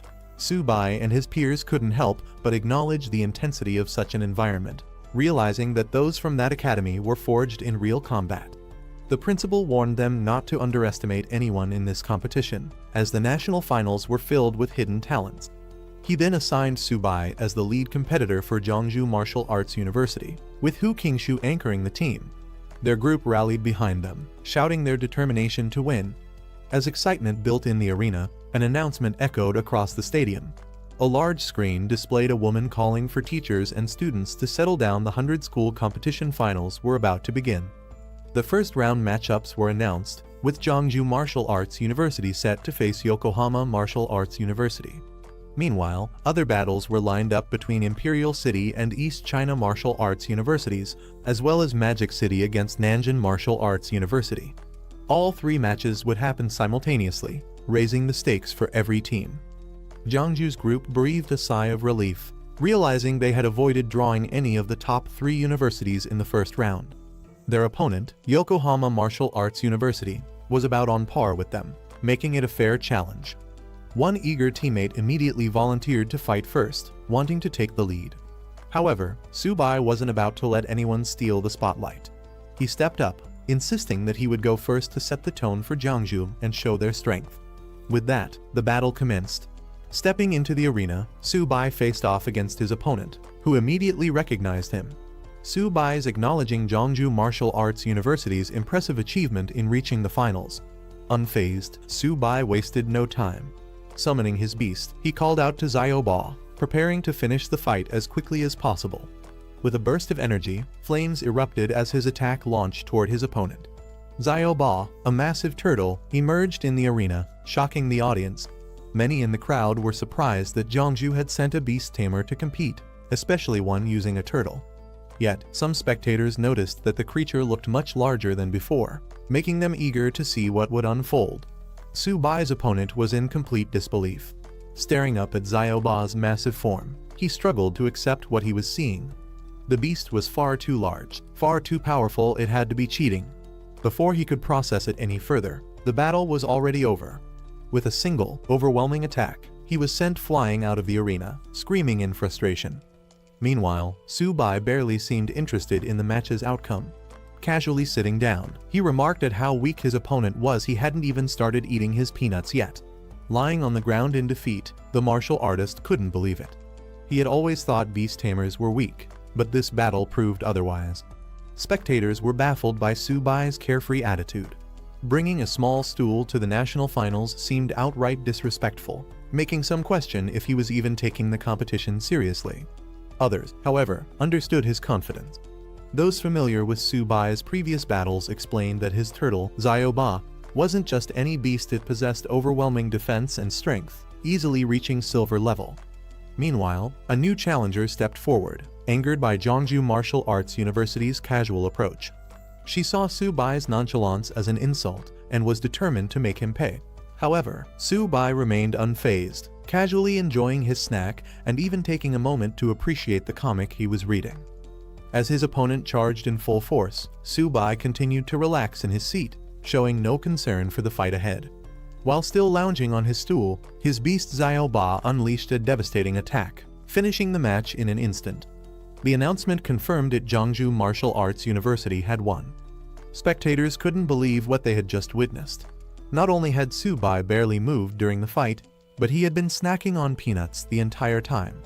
His behavior was so casual that it bordered on humiliating for his opponents. Meanwhile, the principal of Jeongju Martial Arts University couldn't help but chuckle at the situation.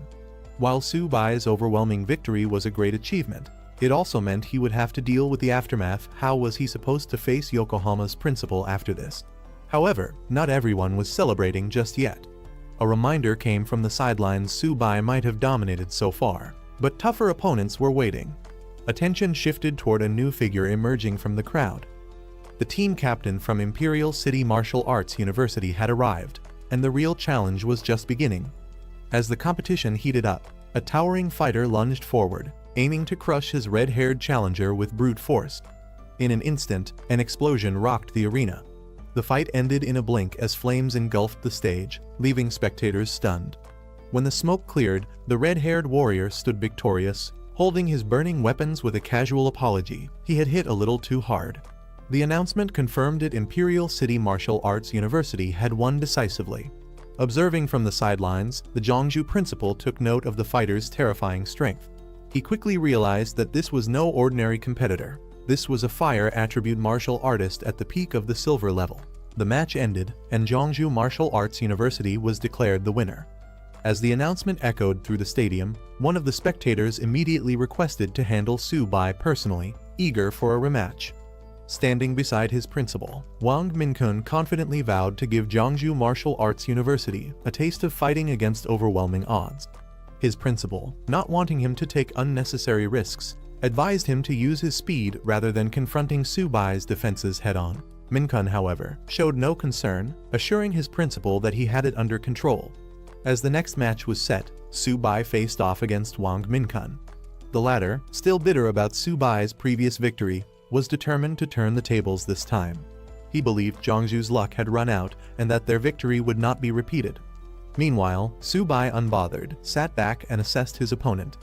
Noting that Minkun was a silver rank wind attribute user, Wang Minkun unleashed his power, calling upon the force of the wind.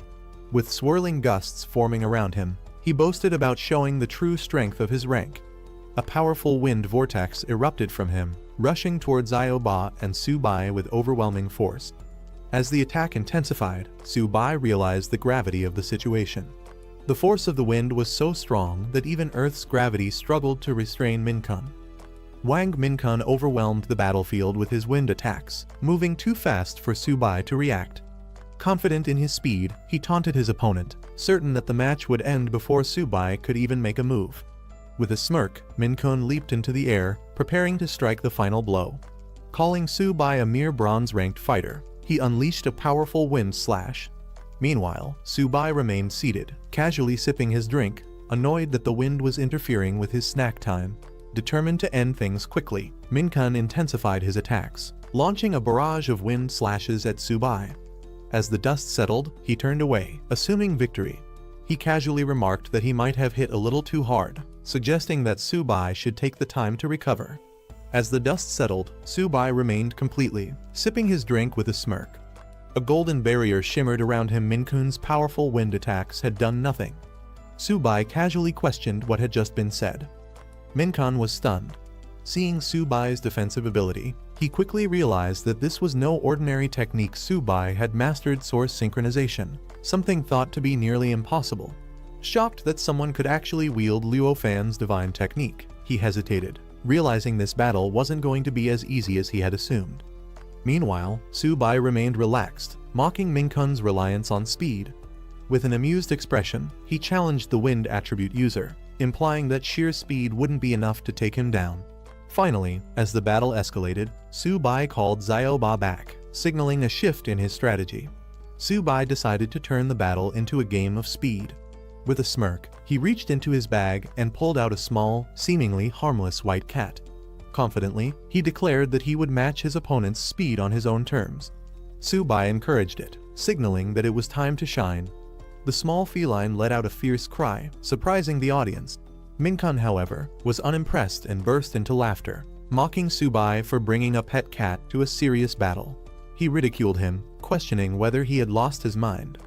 Meanwhile, the spectators were equally entertained, with some questioning what kind of university would allow a contestant to bring a pet into a fight. While many laughed at the absurdity, others were charmed by Xiao Bai's appearance, with one girl in particular gushing over how adorable the little cat was, even expressing a desire to have one herself. As Su Bai casually pulled out his small stool and drink, the audience grew more confused. Some spectators questioned his actions, wondering if he was simply mocking his opponent. First a stool, then a drink, and now a pet cat. Was he even taking this fight seriously? However, among the onlookers, one experienced figure urged patience. He recognized that Xiao Bai was no ordinary cat and suggested they wait and see what Su Bai had planned. Meanwhile, Minkun continued to laugh, still underestimating Su Bai's choice. He dismissed the cat entirely, insisting that Su Bai should bring out his turtle instead.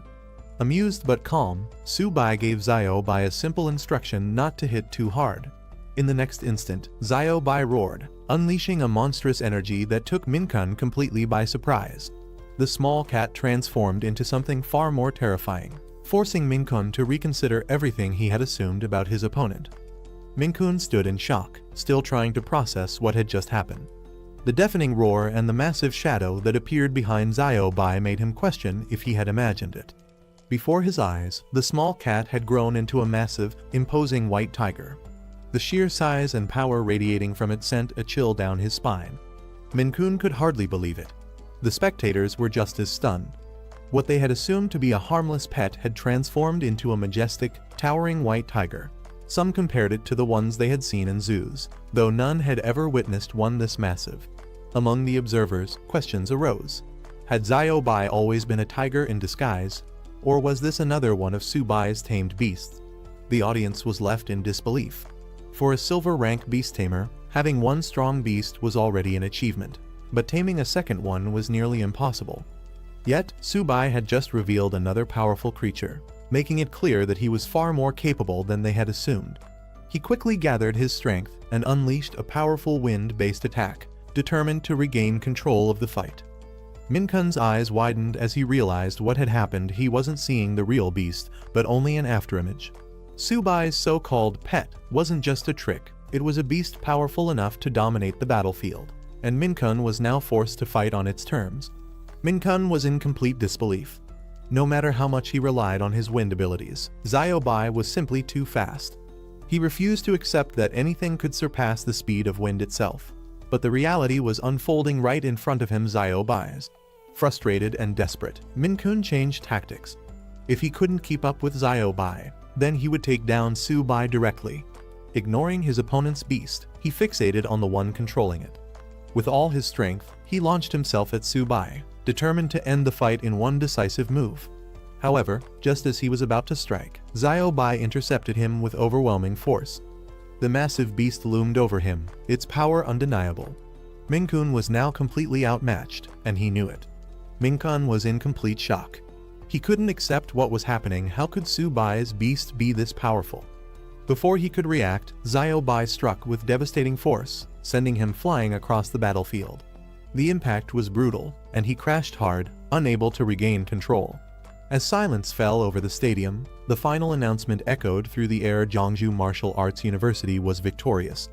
Subai had won, leaving his opponent defeated and sprawled across the ground, unable to continue. The match was over. The crowd erupted in disbelief. Subai, a mid-tier bronze rank, had just defeated a prestigious silver rank captain. Among the spectators, people murmured about Subai's white tiger. Some felt it was even fiercer than his turtle, wondering how he could have tamed such a powerful beast. The intensity of Xiaobai's presence was undeniable. The stadium soon shifted from shock to admiration as chants of Subai's name filled the air. The audience cheered, rallying behind the unexpected champion, fully acknowledging his incredible strength. Meanwhile, the judges were just as perplexed. None of them had ever heard of Subai before. Yet his performance was beyond anything they had seen, even compared to students from elite universities or the military academy. The judges were astonished by Subai's performance.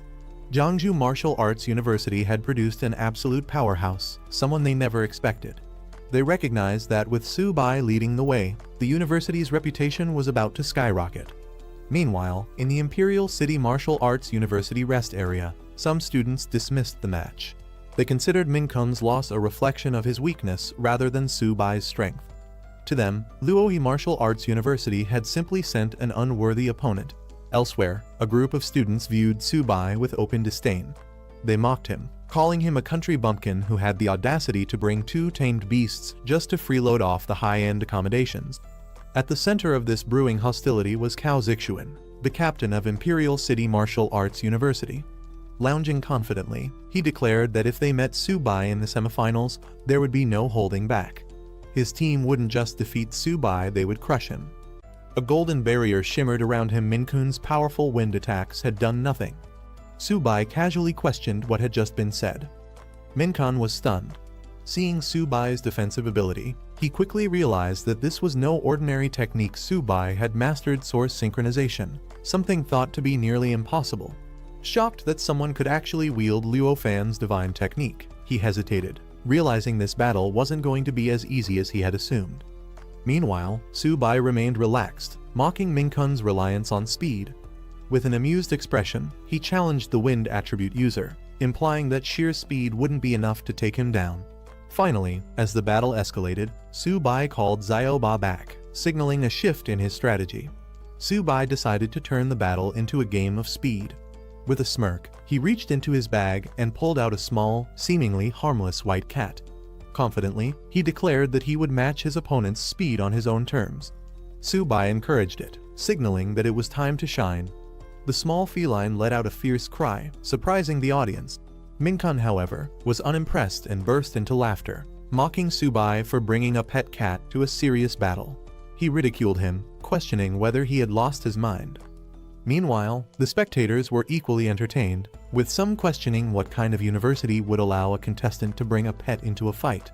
While many laughed at the absurdity, others were charmed by Xiaobai's appearance, with one girl in particular gushing over how adorable the little cat was, even expressing a desire to have one herself. As Subai casually pulled out his small stool and drink, the audience grew more confused. Some spectators questioned his actions, wondering if he was simply mocking his opponent. First a stool, then a drink, and now a pet cat. Was he even taking this fight seriously? However, among the onlookers, one experienced figure urged patience. He recognized that Xiaobai was no ordinary cat and suggested they wait and see what Subai had planned. Meanwhile, Minkun continued to laugh, still underestimating Subai's choice. He dismissed the cat entirely, insisting that Subai should bring out his turtle instead. Amused but calm, Subai gave Xiaobai a simple instruction not to hit too hard. In the next instant, Xiaobai roared, unleashing a monstrous energy that took Minkun completely by surprise. The small cat transformed into something far more terrifying, forcing Minkun to reconsider everything he had assumed about his opponent. Minkun stood in shock, still trying to process what had just happened. The deafening roar and the massive shadow that appeared behind Xiaobai made him question if he had imagined it. Before his eyes, the small cat had grown into a massive, imposing white tiger. The sheer size and power radiating from it sent a chill down his spine. Minkun could hardly believe it. The spectators were just as stunned. What they had assumed to be a harmless pet had transformed into a majestic, towering white tiger. Some compared it to the ones they had seen in zoos, though none had ever witnessed one this massive. Among the observers, questions arose. Had Xiaobai always been a tiger in disguise? Or was this another one of Subai's tamed beasts? The audience was left in disbelief. For a silver rank beast tamer, having one strong beast was already an achievement, but taming a second one was nearly impossible. Yet, Subai had just revealed another powerful creature, making it clear that he was far more capable than they had assumed. He quickly gathered his strength and unleashed a powerful wind-based attack, determined to regain control of the fight. Minkun's eyes widened as he realized what had happened. He wasn't seeing the real beast, but only an afterimage. Subai's so-called pet wasn't just a trick, it was a beast powerful enough to dominate the battlefield, and Minkun was now forced to fight on its terms. Minkun was in complete disbelief. No matter how much he relied on his wind abilities, Xiaobai was simply too fast. He refused to accept that anything could surpass the speed of wind itself. But the reality was unfolding right in front of him. Xiaobai's. Frustrated and desperate, Minkun changed tactics. If he couldn't keep up with Xiaobai, then he would take down Subai directly. Ignoring his opponent's beast, he fixated on the one controlling it. With all his strength, he launched himself at Subai, determined to end the fight in one decisive move. However, just as he was about to strike, Xiaobai intercepted him with overwhelming force. The massive beast loomed over him, its power undeniable. Minkun was now completely outmatched, and he knew it. Minkun was in complete shock. He couldn't accept what was happening. How could Subai's beast be this powerful? Before he could react, Xiaobai struck with devastating force, sending him flying across the battlefield. The impact was brutal, and he crashed hard, unable to regain control. As silence fell over the stadium, the final announcement echoed through the air. Jiangsu Martial Arts University was victorious. Subai had won, leaving his opponent defeated and sprawled across the ground, unable to continue. The match was over. The crowd erupted in disbelief. Subai, a mid-tier bronze rank, had just defeated a prestigious silver rank captain. Among the spectators, people murmured about Subai's white tiger. Some felt it was even fiercer than his turtle, wondering how he could have tamed such a powerful beast. The intensity of Xiaobai's presence was undeniable. The stadium soon shifted from shock to admiration as chants of Subai's name filled the air. The audience cheered, rallying behind the unexpected champion, fully acknowledging his incredible strength. Meanwhile, the judges were just as perplexed. None of them had ever heard of Subai before. Yet his performance was beyond anything they had seen, even compared to students from elite universities or the military academy. The judges were astonished by Subai's performance. Jeongju Martial Arts University had produced an absolute powerhouse, someone they never expected. They recognized that with Su Bai leading the way, the university's reputation was about to skyrocket. Meanwhile, in the Imperial City Martial Arts University rest area, some students dismissed the match. They considered Min Kun's loss a reflection of his weakness rather than Su Bai's strength. To them, Luoyi Martial Arts University had simply sent an unworthy opponent. Elsewhere, a group of students viewed Su Bai with open disdain. They mocked him, calling him a country bumpkin who had the audacity to bring 2 tamed beasts just to freeload off the high-end accommodations. At the center of this brewing hostility was Cao Zixuan, the captain of Imperial City Martial Arts University. Lounging confidently, he declared that if they met Su Bai in the semifinals, there would be no holding back. His team wouldn't just defeat Su Bai, they would crush him. Manding. Clad in dark uniforms, they carried their academy's banner with pride. These warriors had been forged through real battles, fighting myriad race elites and proving their worth. Now, they were here to dominate the competition. The Great Wall Guardian Military Academy stood by its unshakable motto, as long as the myriad races exist, the Great Wall will never fall. A legacy built on war and resilience, the academy was home to warriors forged in real battles. At the helm of this formidable institution was Nai King, the strongest human and the only king-level expert, serving as its honorary principal. His presence alone was enough to deter any myriad race from setting foot near their territory. Recognized as the most powerful martial academy in the Dragon Nation, the Great Wall Guardians were more than just competitors. They were the frontline barrier of humanity itself. The audience buzzed with anticipation. The academy's reputation was legendary. Every student there was considered a hero. If Madu Martial University and Capital Martial University were already terrifying, the strength of the Great Wall Guardians was unimaginable. Some spectators questioned why the academy only had 5 team members and no substitutes. However, others quickly dismissed the concern. An academy of their caliber didn't need replacements. As the competition intensified, the legendary king-level expert, Nai King, was praised as the ultimate protector of humanity. For Jeongju Martial University, merely competing against an academy of such prestige was considered an honor. Watching from the sidelines, Su Bai couldn't help but wonder when would he reach such a level of strength. The official draw results for the semifinals were announced. The first battle would be between the Great Wall Guardian Military Academy and Capital Martial University. The second match would pit Madu Martial University against Jeongju Martial University. Meanwhile, at Madu Martial University's camp, their fighters were unimpressed. One of them, Cao Zixuan, showed complete disinterest in their upcoming match, claiming Jeongju Martial University was too weak to be worth his time. Other members echoed his sentiment, mocking Jeongju for making it this far. To them, facing such an opponent wouldn't even be a challenge. One of their team members eagerly volunteered, confident that they could single-handedly defeat Jeongju in a single round. The first battle of the semifinals began as the Great Wall Guardian Military Academy sent out their captain, Han Zhan, a lord-level expert and grandson of the legendary General Han Dang. He was clad in purple gold armor forged from diamond-level cores, exuding an overwhelming presence. The crowd watched in anticipation, wondering who Capital Martial University would send to face him. Without hesitation, Han Zhan called out his opponent Wang Yang, the captain of Capital Martial University, challenging him to settle their rivalry on the battlefield. Excitement erupted among the spectators. A direct clash between 2 captains at the start of the match.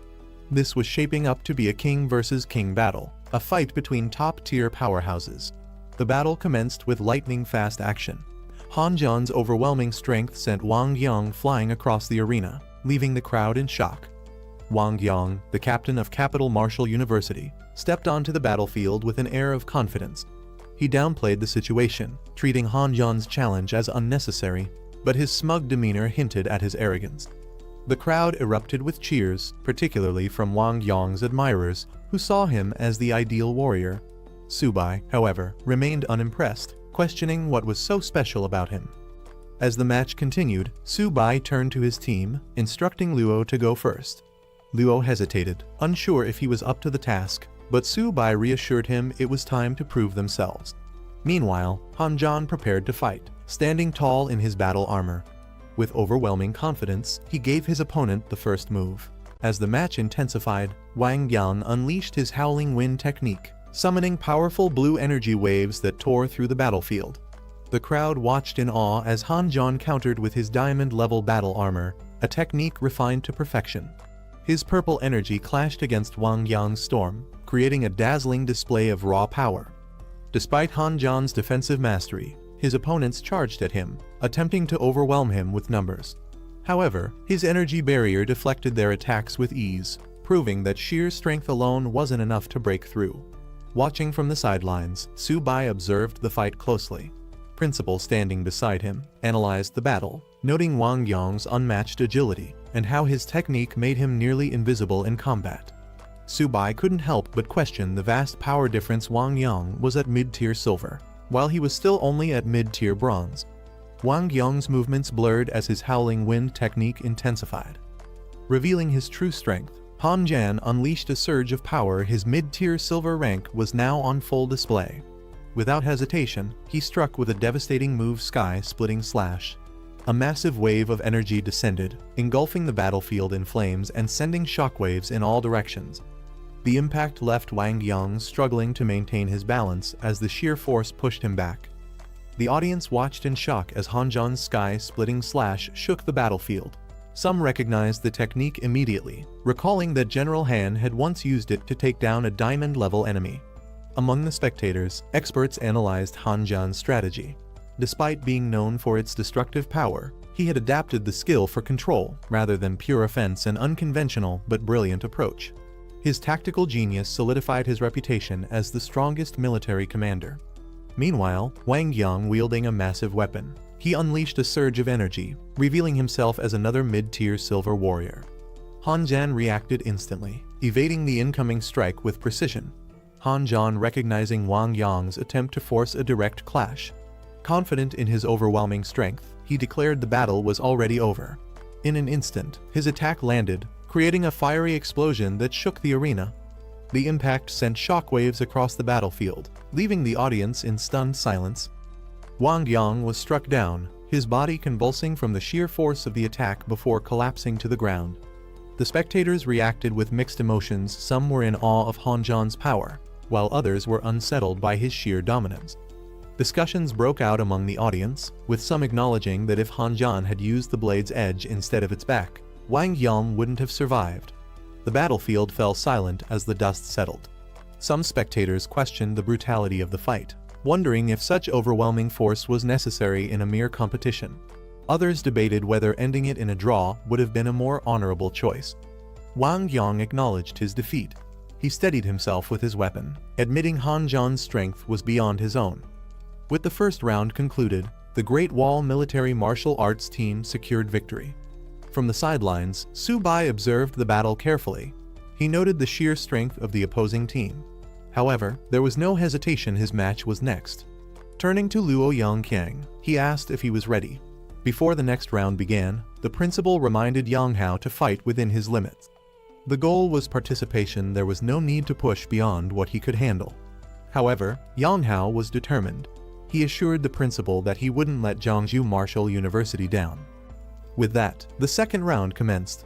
Zhang Lexiao, a sinister-looking opponent wielding dual blades, stepped onto the battlefield, his confidence clear.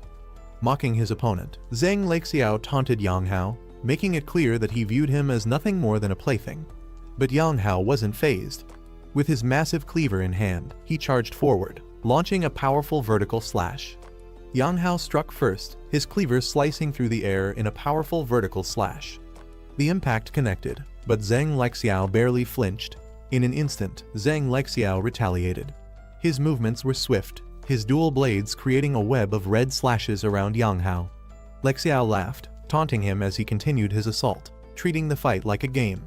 Yang Hao gritted his teeth, struggling to keep up with his opponent's unpredictable attacks. From the sideline, frustration grew among Jiangsu Martial University's team. Watching Yang Qiang struggle against Zhang Lexiao's relentless attacks felt like outright humiliation. Some urged the principal to call him back before it got worse. But Su Bai refused to accept that. He insisted that Yang Qiang was fighting for more than just a match. He was defending the pride of their university. Stopping him now would mean surrendering that honor. Zhang Lexiao continued his torment, taunting Yang Qiang to surrender. He warned that the longer he resisted, the worse it would get. But despite the pain and exhaustion, Yang King refused. He clenched his weapon tightly and declared that Jiangsu Martial University would never admit defeat. He struck again, this time with enough force to break any remaining resistance. Zhang Lexiao continued his relentless assault, slashing through the air with an eerie excitement. He mocked Yang King's stubbornness, taunting him to surrender. But even as his body trembled, covered in wounds, Yang King refused to yield. With one final strike, Lexiao delivered a devastating blow, sending Yang King crashing to the ground. The impact echoed through the arena, leaving him motionless on the floor.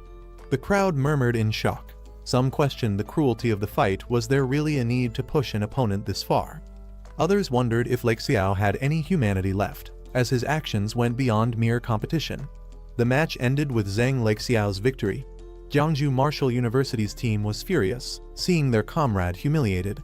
Su Bai clenched his fists, determined to make Madu Martial University pay for their arrogance. Before he could step forward, Bai Ningbing took the stage. Confident and composed, he promised not to let Zhang Lexiao continue his unchecked arrogance. The principal warned him not to be reckless, but Bai Ningbing had already made up his mind. As Bai stepped into the ring, Zhang Lexiao greeted him with a smirk, unimpressed. He mocked his new opponent, finding him far less entertaining than the last. But Bai Ningbing wasn't interested in banter. He immediately shattered his own sheath, signaling he had no intention of playing games. The second round began. Without hesitation, Bai Ningbing launched forward using Void Step. His blade aimed to end the fight in an instant. Bai Ningbing wasted no time, launching himself at Zhang Lexiao with his White Spirit Blade technique. His movements were swift and precise, aiming for a decisive strike. Lexiao smirked, amused at his opponent's ruthlessness, but he wasn't about to let himself be taken down so easily. With a burst of red energy, he countered, deflecting Bai's assault while maintaining his eerie grin. The spectators watched in awe. The sheer brutality of the battle left many questioning whether they were really witnessing a fight between students. The arena was filled with a scent of blood, heightening the tension. Some onlookers suggested stopping the fight before it escalated further, fearing one of them might die. But neither Bai Ningbing nor Zhang Lexiao had any intention of backing down. The battle was only getting started. Zhang Lexiao weaved his twin blades through the air, forming a deadly net of crimson slashes. But Bai didn't hesitate. With burning determination, he charged straight through the attack, his White Spirit Blade technique tearing through the red streaks. Lexiao dodged at the last moment. Bai's attack had real force behind it. Still, he laughed, unfazed by the threat. He taunted Bai, questioning if he truly had what it took to end him. Bai struck again, his movements razor-sharp. But Lexiao countered effortlessly, blocking the attack. With a cruel smile, he belittled Bai, dismissing him as nothing more than a low-tier fighter from a nameless university. Zhang Lexiao smirked, pressing his blade against Bai Ningbing's throat. He declared the fight over, confident in his victory. But Bai refused to accept defeat. With a fierce glare, he tightened his grip on his sword, forcing himself forward despite the searing pain. Then, Bai impaled himself to strike Lexiao at the same time. Blood splattered across the arena as both fighters were locked in a fatal exchange. For Bai, winning didn't matter anymore. If taking his opponent down meant sacrificing himself, so be it. His grin widened as he declared that killing Lexiao was enough.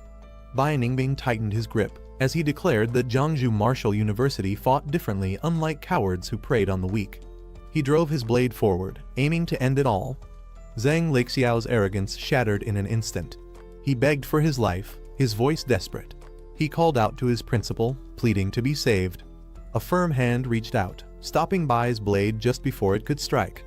The principal of Madu Martial University stepped in, swiftly restraining Lexiao and conceding defeat on behalf of their team. The announcer declared Madu Martial University's defeat, leaving their team stunned. Bai Ningbing stood firm, while Zhang Lexiao, who had moments ago been so arrogant, now trembled in disgrace. One of the Madu representatives lashed out in frustration, unable to accept their loss, but Jiangsu's principal stepped in, ensuring order was maintained. Bai Ningbing was quickly shielded, his victory secured. Madu's principal turned toward Jiangsu's team. He reminded them that reaching the top 4 didn't mean they were strong enough to challenge Madu. However, Jiangsu's side stood their ground, making it clear that their students' lives were just as valuable. The principal's calling Su Bai to the stage. Su Bai rushed forward, ready for the next match. As Su-bai sprinted toward the battlefield, the crowd's expectations weighed heavily on him. He assured the principal that he wouldn't disappoint, fully prepared to carry the honor of Jiangsu Martial University. Meanwhile, a severely injured Ningbing was carried off on a stretcher. The principal commended him for his efforts, reminding him that his performance had already brought honor to Jiangsu. The medical team reassured him that his well-being came first, but Su-bai would ensure their team's revenge. On the opposing side, Cao Zixuan impatiently stepped forward, eager to fight. With an arrogant smirk, he volunteered to take down Jiangsu's team himself. However, his principal advised restraint, reminding him that the championship match still awaited. Su-bai stepped into the arena as he directly challenged Madu Martial University. If Madu lost, he demanded a public apology for their disrespect toward Jiangsu. Jiangsu's supporters erupted in cheers, fully backing Su-bai. They were eager to see Madu humbled and forced to admit their mistake. Among the onlookers, a group of reporters and live streamers quickly picked up on the story. They saw it as the perfect headline: Jiangsu Martial University boldly calling out one of the top-tier schools, demanding an apology in front of everyone. Meanwhile, on the Madu side, Cao Zixuan and his team scoffed at the demand. To them, Jiangsu didn't even deserve consideration. One of Madu's fighters, Huang Sheng, volunteered to accept the challenge, eager to show Jiangsu the overwhelming difference in strength. Su-bai stood confidently in the arena, looking at his opponent. His tone was calm but firm. Was Madu finally here to apologize? To him, strength was the only truth, and the strong never bowed to the weak. His arrogance was met with approval from his side, reinforcing their belief in superiority. Instead of dragging things out, he suggested Madu send up another fighter. Taking them on one by one was a waste of time. He had more important things to do. The spectators were stunned. Many saw Su-bai's challenge as sheer arrogance. Madu's top fighter, Cao Zixuan, hadn't even stepped in yet. Some questioned whether Su-bai was being reckless, but others admitted that Madu had indeed gone too far. Still, taking on multiple opponents at once seemed impossible. Su-bai extended his hand, signaling his opponent to step forward. His confidence was undeniable, challenging Madu without hesitation. The Madu fighters were stunned. Since when did Jiangsu Martial University dare to provoke them so openly? The Madu principal responded coldly, ordering his fighters to use their strength to remind Jiangsu of their place. Their dignity couldn't be trampled so easily. Cao Zixuan smirked, stepping onto the battlefield alongside his teammate. If Jiangsu wanted to act arrogant, he was more than happy to crush them. As he took his stance, a powerful aura erupted around him. His twin swords glowed with intense energy, red and blue flames surrounding his figure. The spectators watched in awe. Cao Zixuan's true power was being unleashed. As Cao Zixuan unsheathed his twin swords, the audience was stunned. Forged from millennium cold iron and molten lava iron, these weapons were crafted from some of the rarest materials. But what truly shocked them was the power embedded in their hilts: platinum-level cores from immensely powerful beings. The spectators whispered among themselves, recognizing the immense investment Madu and the Cao family had placed in him. Each sword alone was worth a fortune. Some even speculated if he had mastered the legendary technique left behind by the Ice-Fire War God, a former Madu graduate.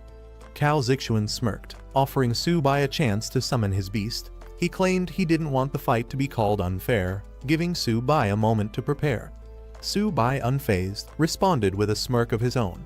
He didn't need a beast to handle this fight. The crowd was in disbelief. Su-bai, a beast tamer, had chosen to fight without summoning his beast. His opponents mocked his decision, considering it sheer arrogance. But among the spectators, some quickly realized the truth. He had activated origin synchronization, merging his power with his beast's abilities. Cao Zixuan wasted no time, charging forward with incredible speed, his twin swords blazing with energy. His confidence was absolute. He believed Su-bai was simply throwing himself to his own demise. A slight smirk crossed his lips as he observed his opponent's impatience.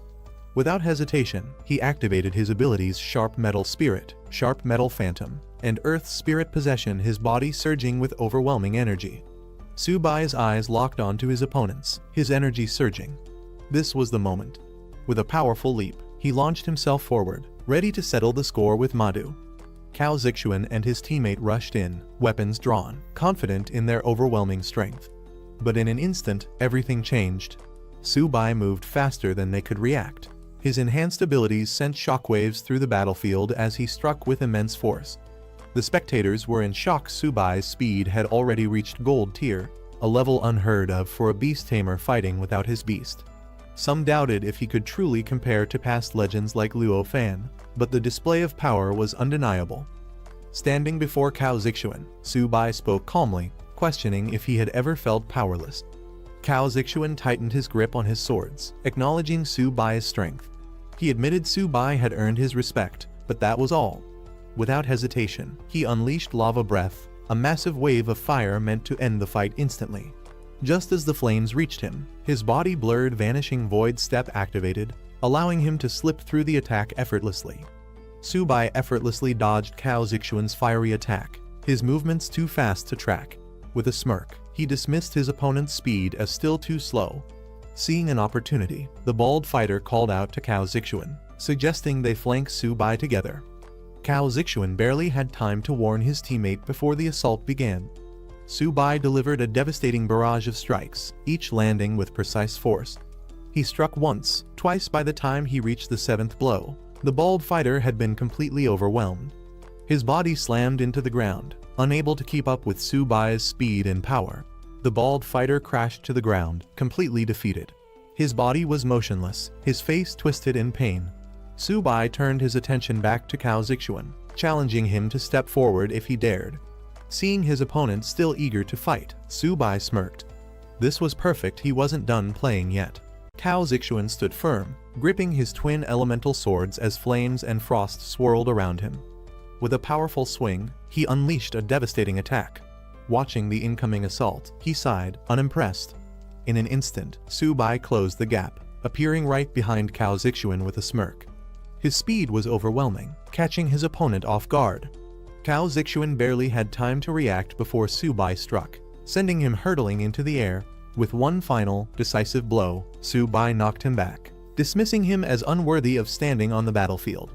Subai stood confidently, his body engulfed in a blazing aura as he watched Cao Zixuan struggle.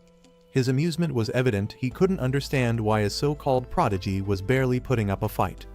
Without hesitation, Subai launched himself into the air, closing the distance in an instant.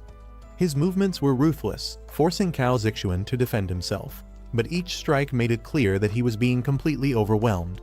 With a powerful downward smash, Subai sent Cao Zixuan flying. The impact was devastating. As the dust settled, Subai scoffed, finding the match far too easy. Subai stood over Cao Zixuan, his foot pressing him down with ease. Amused, he mocked his opponent, clearly enjoying the one-sided battle. Cao Zixuan, humiliated and enraged, swore revenge, his fury boiling over. A sudden surge of power flared around him, catching Subai's attention. Watching the outburst, he acknowledged the increase in power, but dismissed it as nothing more than uncontrolled aggression. Engulfed in a fiery aura, Cao Zixuan roared, his energy spiraling out of control. His rage had reached its peak. He was no longer fighting with strategy. As the principal and others watched in shock, Cao Zixuan had completely lost control, unleashing a deadly move.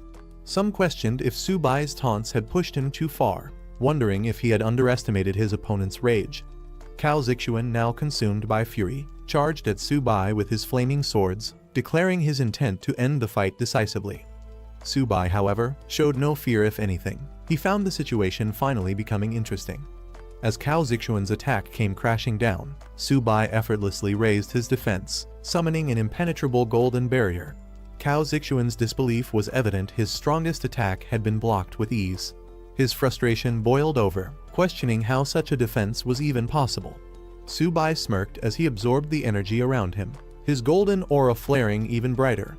He mocked Cao Zixuan, unimpressed by his attack, before deciding it was time to retaliate. Subai launched a counterattack. His power surged, sending shockwaves through the arena. Cao Zixuan had no time to react as Subai's strike shattered his defense, sending him flying. Cao Zixuan's twin swords crashed onto the battlefield, a clear sign of his defeat.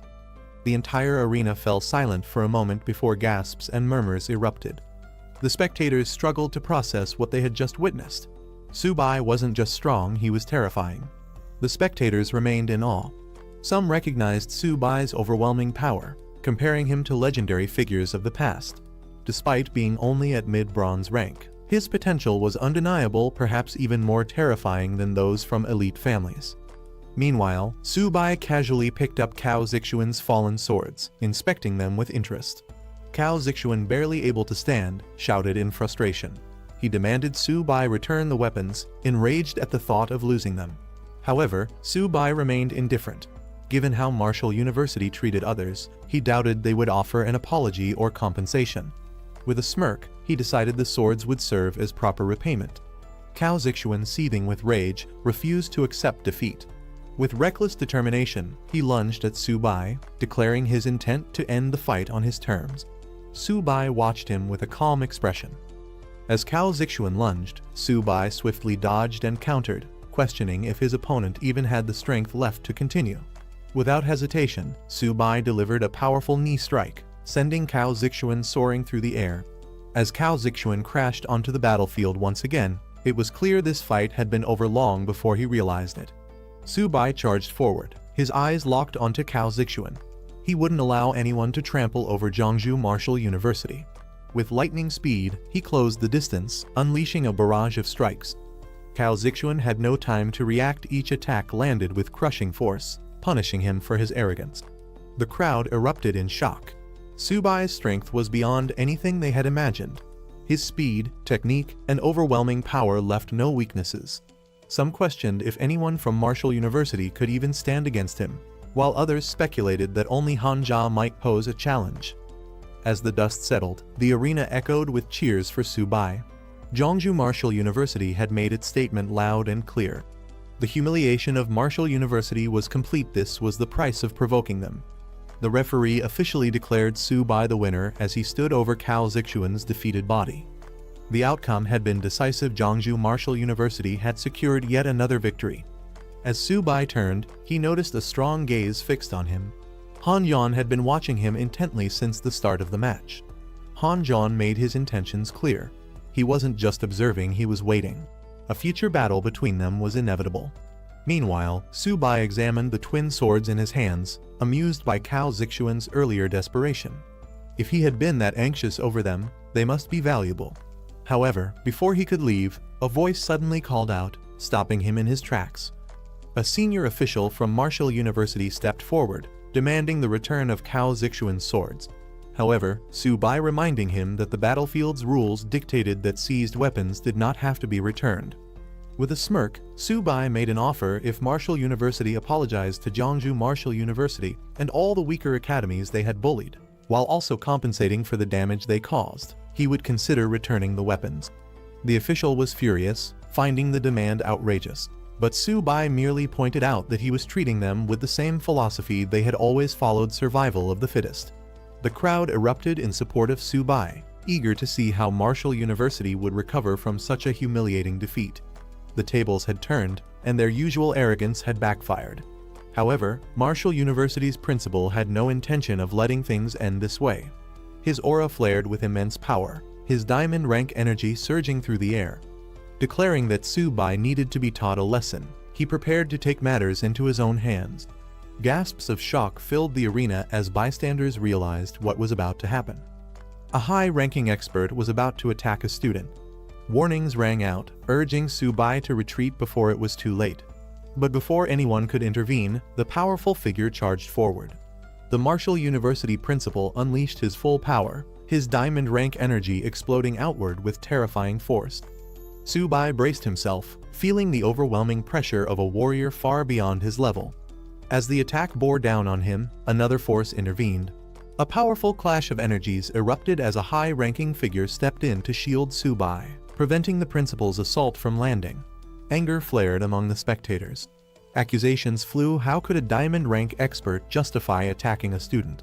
The tension escalated as multiple influential figures took sides, some demanding that Martial University back down, while others defended their authority. Before the situation could spiral further, a devastating force struck, shaking the battlefield. The sky crackled with energy as an even greater power prepared to intervene, threatening to change the course of the confrontation entirely. As the battlefield trembled from the overwhelming clash of power, Zhao Yi, a Lord-level expert ranked 6th, arrived, his presence alone enough to shatter the oppressive energy. The Martial University principal's face darkened. He recognized this man immediately. Elder Zhao, once absent for years, now stood before him, furious at the chaos Martial University had become. Elder Zhao didn't hold back his disappointment. Seeing a high-ranking expert resort to attacking a student was disgraceful. He questioned how Martial University had fallen to such a level in his absence. Turning to Su Bai, Elder Zhao acknowledged his strength. He had observed the match and was impressed. In a rare move, he publicly apologized on behalf of Martial University, shocking everyone. Elder Zhao's voice echoed across the arena as he addressed Martial University's failures. He condemned their neglect of responsibility and the misuse of power, declaring their loss to Jiangsu Martial University undeniable. As a result, Su Bai would keep the twin swords as rightful spoils of victory. With a final judgment, Elder Zhao stripped the Martial University principal of his position, deeming him too reckless and impatient. Instead, he was reassigned as an instructor, a punishment that left him speechless. Meanwhile, the tournament officials announced a brief pause to repair the battlefield before the grand finals. The crowd cheered for Jiangsu Martial University, recognizing them as the strongest contenders of the tournament. Many whispered about Su Bai, calling him the biggest dark horse of the competition. As the excitement settled, Su Bai's mentors and allies praised him for his victory, acknowledging the honor he had brought to Jiangsu Martial University. Despite his composed demeanor, Su Bai jokingly admitted that even he had been a little nervous. As Jiangsu Martial University advanced to the finals, discussions turned to their next opponent, Great Wall Military Martial University. Their strongest fighter, Han Jan, was known to be an unfathomable force. Despite the challenges ahead, reaching the finals was already an incredible achievement. Su Bai, however, was far from satisfied. With a playful grin, he reminded the principal of his contributions, subtly hinting at a well-deserved reward. Amused, the principal handed over 2 high-tier silver beast cores, acknowledging Su Bai's ability to take full advantage of the situation. With only an hour before the final match, excitement filled the arena. The 100 Schools tournament reached its climax as spectators roared in anticipation. Fans of both sides cheered, some chanting Han Zhan's name, others placing their hopes on Jiangsu Martial University. As the grand finals began, Han Zhan stood tall, declaring he had been waiting for this moment. He proposed a decisive battle, 1 round to determine the true winner. Su Bai accepted without hesitation. This was exactly what he wanted. Before making his move, Su Bai activated his system to analyze Han Zhan's attributes. As expected, his opponent's stats were far from ordinary. His constitution and agility were at an unknown limit, proving the danger ahead. Without wasting a second, Han Zhan charged forward, his spear crackling with energy. He taunted Su Bai, demanding he fight properly rather than standing idle. Su Bai smirked, activating his abilities. If Han Zhan was in such a rush to see his power, he'd gladly show him. Han Zhan moved at blinding speed, his afterimages surrounding the battlefield. He taunted Su Bai, challenging him to show his full strength. Su Bai reacted instantly, weaving through the attacks, narrowly avoiding each strike. Watching closely, Su Bai realized Han Zhan had been holding back in previous fights. His true speed was only now being revealed. Han Zhan swung his staff with precision, forcing Su Bai to stay on the defensive. The commentators were in disbelief. They had assumed speed was Han Zhan's weakness, but now it was clear he had no weaknesses. His agility, strength, and defense were on an entirely different level. Among the younger generation, Han Zhan was an unstoppable force. Unless someone with far superior power challenged him, no one stood a chance. The conclusion was evident: Jiangsu Martial University could only aim for second place. Su Bai was no match for Han Zhan. Su Bai launched a powerful strike, aiming straight for Han Zhan, but Han Zhan barely flinched, countering effortlessly. Observing closely, Su Bai acknowledged Han Zhan's incredible combat experience. He had fought countless battles and displayed no weaknesses. Su Bai prepared his next move. He claimed Han Zhan wouldn't escape this time, unleashing a fierce attack. Han Zhan's eyes widened in shock as Su Bai's strike landed with explosive force. The seemingly invincible warrior had been caught off guard. The crowd erupted with mixed reactions. Some called Su Bai's attack underhanded, while others praised his ruthlessness. To them, this wasn't just a match, it was a real battlefield, where winning was all that mattered. Han Zhan, regaining his stance, scoffed at Su Bai's tactics. He accused him of using shameless tricks, but Su Bai simply smirked, reminding him that in a fight, anything was fair game. Without hesitation, Su-bai followed up with another fierce strike, aiming for an opening. Han Jan barely managed to react, but Su-bai wasn't letting up. He leaped into the air, delivering a crushing blow with full force, determined to finish the fight. Han Jan's aura flared as he declared he would fight at full power. Dark energy surged around him, his confidence unwavering. He had gathered enough intel on Su-bai, now it was time to strike. With a single motion, Han Jan unleashed a devastating technique, sending a barrage of energy slashes towards Su-bai. Instead of dodging, Su-bai stood his ground, determined to test his endurance against the overwhelming force. The commentators were in shock. Han Jan had just used a legendary technique, one that was said to have wiped out thousands in a single strike years ago. If Su-bai couldn't withstand this attack, the fight would be over in an instant. Su-bai braced himself as Han Jan unleashed his full strength. Waves of energy slashed through the air, forcing Su-bai back. The intensity of the attack was overwhelming, pushing him to his limits. The force of the impact sent Su-bai flying. For a moment, the crowd held its breath had he been defeated. Han Jan stood tall, confident in his dominance. He challenged Su-bai to show his true power, refusing to believe this was all he had. From the sidelines, spectators doubted anyone could survive such a devastating technique. Had Su-bai finally fallen? Or was this just the beginning of his counterattack? Su-bai steadied himself, gripping his weapons tightly. Han Jan had pushed him to the limit, leaving him no choice but to fight at full strength. Summoning his beasts, Bai and another massive creature appeared beside him, radiating overwhelming power. Flames roared as Su-bai commanded them into battle, turning the tide in an instant. Han Jan acknowledged Su-bai's true strength, realizing he had been holding back all along. But it was too late. Su-bai charged forward with his beasts, unleashing an all-out assault. Su-bai went on the offensive, his powerful allies at his side. Su-bai wasted no time, launching a fierce attack with Bai by his side. Han Jan barely managed to block as Su-bai's relentless assault pushed him back. The impact shook the battlefield, forcing Han Jan to brace himself. Refusing to go down easily, Han Jan retaliated with a powerful counterattack, but Su-bai's beast struck with overwhelming force. Han Jan stumbled, his strength wavering. The battlefield had shifted. Su-bai now had complete control. Han Jan staggered, his armor shattered, yet he still held his weapon tightly. Su-bai warned him that continuing to fight was pointless. Accepting defeat wasn't shameful. But Han Jan refused to back down. He activated a hidden technique, energy surging violently around him. This was a power he had hesitated to use, one he couldn't fully control. With no other choice, Han Jan unleashed it.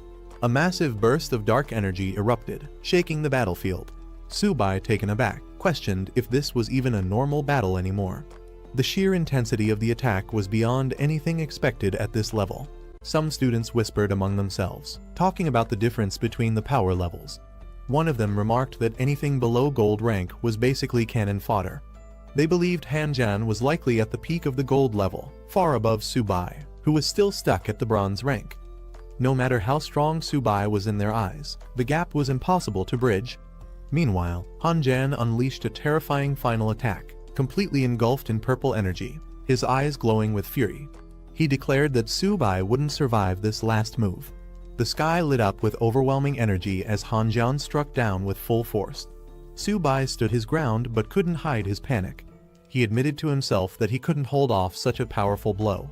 Just as the attack was about to land, Su-bai desperately cried out for help, calling for Bai. In a flash of green energy, rushed in and swapped positions. Han Jan's ultimate attack landed with devastating force, engulfing the area in a violent explosion of purple energy. The impact echoed across the field, shocking everyone watching as the blast lit up the surroundings.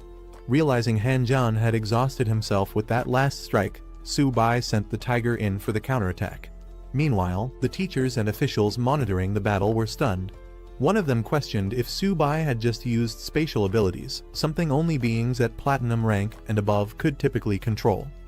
They couldn't believe that someone supposedly still at the bronze level could display such power. The observers continued to reel from the shock of what they had just witnessed. One of the senior officials, stunned, realized that the movement technique Su-bai used wasn't just any skill, it was a top-tier ability, one that had now been reworked by Su-bai himself. That kind of innovation and control could only come from someone with monstrous talent. The question hung in the air: was Su-bai really just a bronze rank? Meanwhile, other spectators in the arena were just as bewildered. Some questioned whether this was still a gold rank tournament or if they were watching a demolition of their entire martial stage. The dust and smoke clouded the arena, and someone wondered if the battle's outcome had already been decided. As the smoke cleared, the result became undeniable. Han Jian lay defeated on the ground, badly injured, while Su-bai stood tall beside his massive white tiger companion. With a sigh of disbelief, someone admitted Su-bai's victory. The principal clenched his fists in excitement. Eyes wide in disbelief, Su-bai had really won. The crowd watched as the announcer confirmed it.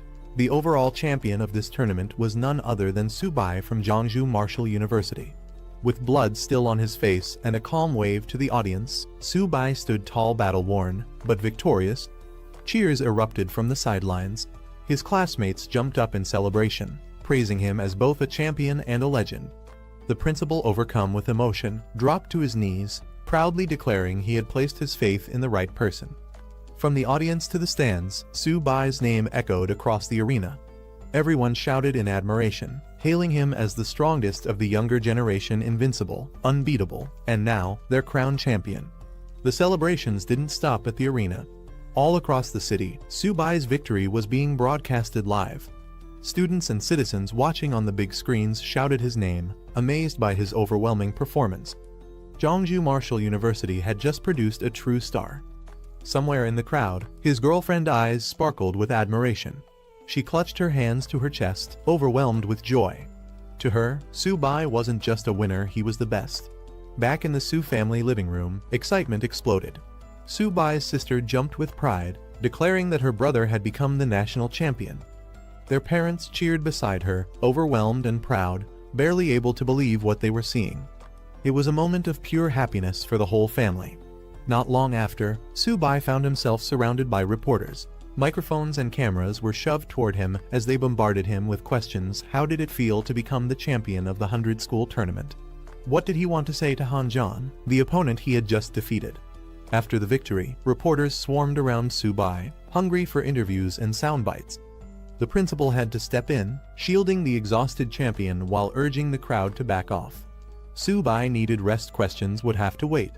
With a proud arm around Su-bai, the principal guided him away from the crowd, telling him to return to the hotel to recuperate.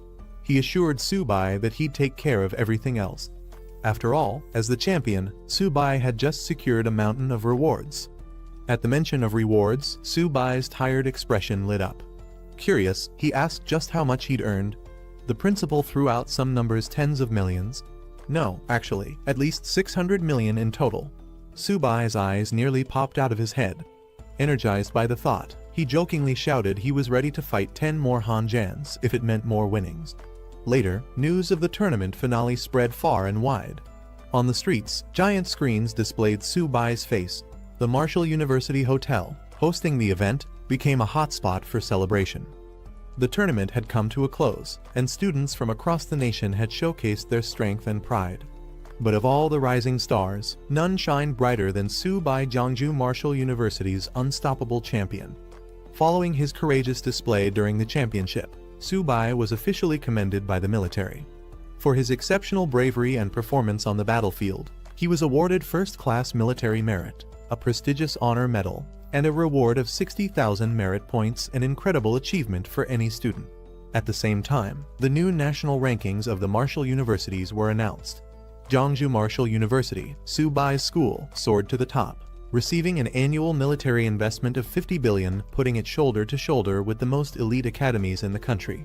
The buzz around Su-bai was unstoppable. News reports praised Jiangsu Martial University for its rising prominence and predicted it would soon become the premier training base for beast-taming ability users. The streets were filled with citizens watching the giant screens, and even songs were being written about Su-bai, turning him into a legend. In the crowd, people continued to talk about how Su-bai had single-handedly battled and defeated the strongest contenders from top martial universities. Some whispered about how close he'd come to collapse from his injuries, amazed he had held on. After everything that had happened, Su-bai finally woke up, stretching with a groan as he sat up in bed. His first thought, how had he ended up sleeping for so long? It was Manny, holding a tray with food. She smiled and told him that the principal had instructed everyone to let him rest undisturbed. Now that he was awake, it was time to return to Jeongju together. The school's car was already waiting downstairs. Su-bai got up, ready to pack. But before they left, he said there was something he had to do first. Manny looked at him curiously. With a grin, Su-bai pointed upward and declared that he wanted to take Xiaoba and Xiaobai to the buffet at the Demon Martial cafeteria for one last feast. After everything they'd been through, they deserved it. Manny couldn't help but laugh, realizing that after the chaos, Demon Martial was about to suffer another round of devastation, this time at the hands of Su-bai's appetite. Back at Jeongju Martial University, a massive welcome ceremony awaited Su-bai and the returning heroes. The campus was decorated with banners, and the crowd gathered in full force. Jokes flew about how Su-bai loved Demon Martial's Grand Gate, but Jeongju had now outdone it with an even more impressive display, thanks to their 50 billion investment. Cheers erupted as voices shouted, "Welcome back, heroes!" The atmosphere was electric, the pride of victory echoing through every chant. The speaker took the stage, announcing to all students that Jeongju Martial had won the championship, truly a sky-splitting moment in the school's history. Soon, the principal invited Su-bai to speak. As the standout captain of the tournament, he stepped forward, the spotlight now his. Su-bai addressed the crowd. What he wanted most to share, he said, was that no so-called legend or invincible opponent was unbreakable. No matter how strong the enemy, as long as they refused to give up, they would always have a chance to win. With the spotlight on him, Su-bai was asked if he had any suggestions for improving the school, now that it had gained such a massive funding boost after winning the championship. Su-bai thought for a moment before speaking seriously. He pointed out that what truly separated top-tier schools from the rest wasn't just prestige, it was the quality of cultivation resources.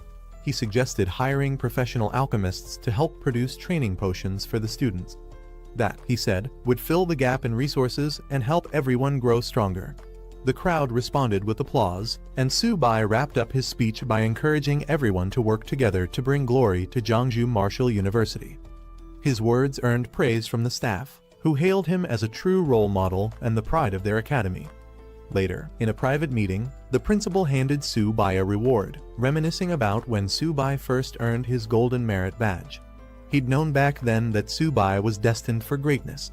Su-bai accepted the praise humbly, saying it was all his duty, but cheekily reminded the principal not to forget the promised 500 million reward.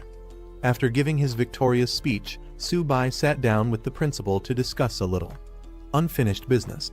Su-bai brought up the reward he was owed, cheekily reminding the principal that the school had earned a whopping 50 billion thanks to him.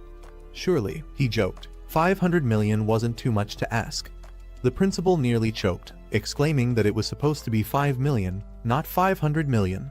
But Su-bai argued back he had shed blood for the school and made them a fortune. Wasn't that worth a bit more? Flustered, the principal said he'd transfer him 10,000 military merit points and suggested he redeem cultivation resources directly from the stationed officers. Su-bai, still unsatisfied, protested loudly, accusing the principal of betrayal and injustice. Standing in front of the closed door, he pouted and muttered, "Old man, you win this time?"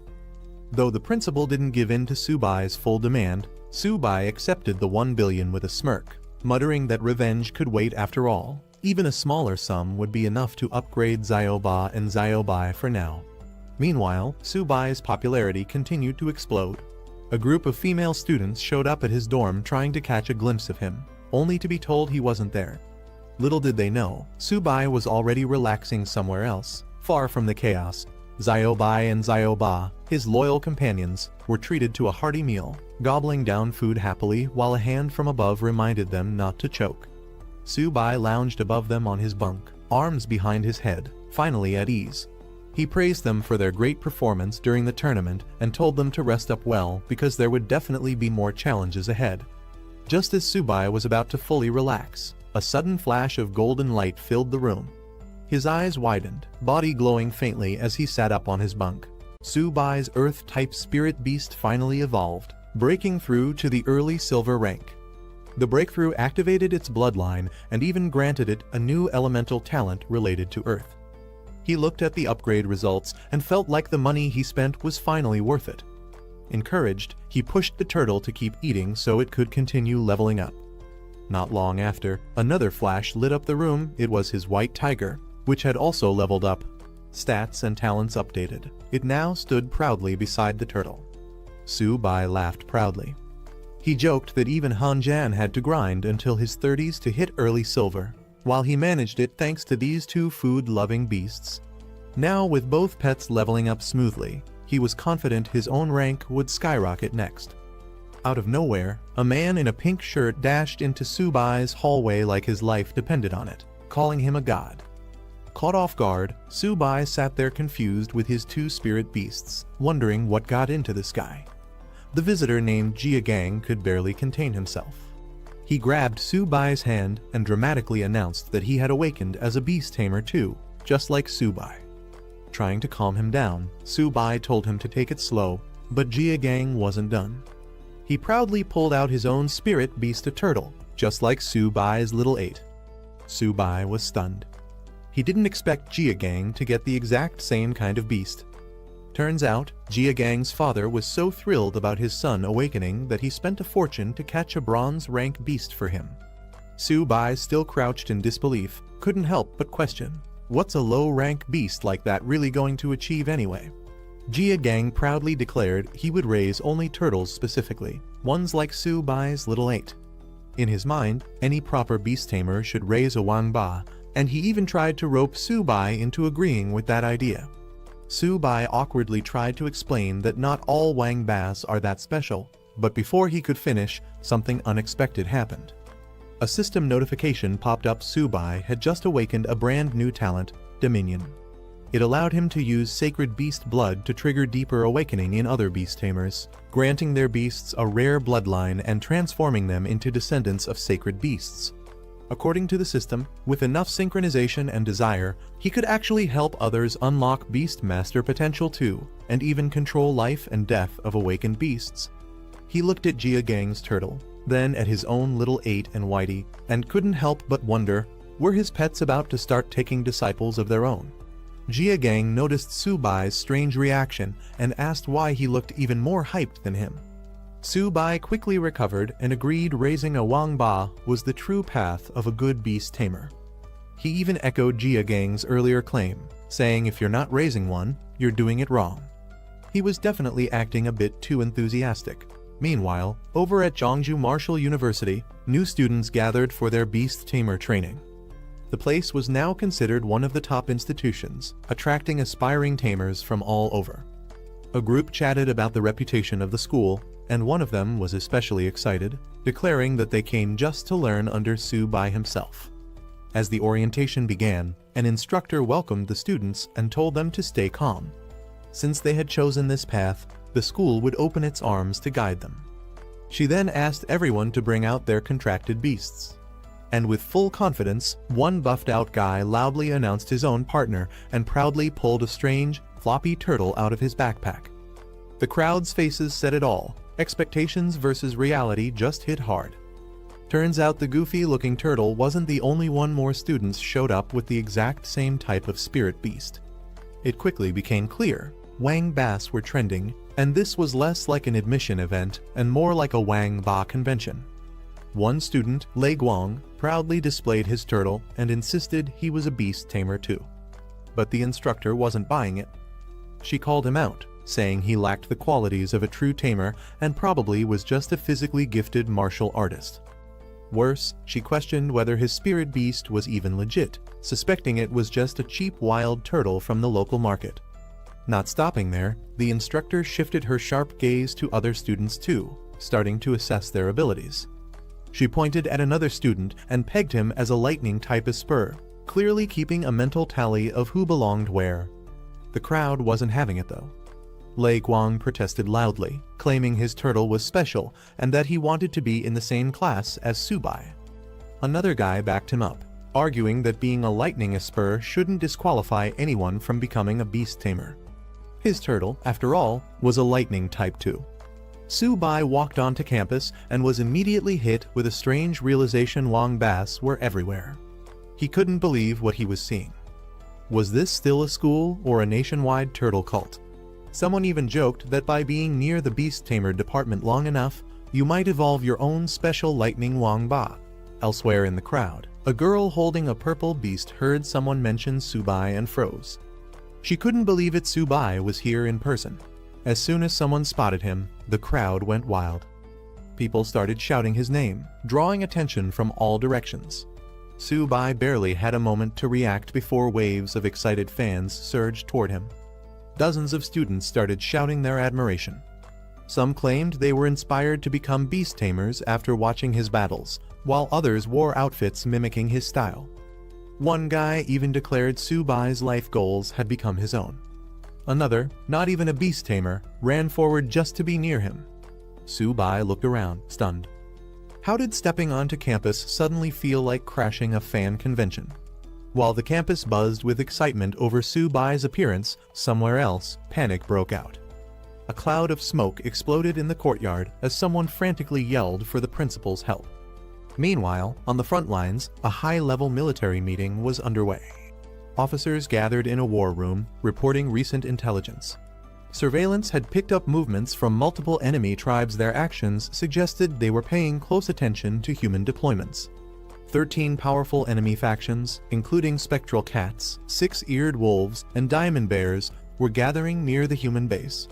Though their intentions weren't clear yet, the threat was too big to ignore. One commanding officer firmly stated that regardless of the enemy's plans, they must strike preemptively. He revealed he had already given the order. 3 elite students selected from the upcoming inter-academy tournament would be sent ahead to Bihui Marsh to carry out a reconnaissance mission. That sparked protest.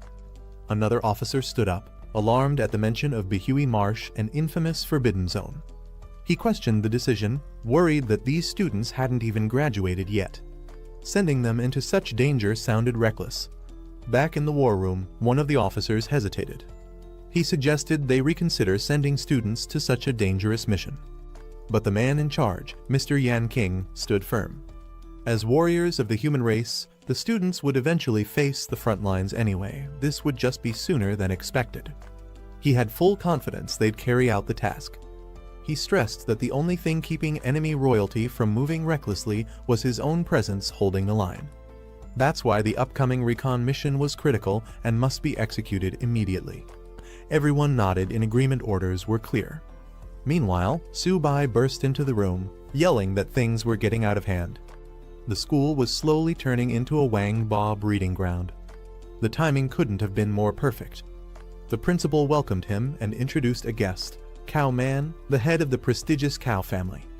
Apparently, he'd come specifically to discuss the return of the Cow family's sacred soldier, and that sacred soldier just happened to be tied to Subai.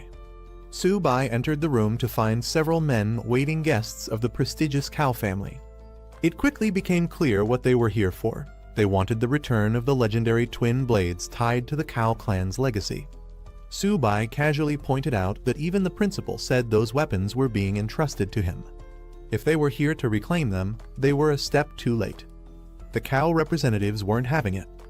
They shouted that those divine weapons rightfully belonged to their family. If it weren't for the respect they held for Principal Zhao, they wouldn't have even bothered negotiating. Trying to mask their arrogance with formality, they claimed they had come in good faith to retrieve the weapons, but Subai's attitude wasn't helping. Before tensions could explode further, a loud slam echoed through the room. The principal slammed his hand on the desk. Everyone immediately fell silent. The principal made it clear, Zhongwu Academy was not the Cow family's playground. Whether Subai wanted to return the twin divine blades was his personal choice. It was his right to keep them if he wanted. Trying a different angle, one of the Cow family men shifted tone and asked Subai to name his conditions. But Subai just smirked, saying the weapons had been serving him quite well lately, making no sign of letting them go. A woman from the group then stepped in, playing the logic card. She reminded Subai that once on the battlefield against the myriad tribes, strength was everything. Instead of holding on to 2 useless blades, wouldn't it be smarter to trade them for cultivation resources he actually needed? Subai paused, nodding slightly, acknowledging that her reasoning had a point. But the sly look in his eyes said it all. This wasn't over yet. With a sly smile, Subai finally named his price 10 billion. The Cow family reps were floored. 10 billion for 2 weapons. That was outrageous, even by divine gear standards.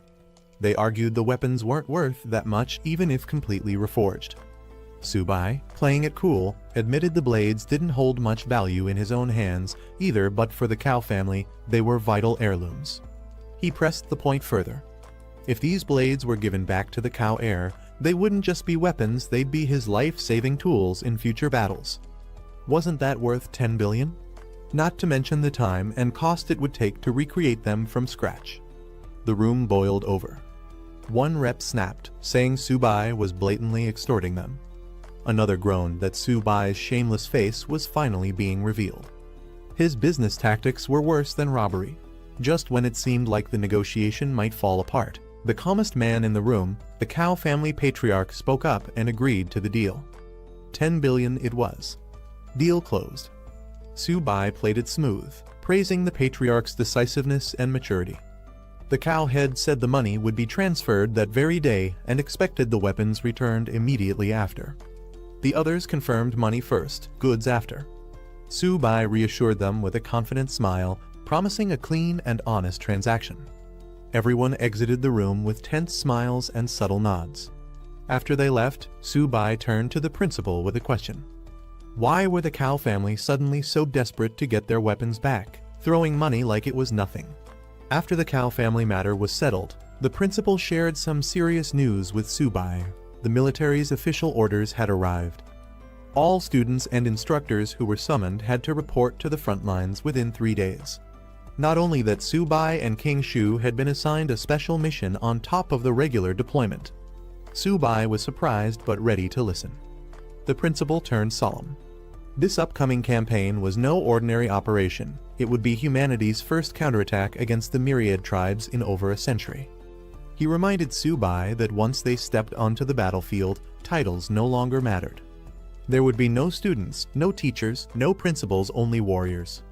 They had to face the mission with fearless resolve.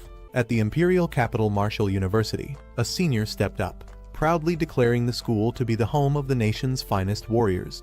Holding up a formal document, he proclaimed that in times of war, it was their duty to be the first to respond. He rallied the students to fight for the nation, for the people, and to stand unshaken through any hardship. Meanwhile, over at Magic Capital Martial University, the new headmaster took the stage. He reminded everyone that whenever disaster strikes, their school had always stood at the forefront. He urged the students to repay the country with their strength and resolve, even if it meant risking everything. The students responded with passion, declaring that their names would be etched in history as protectors of their race, undefeated in battle.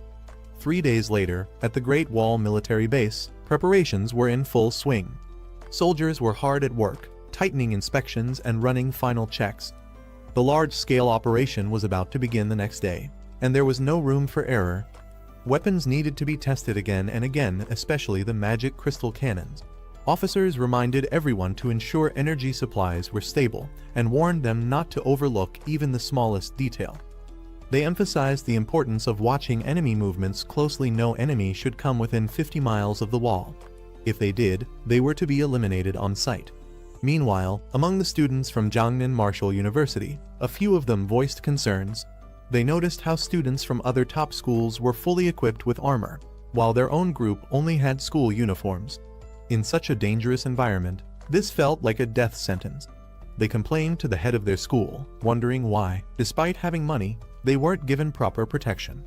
After all, hundreds of suits of armor shouldn't be that hard to afford. The teacher responded calmly. He admitted that under normal conditions, the school could buy resources from the military freely. But during wartime, everything had changed. Resources could now only be exchanged through military merit. If they wanted armor, they'd have to earn it through real battlefield achievements. Alarms blared across the base. The enemy was approaching fast.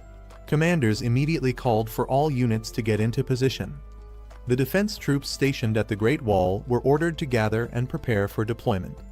Amid the urgency, military officers quickly briefed the school leaders and students, explaining there was no time for formal introductions. Their task was simple: assist in defending the wall alongside the stationed army. However, strict orders were in place. No one was allowed to engage unless given a direct command. Suddenly, a burst of energy surged from the mustached headmaster as he took charge. He called on all warriors from Magic Capital Martial University to follow him to the wall and assist with the defense. Not to be outdone, the representative from Imperial Capital Martial University issued a similar rallying cry, ordering all his people to the front lines. The momentum built fast. As students and staff rushed toward the wall, one rookie admitted to feeling nervous. But the headmaster, leading the way without hesitation, simply reminded him. Their mission was clear: defend the Great Wall at all costs. As the students reached the top of the Great Wall, their eyes widened in shock. The ground shook, and a dark tide of beasts surged over the horizon like a wave crashing down. The students could hardly believe what they were seeing. It was a full-scale beast tide. One of them, overwhelmed by the terrifying sight, muttered in disbelief. Facing such a massive onslaught, he couldn't help but panic. The students watched as countless savage beasts charged forward. Wolves, armored monsters, and winged creatures filled the battlefield. The scale of the horde was staggering. With numbers reaching into the tens of thousands, it looked more like a slaughterhouse waiting to happen than a battle.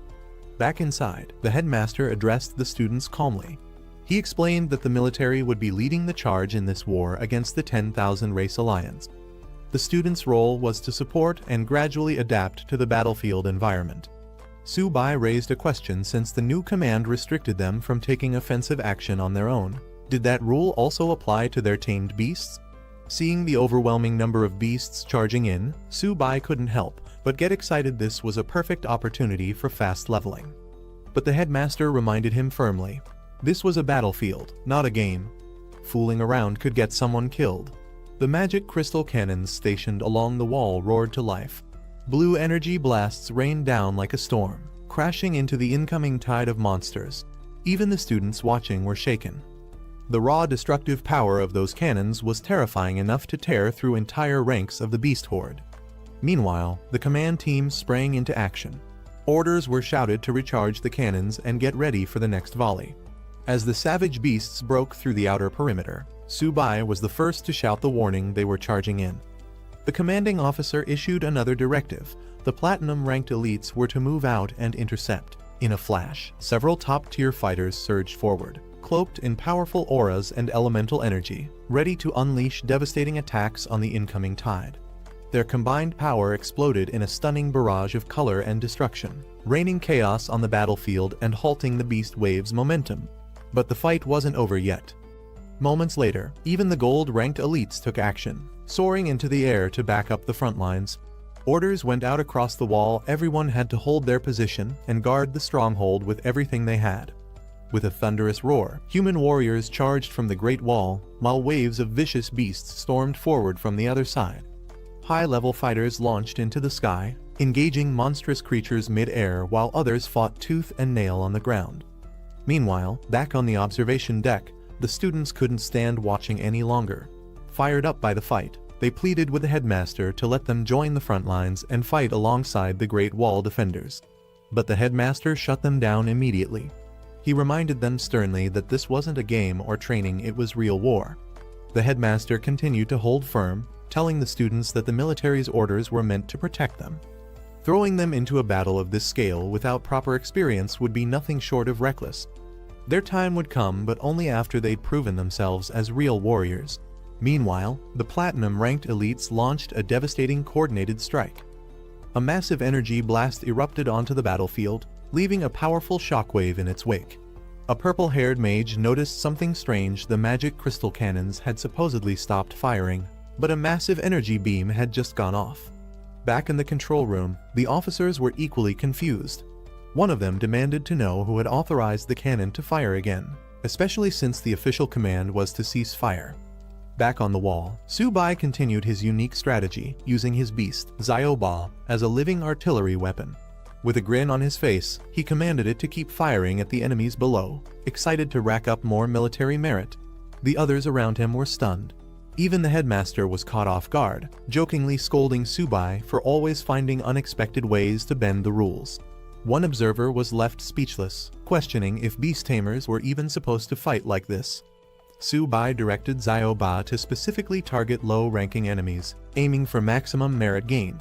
But when the beast mistakenly blasted a high-tier enemy, Su-bai immediately corrected it, yelling that elite enemies were too tough and wouldn't count toward their credit if they weren't defeated. He stressed again, go for the bronze-tier beasts only. Take them out quickly, and above all, don't mess it up or hurt yourself in the process. Subai called out to his white tiger, Ziobai, demanding it to fight harder and stop slacking. He teased that if it didn't pick up the pace, he'd feed all the beast cores to Zioba instead. Meanwhile, the two powerful beasts rampaged across the field, cutting down enemies with incredible strength. Observers on the ground were shocked who did these beasts belong to. Someone said they were the tamed beasts of a student from Jongnan Martial University. No one could believe it. The idea that a student who hadn't even graduated could train such terrifying creatures was unbelievable to many. As the smoke of battle began to fade, the cleanup operation was underway. The command issued orders. All platinum-ranked warriors were to pursue and eliminate the remaining fleeing beasts, while the gold-ranked elites were tasked with finishing off any survivors left on the battlefield. Back at the observation post, the headmaster couldn't help but laugh, patting Subai on the shoulder and praising his creativity. Subai had once again come up with something unexpected and effective. The students, curious, asked how his two summoned beasts had grown so strong in such a short time. Subai grinned and humbly credited the school for providing him with the necessary resources. He jokingly teased the headmaster, asking if this counted as enough merit to earn a little extra support from the military next time. The headmaster smiled but reminded him that technically, none of them had joined the fight directly, they had only been guarding the wall. Still, with how many beasts Subai had eliminated, there was no denying he had earned considerable credit. Elsewhere, a military officer reported the results of the battle. The toll had been heavy, over 560 soldiers lost, and all 200 magic crystal cannons were now offline and in cooldown mode for nearly 6 hours. Despite the losses, the results were impressive. Over 25,000 enemy beasts had been wiped out in the battle. The victory was hard-won, but it was a decisive one. General Huan Shan reviewed the outcome of the battle and praised the army's swift success, noting that such a major victory had been achieved in just half an hour. A staff officer stepped forward with another report. Although Subai hadn't officially left the city walls to engage, he had made significant contributions. Using his summoned beasts as a power source for the magic crystal cannon, Subai had managed to eliminate a large number of enemy beasts. Impressed by the creativity and results, the officer requested that Subai be granted military merit for his actions. General Huan Shan raised an eyebrow at the unusual method, finding it intriguing. At the base plaza, students gathered around the public display boards where military merit records were posted. Murmurs of dissatisfaction quickly broke out as Subai's name appeared at the top with an absurdly high amount of merit. Many students complained it wasn't fair. Subai hadn't even left the city to fight, so how could he possibly earn so much credit? They suspected there must be some kind of special treatment or inside deal. Others pointed at the numbers in disbelief. Subai had earned over 40,000 merit points, which translated to an astronomical fortune. That amount was comparable to what top-tier platinum or even gold-ranked warriors might accumulate, leaving everyone wondering, what exactly had he done to deserve it?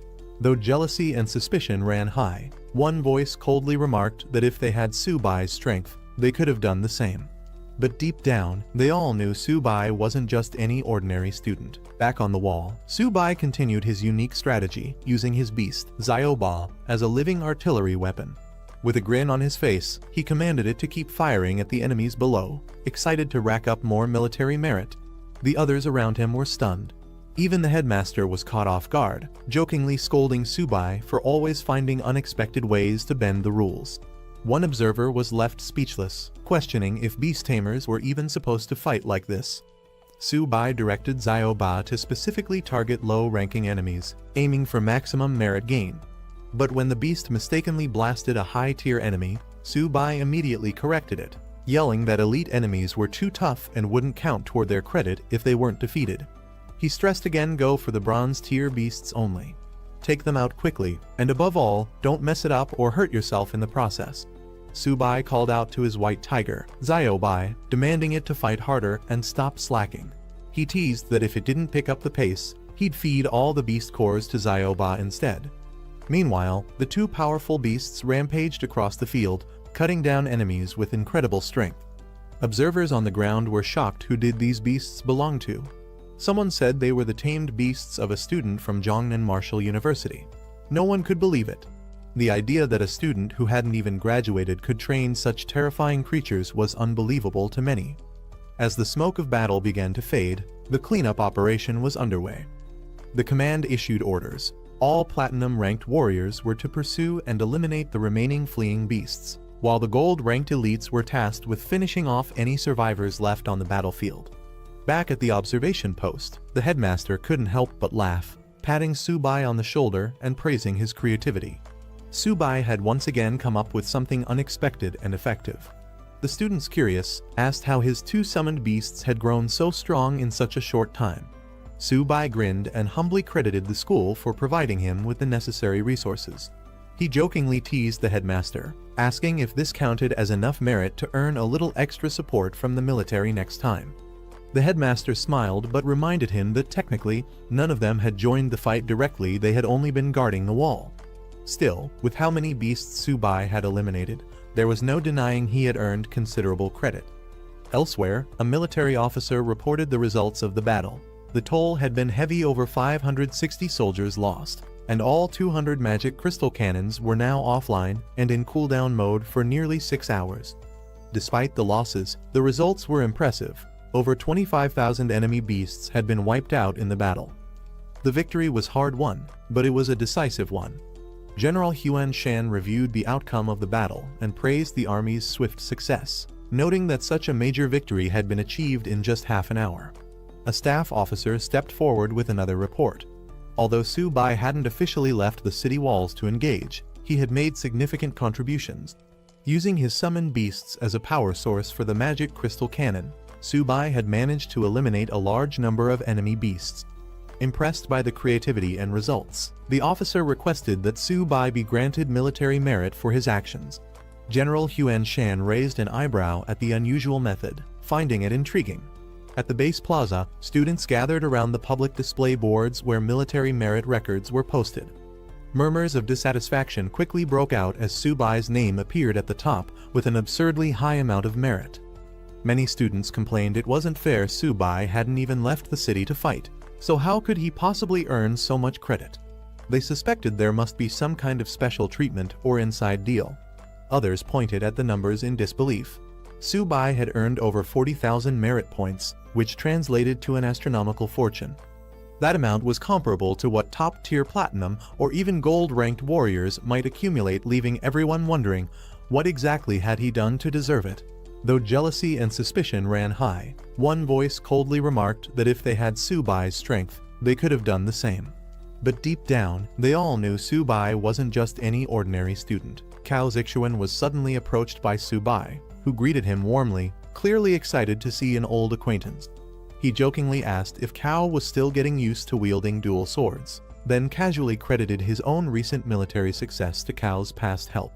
Trying to act familiar, Subai threw an arm around Cao, insisting they were good friends and that Cao should come to him for anything he needed in the future.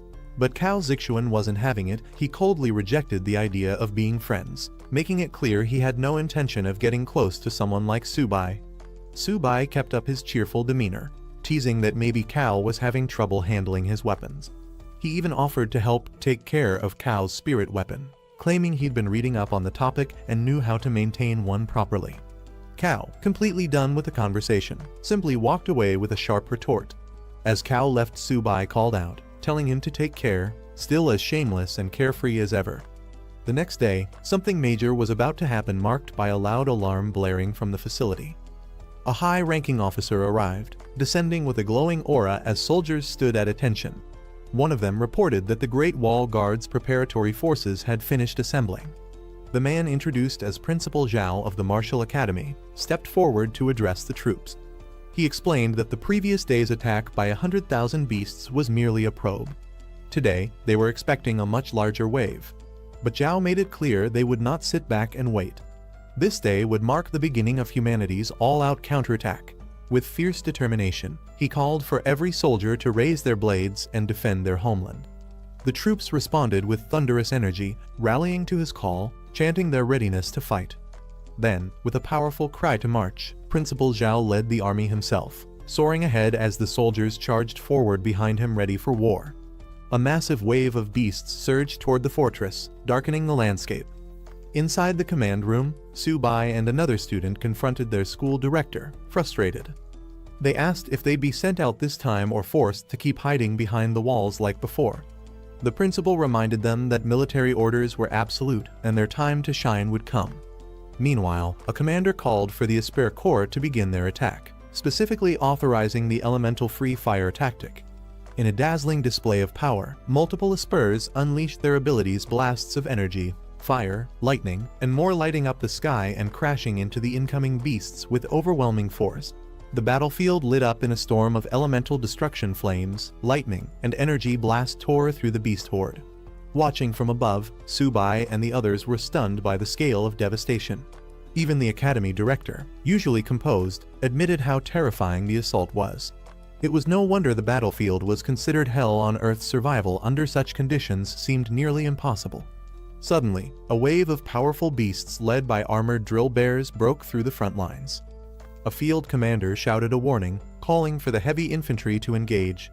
The heavy armor corps answered the call. Their leader barked orders, demanding they intercept the enemy's first wave no matter what. The soldiers, wielding massive spiked shields, roared their commitment, charging forward as the frontline defense, ready to clash head-on with the monstrous invaders. The front line erupted into brutal combat as the armored drill bears collided with the heavy armor corps. The bearded squad leader roared for his troops to hold the line, ordering them to stop the beast wave at all costs. Elsewhere, more beast forces advanced, larger and more imposing creatures marching toward the battlefield. One of the beast leaders, a muscular drill clad in spiked armor, was furious. He couldn't believe their elite warriors were being held back by humans. Slamming his fist on the table, he barked an order to break through the line and crush the defenders immediately. Back at the observation platform, Subai was surprised to see that even the leader of the enemy beast tribe appeared in humanoid form. The principal calmly explained that once beast warriors reached a certain level, platinum tier or above, they gained the ability to transform. At even higher ranks, they could live among humans without being noticed unless their power leaked. Subai was stunned. He hadn't realized the enemy was capable of such human-like evolution. Meanwhile, one of the students asked the principal when they would finally receive their mission. The principal reassured him that as the battle heated up, their orders would arrive soon. Sure enough, moments later, a new order came in. The prep squad was instructed to work with the main force to clear the battlefield and assist the wounded. Team assignments were also announced. Subai, along with Hu Qingshu and Han Zhan, were assigned to the first squad. As squad leader, Subai was given flexibility. They could either assist with battlefield clearing or head to the Misty Mountains to join the main army. The second squad was announced, with Wang Yang as leader and members including Cao Zixuan, Guan Jin, and Zheng Lei. Their assignment: assist the military in scouting the Misty Mountains. Later, more squads were named, including a 12th team led by Bai Ningbing, whose mission was to support the city guard in clearing the battlefield. Soon after, an officer called all squads to gather immediately and begin carrying out orders. This sudden urgency left some students shocked and confused. Many weren't expecting to be separated. Some of the students began to question what was going on. Wasn't this supposed to be a mission for classmates to move together? Instead, their schoolmates were scattered across various squads. Others were even more surprised that Subai, Han Zhan, and Hu Qingshu ended up grouped together as a separate team. In the middle of this chaos, Han Zhan was approached by a confident figure in purple armor who greeted Subai and challenged him to another match. Subai casually dismissed the invitation, saying they could settle it later. Right now, they had a mission to figure out. Subai and his two teammates discussed their strange team assignment. It was odd to be grouped together, and the mission details were vague, which made the situation feel suspicious. One of them pointed out that Subai was the squad leader. If he didn't understand what was going on, how could anyone else? Suddenly, Subai had a realization. Something clicked in his mind as he recalled the earlier briefing. Squad leaders had the authority to make their own decisions. That meant their vague assignment might actually be a cover for something more flexible or secretive. When asked what he had figured out, Subai didn't give a straight answer, but seemed confident that he now understood the intent behind their orders. The trio reported to the principal, notifying him that they were setting out to begin their mission. The principal reminded them to be cautious, especially Subai, whom he warned to take care of himself in critical moments. Subai cheerfully acknowledged the principal's warning, then launched himself into action with excitement. He called out to Han Zhan and Hu Qingshu, urging them to keep up or risk being left behind. As the squad sprinted across the battlefield, one of them asked what their actual mission was. Subai didn't answer directly, but was clearly enjoying the rush perhaps too much. One of the others joked that he must have been cooped up for too long and just wanted to let loose. Suddenly, Subai's expression sharpened. He sensed something unusual in the air. Beast core energy. Soon after, the squad arrived at a scene of devastation. The ground littered with corpses, both humans and beasts, along with remnants of the heavy armor core. Subai looked around grimly, acknowledging the brutality of what had unfolded. As the team stood over the fallen warriors, one of them solemnly stated that dying in battle was the highest honor for any soldier. Subai reassured his teammates that he was fine and told the fallen soldier to rest. His duty would now be carried on by the living. Hanjan checked on him, concerned, but Subai calmly responded that this was just part of a soldier's fate. Subai's small beast companions, Zioba and Ziobai, began casually munching on beast cores from the battlefield. One of the teammates nervously asked if that was a violation of military regulations. Subai shrugged it off with a smirk, saying the creatures were just helping with the cleanup. The team continued surveying the battlefield when someone spotted them from afar, recognizing Subai and his squad. Meanwhile, Subai turned to his beast companions, telling them to stop snacking and focus, as their mission wasn't over yet. While holding a freshly retrieved beast core, Subai promised the two small creatures they could feast later. Right now, duty came first. Then, rallying his teammates, Subai signaled it was time to move out. Hanjan and Hu Qingshu asked where they were heading, and Subai casually answered that their destination was the Misty Mountains. As the trio ran off into the distance, Hu Qingshu guessed their heading. One of them teased him for lagging behind, joking that even Hanjan was faster, and if he didn't hurry, the main army would catch up to them. As armored vehicles rolled out, members of the second squad watched Subai and his team rush ahead into the Misty Mountains without waiting for the other scouting teams. Cao Zixuan, observing their eagerness, noted how impatient they were to get started. Without wasting time, the second squad began mobilizing too. Cao gave the order to move out and head into the mountain range. Their objective was clear: assist in terrain scouting. While the Misty Mountains held dangers, as long as they avoided the high-risk areas, the mission should go smoothly. Eager for action and the chance to earn more merit, the group picked up their pace. The team leader encouraged everyone to move quickly. Early arrival could mean more opportunities for military achievement. Subai is surrounded by blazing energy, commands his summons to quickly finish the battle as he's ambushed by a monstrous serpent. A powerful spirit beast glowing blue with intense force strikes the enemy violently. The serpent mocks Subai, calling him arrogant for underestimating them. The man is caught off guard by the immense energy. They're shocked by the overwhelming strength radiating from Subai's summoned beast. The blue energy blast pierces downward with explosive power, crashing into the ground with tremendous impact. Subai surveys the aftermath of the blast as his summoned beasts stand guard. He notes that any regular opponent would have been defeated by that attack, but this situation might be different. From within the smoke and debris, a serpent begins to rise. The serpent revealing its true form. It mocks Subai, admitting surprise that he forced it to reveal its real body. The serpent charges at Subai with deadly speed, aiming straight at him. Subai comments on its intelligence, noticing it strategically targeted him instead of his summons. Riding atop Zioba, Subai taunts the serpent, saying it's too slow to catch him. He quickly commands Zioba to attack. Zioba launches from the sky like a cannonball, aiming straight at the enemy serpent below. The powerful impact lands directly on the serpent's head, making it reel back in pain as Zioba smashes it with full force. Subai calls out to Zioba, urging him to stop waiting around and finish the fight quickly. The white tiger charges in to assist as the serpent tries to recover. An observer is stunned by how powerful Subai's beasts are. He watches in disbelief as Zioba viciously overpowers the serpent. The onlooker starts to doubt whether Zhongyang can even survive this long battle. Subai steps in to finish the fight himself. He tells his team there's no time to play around since they have other missions to complete. With the serpent knocked out, Subai calls out to Zioba to get out of the way, preparing for a finishing move as Zioba and the turtle beast stand over the downed enemy. A devastating energy surge slams down with massive force, shattering the ground and crushing the enemy with raw power. Subai stands over the defeated serpent, confirming that the battle is finally over. Zioba and Ziobai stand proudly beside him, victorious.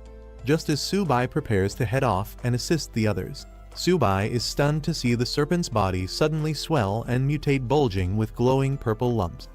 A massive purple explosion erupts from the serpent's body. In the distance, Han-jan and Kinshu react with shock as they witness the blast, yelling out Su-bai's name in panic. Su-bai protects himself with a barrier as debris rains down. He realizes he underestimated the serpent, surprised it still had another attack left in it. Su-bai spots the serpent crawling away. Shocked, he questions how it's still alive despite the damage. Han-jan tells Su-bai to stop the chase, reminding him that the serpent is already crippled and their priority is rescuing Elder Wang. Han-jan commands Kinshu and another to hold their position while he heads out to save Elder Wang, urging them to secure the area in his absence. The man faces off against two powerful ape beasts. He realizes he underestimated their speed and physical strength, especially that of the larger white ape. Doubt creeps in as he questions whether this might be the end for him. Despite his injuries, he refuses to give in. With blood on his face and determination in his eyes, he decides to take at least one beast down with him if he's going to die. With a burst of fiery energy, he launches himself forward using a powerful spear technique, aiming straight at the enemy group. He pierces through one of the apes mid-air with a fierce cry, locking weapons in a brutal close combat strike. The man, already wounded and exhausted, is caught off guard as two fierce apes leap toward him with aggressive momentum.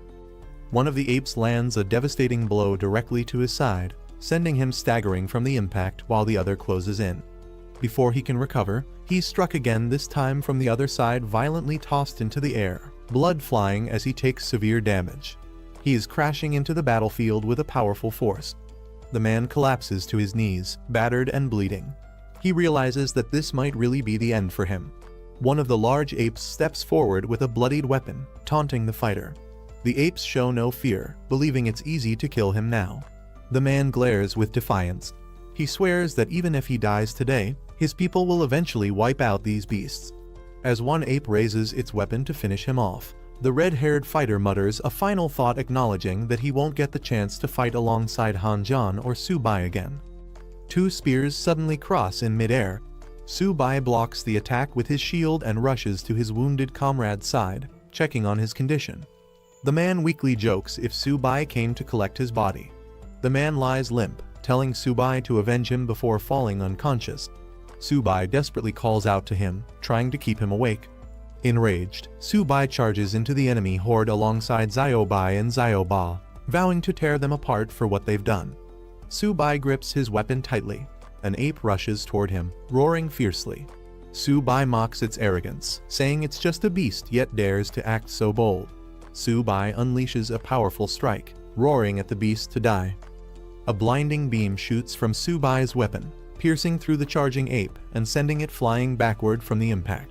A gust of wind stirs the treetops. One of the apes is revealed to be impaled, lifeless and hanging from a tree, killed by Su-bai's precise strike. Xiaoba lets out a deafening roar in victory, intimidating the remaining enemies as the battlefield quiets.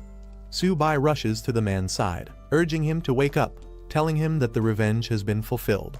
A system notification appears in front of Su-bai, informing him that the red-haired fighter qualifies to inherit the White Tiger bloodline. The system offers Su-bai a choice: use the White Tiger essence to save his dying comrade. Su-bai, filled with hope, urgently tells his friend to hold on. He now has a way to save him and isn't about to let him die. Su-bai holds Wang Yang, promising he can save him. But he warns that doing so will mean losing freedom and submitting to him forever. Wang Yang weakly nods in acceptance. Su-bai quickly calls out to the White Tiger, asking it for 3 drops of its blood. The tiger charges toward him at full speed. The tiger roars, releasing 3 glowing drops of essence blood. Su-bai catches them carefully, commanding the tiger and another companion to guard him. Su-bai kneels beside Wang Yang, urging him to hold on. He prepares to use the blood to start the ritual or healing process. Su-bai places his glowing hand over Wang Yang's chest, initiating a powerful ritual that triggers a fiery reaction within his body. Wang Yang screams in agony as golden red energy violently surges through him, causing his body to convulse under the intense transformation. The energy disperses, and Wang Yang gasps for breath. Shirtless and dazed, he sits up while Su-bai calmly asks how he feels. Wang Yang stares at his hands in disbelief, amazed at the transformation. He questions Subai's power, realizing it surpasses even the highest level warriors. Subai reminds Wang Yang of their agreement he saved his life, and in return, Wang Yang must obey him and keep his powers secret. A mysterious figure appears in Wang Yang's vision, warning that revealing Subai's secrets would bring catastrophic punishment from the heavens. Wang Yang hears the voice echoing in his head. He solemnly accepts the warning and agrees to keep quiet. Subai casually reminds Wang Yang that saving him was no small task, it cost him a lot, and Wang Yang now owes a heavy price. Wang Yang is left stunned and speechless. Suddenly, the ground begins to rumble, and stones shift violently. Wang Yang quickly pushes Subai back, warning him of danger. Subai, caught off guard, questions what's happening. A swarm of giant snakes bursts from the ground. Wang Yang curses, realizing letting one escape earlier led to this mess. Subai commands the white tiger to eliminate the snakes. The tiger charges in with ferocity, tearing through the serpents with blazing attacks. Subai notices something is off. The snake corpses are hollow and fade away. They're not real entities. He questions what's going on. More and more snakes erupt from the ground. Despite efforts to kill them, their numbers keep increasing. Just as Subai and Wang Yang are surrounded, allies arrive to help. They check if Wang Yang is okay, and Subai demands to know why they're late. One teammate explains that these snakes seem endless, likely controlled by someone. He urges Subai to find the source, probably a snake that escaped earlier. Subai asks to borrow Wang Yang's gun. In the background, the white tiger and a turtle beast fight off swarms of snakes. Suddenly, someone spots the shadowy figure hiding among the trees. All eyes lock onto the true source behind the snake swarm. The enemy begins speaking arrogantly, calling the group insects and unleashing a devastating blue energy beam toward them. One teammate comments in shock the enemy recovered its humanoid form far too quickly after being hit. Subai realizes they're up against a formidable opponent. A powerful humanoid figure with glowing green energy appears, holding an unconscious elder. He mocks the team, revealing that what they fought earlier was merely a clone. Wang Yang charges in with fury, shouting that he'll kill the enemy. His teammates warn that the enemy has grown far stronger than before. With rage in his eyes, Wang Yang yells at Subai to end the enemy immediately, promising to pay any price for it. Another teammate jumps into the fight, telling the others to handle the rest while he personally takes on the snake-controlling enemy.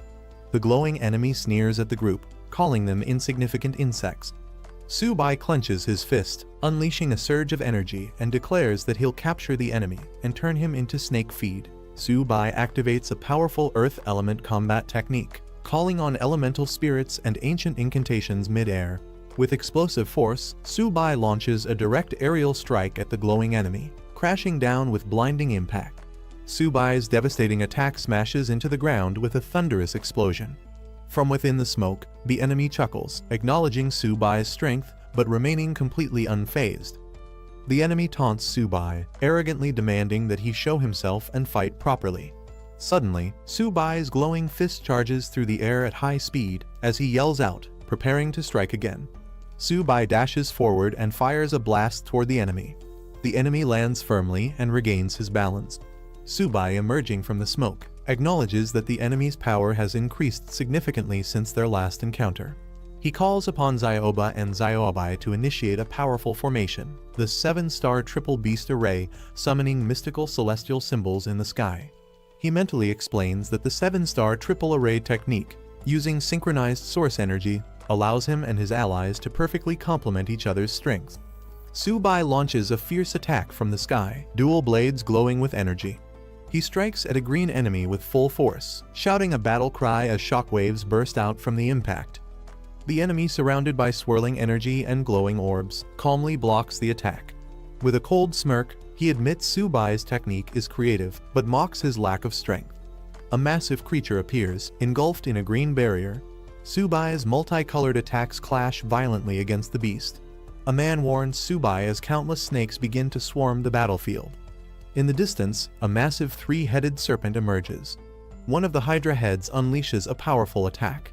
Its eyes glow, activating a devastating ground-class combat technique aimed straight at Subai.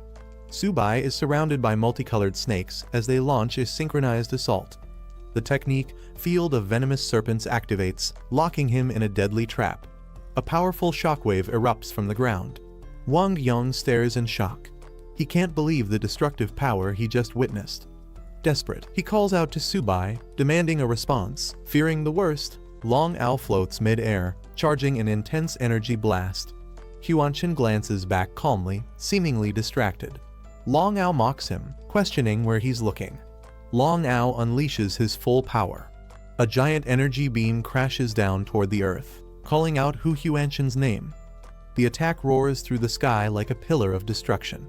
Hu Huanshan stands firm, bracing to receive the strike head-on. Meanwhile, Subai and the others spot a wave of giant serpents charging their way. He immediately calls the team into formation, shouting for everyone to prepare for battle. Hu Huanshan calmly tightens his tie and says it's time to stretch a bit. Subai and the others watch in awe as Huanshan activates his ultimate technique. Subai realizes this is the legendary Phoenix Tree technique they've only heard about before. A massive golden explosion radiates from Huanshan, a towering divine tree under a glowing moon. Long Ao stares in shock as the energy surges toward him.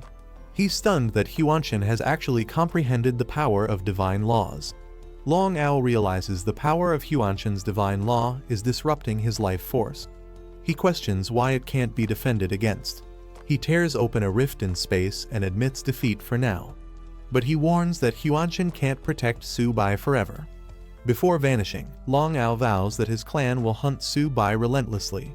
The moment Subai leaves the city's protection, they'll send assassins to kill him.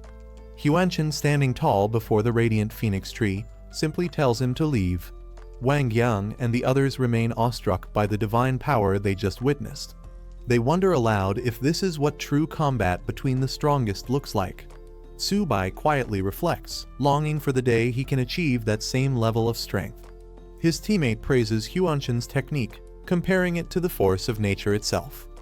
Huanshan reminds everyone that no matter how powerful someone becomes, there will always be stronger opponents.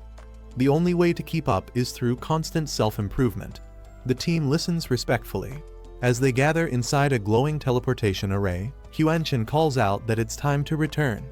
The team arrives through a golden teleportation portal. Subai is amazed by how easily it was activated with just one person's power, impressed by the level of mastery. Subai and his team admire the feat, joking that if they had such power, everything would be easier. He quietly wishes he could be that strong. A powerful official appears, congratulating Subai for unlocking the sacred beast armor. Huanshan stands nearby, and Subai is unsure of the man's identity. The official instructs Huanshan to bring Subai to the conference room. Subai looks puzzled as the man vanishes again before he can ask anything more. Subai, surprised, asks who the mysterious man was that vanished earlier. Huanshan is surprised he doesn't recognize him. Huanshan explains that the man was Yan King, a heroic figure of the human race and a king-level powerhouse. Subai reacts in disbelief. As they walk together, Huanshan recounts how Yan King once stood beside the legendary Luo Fan, awakening martial spirit during a dark time. His bold declarations earned mockery at first, but history proved him right. Huanshan describes Yan King's vow to rise for martial justice and the glory of humanity, devoting his life to it. In a bustling hall, a female staff member announces Subai's name with excitement, highlighting him as the one chosen by Luo Fan's legacy, a new wielder of the sacred beast armor. Others around her mention how things might have been different had Luo Fan not fallen years ago. Two women observe Subai entering. One expresses hope for the future if Subai rises successfully, even if their own generation must endure hardship. They remark on the immense pressure he must feel. Huanshan advises Subai not to rush, he still isn't ready to shoulder the nation's burden. He urges Subai to focus on improving his strength. Inside a dimly lit strategy room, Huanshan introduces Subai to a table of high-ranking officials and elites. Subai, a bit nervous, admits to feeling pressured by the sheer presence of so many big names. Lin Zhenan, nicknamed Old Tiger, one of the strongest in the diamond rank. He questions why such a powerful figure is even present at this meeting. Another elder with fur trim explains that the situation is urgent. After Subai awakened the sacred beast armor, the enemy clan mobilized heavily and even sent a lord-level assassin to eliminate him. Everyone is asked to voice their stance on the matter. A calm strategist responds that it's been a century since Luo Fan's armor reappeared among humans. If Su Bai can mature fully, he could lead the human race to glory. That makes it vital to protect him at any cost. A man in a suit proposes assigning Su Bai the best instructors and resources enough to help him reach Lord level, or even King rank. He jokes that Su Bai's life is now worth more than all of theirs combined. Su Bai emotionally declares that he must be protected at all costs to avoid assassination by the enemy. He innocently calls everyone good people and asks if there are any other suggestions. Lin Zhenin steps forward with a contrasting opinion. He believes Su Bai should continue training on the battlefield against the enemy clan. Real strength is forged in the crucible of life and death, not in comfort. Lin Zhenin emphasizes that true warriors are forged through hardships, not by shielding them. Su Bai needs to sharpen his will and achieve invincibility through trial. A more cautious official counters that sending Su Bai to the battlefield now is too risky. The enemy clan views Sacred Beast armor as a serious threat. If something happens to Su Bai, the only one in 100 years to awaken this power, who will bear that responsibility?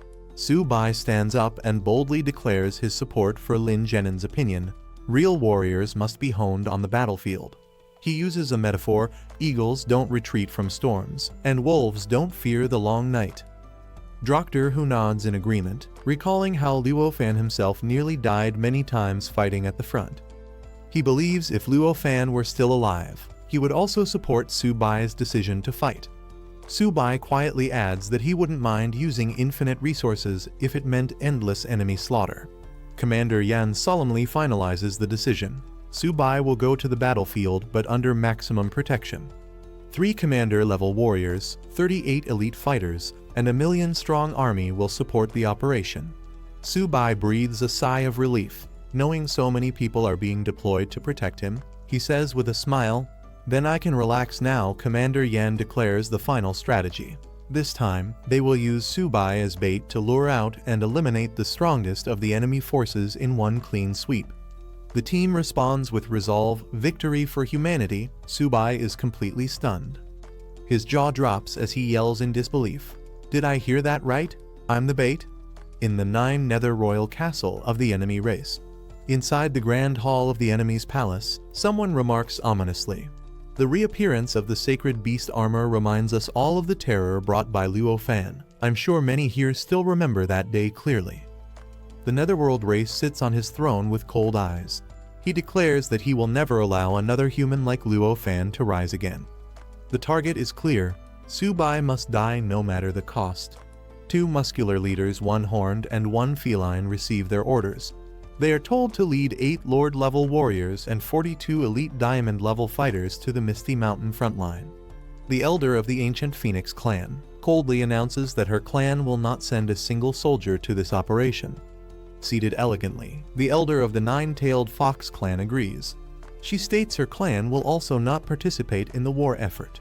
The ruler of the Netherworld, seated high on his throne, slams his hand on the armrest. He accuses the other 2 royal clans, the ancient Phoenix clan and the 9-tailed Fox clan, of cowardice for withdrawing from the battlefield at such a critical moment. The Phoenix elder and the Fox elder stand defiantly. They state that their purpose for coming was to explore the Forbidden Zone, not to join the Netherworld clan's vendetta against humanity. The Phoenix elder declares they won't be tools of genocide. She refuses to participate in any further bloodshed and turns her back on the Netherworld ruler. As the 9-tailed Fox clan also withdraws, the enraged Netherworld ruler shouts after them, furious at their betrayal and lack of support. The Netherworld Lord furiously declares that even without the support of the other clans, his clan will complete the mission alone. He warns them not to regret their decision. The Phoenix matriarch questions if the Sacred Maiden has been located yet, noting that both humans and their own forces are already mobilizing for war. Her subordinate responds that the girl's life force is unstable, but a large-scale search has already begun. A shadowy figure vows to find the Sacred Maiden at all costs before the war begins. Back at the human base, a green pendant called the Sky-Concealing Jade is revealed. It can shield the wearer from all spiritual detection strong enough to even fool the Netherworld Lord. Mr. Yan King hands Su Bai the Sky-Concealing Jade, explaining it will shield him from being locked onto by powerful enemies. Su-bai gratefully accepts it, acknowledging its value. Su-bai jokes that hiding aura isn't enough, he'd prefer more materials and gear to boost his power. Yan King laughs and agrees, calling Su-bai a true opportunist. Suddenly, Yan King throws open a glowing chest. He asks Su-bai what he sees, surprising him with the unexpected gift. Su-bai peers into the chest and is shocked it's packed with rare treasures. A diamond-grade armor, 10 zizanzen-year-old ice heart, dragon soul grass, and a lord rank core. Su-bai's eyes sparkle as he pulls out the armor. He's thrilled at the amount of gear and medicine, asking if it's really all for him. Yan King nods and says it's all his, but warns that giving it all now would hinder his growth. Su-bai groans, shocked that it's being handed out in installments. Hugging the diamond-grade armor tightly, Su-bai pleads to keep it, saying he doesn't want to die and leave it behind. The armor suddenly vanishes. Yan King laughs, saying Su-bai isn't ready yet. Su-bai panics, calling it cruel. Yan King tells him to hurry and train properly. Su-bai regrets his past hesitation. He remembers how he once had treasures within reach, but wasted time. He bumps into a tall man in the hallway and freezes in shock. It's Lin Zhenin, Mu Ran's father. Su-bai is stunned to meet him in person. Lin Zhenin tells Su-bai to follow him. He wants to speak privately. Su-bai nervously agrees, clarifying he has nothing to do with Mu Ran and feels innocent. Lin suggests leaving Su-bai on the battlefield for growth. Su-bai smiles awkwardly but reassures him that he understands it's all for making him stronger. Su-bai tries to explain his relationship with Mu Ran, saying they're just friends who know their boundaries. Uncle Lin scoffs, confused why Mu Ran even likes him. Uncle Lin decides to let it go. He hands Su-bai a shining piece of armor and tells him to be careful in battle, he doesn't want him dying recklessly. Su-bai's eyes sparkle with excitement as he accepts the gift, thanking Uncle Lin repeatedly. The golden armor gleams in his hands. Su-bai promises to train hard and not let him down.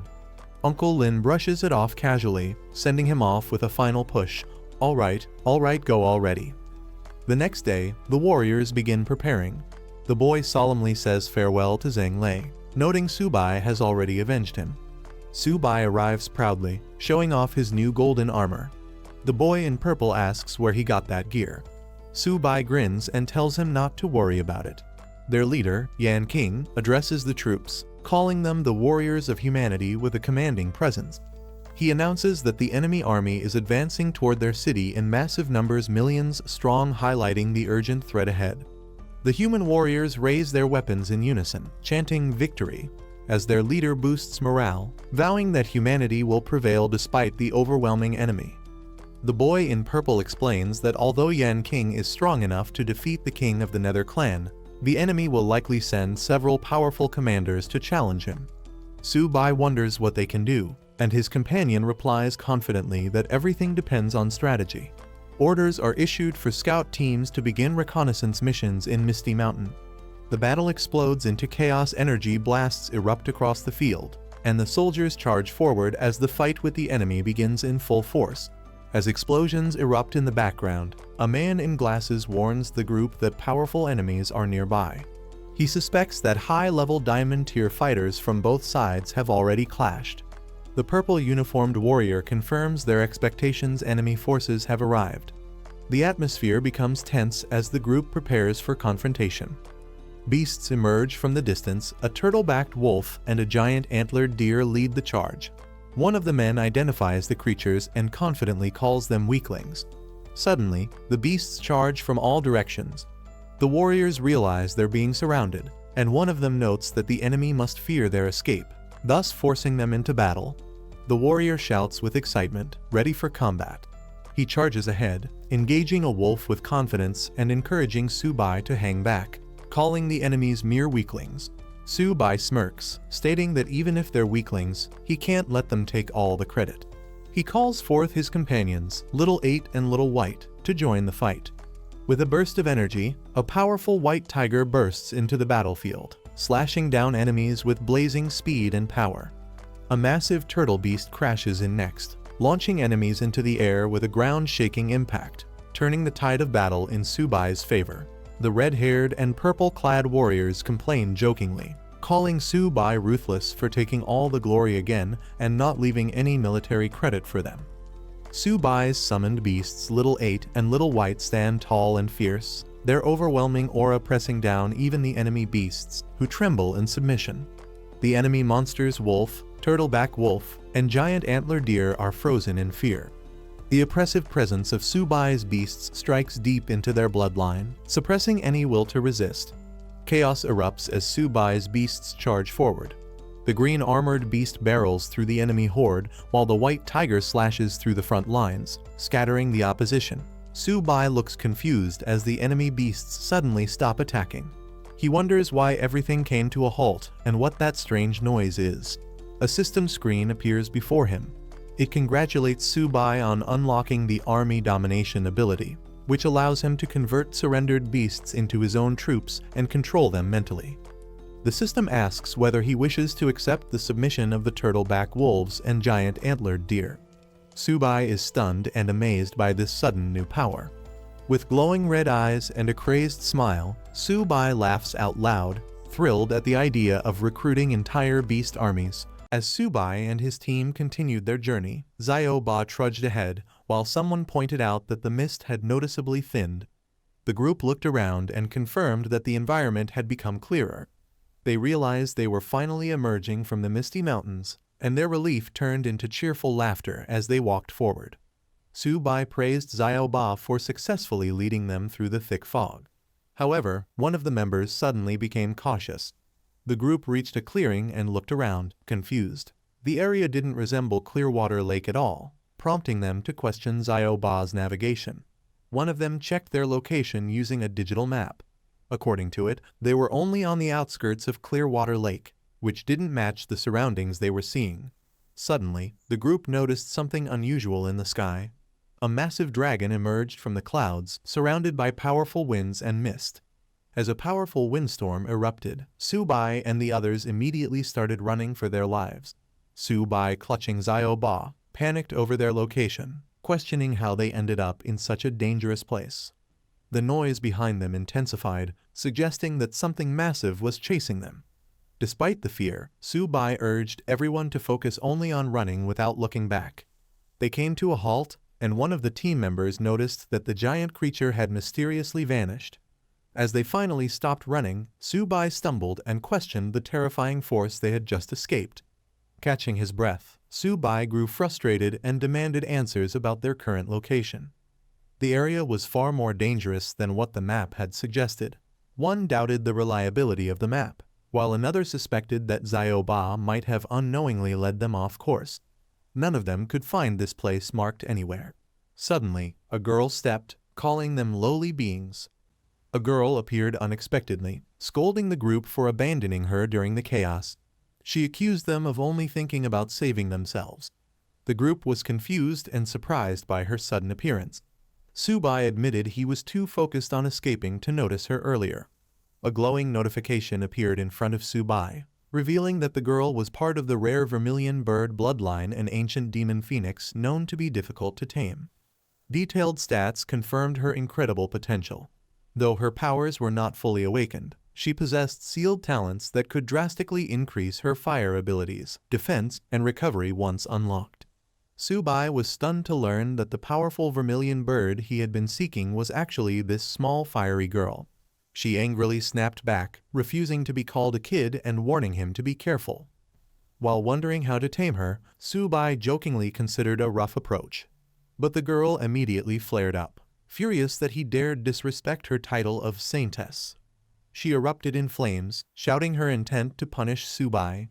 Her aggressive stance made it clear she wasn't going to be handled easily. Watching from the side, one of the others was shocked by the intensity of her power. It was obvious now this little girl was no ordinary opponent.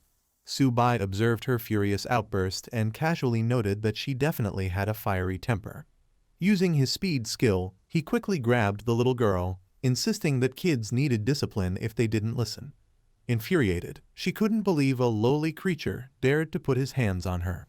Exploding with anger, she declared him dead meat and swore vengeance. Her energy flared violently. This so-called saintess wasn't going to let him go easily. Su-bai forced the little girl to the ground, determined to discipline her. She protested and lashed out, but he ignored her fiery threats and kept going. Su-bai continued scolding her, demanding that she submit. He warned her that reckless behavior like spitting fire in a forest could get her into serious trouble. Watching from the sidelines, the others were unsure how to react. One of them questioned if Su-bai was going too far, but the other reminded him that she was no ordinary girl, she was a beast from the myriad clans. Eventually, the girl broke down crying, swearing revenge. She shouted that once she grew stronger, she'd get back at Su-bai, and even promised to spank him in return. Su-bai, growing frustrated with the girl's refusal to submit, demanded she beg for mercy. Even after repeated warnings, she continued to resist stubbornly. Her cries echoed through the forest as she refused to give in. Later that night, the group rested by a campfire. One of the men offered Su-bai a chicken drumstick, suggesting they eat and regain strength for future fights. Though Su-bai agreed to pause the fight for now, he warned the girl that things weren't over yet. She tearfully vowed revenge and mentioned her clan's elders, threatening that they would deal with him when they arrived. As the girl continued to throw a tantrum, Su-bai told her that if her clan elder appeared, he'd beat them too. While holding the struggling girl, Su-bai was handed a roasted chicken. The girl arrogantly claimed that she'd eaten all kinds of rare delicacies and that bronze-level chicken meant nothing to her. She couldn't hide her amazement. The girl curiously asked what seasoning was used on the roasted chicken. The smell had caught her off guard, and she started questioning why it was so appetizing. Su-bai teased her, wondering if she had never eaten cooked food before. He offered her a taste and hinted that seasoning made it even better. He confidently sprinkled some extra seasoning on the meat, assuring her it would taste even more delicious now. Unable to resist, she reached out for the chicken. The rich aroma overwhelmed her pride, and she quietly admitted that it smelled amazing. The girl finally took a bite of the roasted chicken and was immediately enchanted. She couldn't believe how good it was. Overwhelmed by flavor, she declared the drumstick unbelievably delicious, far better than anything she'd ever eaten. As she continued eating, she confidently stated she would now eat this every day, claiming it was tastier than even her elders' so-called spiritual food. Seeing the opportunity, Su-bai offered her a deal. Follow him and do as he says, and she'd get drumsticks with every meal. Without hesitation, she agreed, completely won over by the food. The girl reminded Su-bai to keep his promise. He confidently assured her he would. Right then, a system notification appeared, confirming he had successfully tamed the ancient demon phoenix and advanced to silver high rank. Su-bai grinned to himself, amused that all it took to tame such a powerful being was a single chicken drumstick. Later, as they rested by the fire, Su-bai called out to Xiaoba and Xiaobai, inviting them to come and greet their new companion. Su-bai introduced Xiao Hong to the group, declaring that she was now part of their family. Excited, she admired Xiaoba and Xiaobai, calling them adorable. Xiaoba growled, reminding her that he was her elder brother, not a pet. Xiaobai also chimed in, demanding respect. But Xiao Hong simply giggled, thinking they were too cute to be scary. As she hugged the turtle and cat together, Su-bai gently reminded her to show respect. They were her big brothers now. Watching from the side, the others wondered if Su-bai was truly raising a powerful beast or just playing around. One of them even suspected Su-bai's intentions weren't entirely noble. The group sat around the fire, surprised at how Su-bai had suddenly tamed the girl and leveled up. One of them even jokingly accused him of being a lolicon, while another grew suspicious of his sudden progress. They asked Su-bai directly if he had really advanced to high silver rank. Su-bai casually confirmed it, acting as if it wasn't a big deal. But the others weren't convinced. They pressed him, asking if he had some kind of secret technique that helped him level up so quickly. Su-bai hesitated, playfully dodging the question by saying he had a system, but couldn't reveal more. Still, he hinted that maybe, just maybe, he might share it with them someday. Su-bai hinted that some secrets, especially about reaching king level, shouldn't be shared casually. He referenced a saying from the Dragon Kingdom to emphasize the importance of discretion. Hanjan quickly caught on and acknowledged the hint. Trying to impress, Hanjan offered a gold-tier beast core. The group watched as he nervously hoped to gain something valuable in return. Su-bai encouraged him playfully. claiming he was about to reveal something Lord Nai King personally passed down. He told Han to listen carefully. When asked if martial cultivation was truly about training the realm, Su Bai firmly denied it. He explained that what truly mattered was cultivating a Taoist heart. He continued, saying that with a determined heart and unwavering will to grow stronger, one could surpass others and achieve faster breakthroughs. Pointing to a distant mountain, Su Bai used it as a metaphor. While the whole mountain looked intimidating from afar, focusing only on reaching the peak made the journey more manageable. Though his words sounded profound, the others were unsure if he actually said anything meaningful or just cleverly took the golden beast core. Still, Su Bai insisted he was revealing the true path to reaching king level. Han Zhan excitedly thanked Su Bai, claiming he had finally understood the path to advancement. But when asked what he actually understood, his answer was overly simplistic, just repeating positive affirmations to reach king level. Fueled by confidence, Han Zhan ran off shouting his newfound philosophy, misinterpreting Su Bai's teachings. One of them even sighed, admitting that while Han Zhan's enthusiasm was impressive, his understanding was far from deep. Meanwhile, Su Bai asked Xiao Hong to stop relaxing and help Xiao Ba and Xiao Bai awaken their second elemental power. But she looked confused, admitting she had no idea how to do it. Su Bai explained to Xiao Hong that she now had the ability to help others awaken their second elemental power. He told her to focus her spiritual energy inward to sense the changes. Xiao Hong closed her eyes and began gathering energy. Flames flared up around her as she tapped into her power for the first time. Suddenly, she lit up with excitement. She could actually feel the energy flowing through her hands. Smiling with enthusiasm, she called Xiao Ba to go first, ready to help him awaken his hidden power using her newly realized ability. As Xiao Ba underwent the awakening process, he began to scream in pain. Despite the agony, his body started changing dramatically.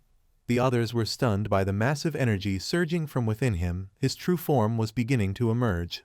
A glowing light burst from his tail, signaling the activation of his second elemental power. With a mighty roar, Xiao Ba's form erupted in brilliance. The others watched in awe as his transformation neared completion. After enduring the painful transformation, Xiao Ba successfully awakened his second elemental talent, Water Origin. His new stats revealed his incredible growth. Now a mid-silver rank beast, he possessed dual earth and water elements, massively boosting his defense and healing abilities. The boy praised the evolution, noting that the combination of earth and water made Xiao Ba's defense nearly impenetrable. Without wasting time, the boy turned to the white beast. He announced that it was Xiao Bai's turn next to awaken a second power. Xiao Hong channeled energy into Xiao Bai. He roared in agony. Its body trembled, fangs bared, and claws struck the ground with force. Then suddenly, something changed. With a powerful burst of black-blue aura, Xiao Bai fully awakened. Su Bai celebrated joyfully as Xiao Bai successfully awakened the shadow element, surprising everyone with its rare elemental evolution. The white tiger let out a fierce roar. With shadow energy coursing through its veins, its presence became more lethal and intimidating. Pumped with confidence, Su Bai declared his next goal. With all three sacred beasts under his command, he aimed to dominate the myriad clans. The next morning, the group arrived at Clearwater Lake. While one asked about their location, another awkwardly admitted he had no idea. Xiao Hong pointed ahead, explaining they were 80 kilometers from the core zone of the Clearwater Lake restricted area. Without delay, the group decided to head in that direction. They were surprised to have already reached the lake's outskirts. Su Bai asked about the dragon shadow seen the previous night. Xiao Hong revealed it was the Azure Dragon, guardian of the restricted zone. Hearing that the Azure Dragon slaughters anything near the core, Su Bai was visibly shocked. Azure Dragon. She confirmed the Azure Dragon was truly terrifying, so powerful that even Lord-level beings who entered the zone never returned. The men questioned why the 9 Nether King hadn't subdued it. One of them wondered if it was really that strong. She explained that even when the 9 Nether King gathered all the top elders of the royal clans, they still failed to tame the Azure Dragon. Shocked, they realized the danger. One of them voiced concern, wasn't it far too risky to enter such a deadly area unprepared? He commanded his system to scan for Azure Dragon bloodlines, determined to tame it. He wondered if finding it meant all 4 divine beasts were now gathered. The system confirmed the presence of an azure dragon nearby, with extremely high bloodline purity. Its power had reached half-king level and was in a berserk state. However, the system warned him his current strength was far too weak to tame the beast, and he needed to grow stronger before even attempting it. Shocked, he exclaimed in disbelief, realizing that taming the azure dragon wasn't going to be as simple as he hoped. Su-bai receives a warning from the system. This azure dragon is extremely dangerous. He quickly decides they should retreat for now to avoid unnecessary risk. He asks Han-jan if they should fall back, then turns to Xiao Hong, hoping she knows the way out of the Misty Mountains. But she admits the terrain changes with the weather, making it impossible to be sure. Su-bai tries to reason that if the Misty Mountains are west of Clearwater Lake, heading east might lead them back. But even that becomes uncertain, as Han-jan points out they can't tell which direction is east anymore. Su-bai suggests following the sun, but Han-jan explains it's useless. The sun here is unreliable, and the thick mist covering the mountains blocks visibility completely. Xiao Hong excitedly shares that there's a small tribe nearby. They might be able to ask them for directions. Su-bai smiles and lightly scolds her for not mentioning it earlier. He pats her head, calling her their most reliable little phoenix, and agrees they should hurry to the tribe. Xiao Hong reveals the tribe is known as the Spirit Serpent Clan. It's the closest settlement within 1,000 kilometers of Clearwater Lake, making it their best option. Su-bai immediately instructs Xiao Hong to lead the way. Han-jan echoes the command. It's time to move out toward the Spirit Serpent tribe. As the group approaches, Xiao Hong points out the Spirit Serpent clan's village. Su-bai is impressed. It genuinely looks like a proper settlement, nestled within the mountains. Xiao Hong explains that the tribe once had a powerful platinum-ranked warrior, but he left with the elite forces for war. Now, only the elderly, weak, and disabled remain to guard the village, with their strongest member being a high gold-ranked elder. They finally spot the village from a distance. Su-bai sarcastically calls it a snake's nest, and Han-jan notes that despite being a small tribe, the Spirit Serpent clan has over 10,000 ferocious beasts, judging by the snake dens and aura. Although the tribe appears quiet, it's unclear how many beasts are still stationed to guard the area.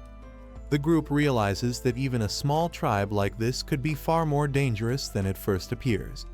Han-jan suggests launching attacks from multiple directions to lure the beasts out of their snake dens and defeat them once their forces are scattered. But the other man warns it's too risky. They should capture a golden-level beast first to find a safer route.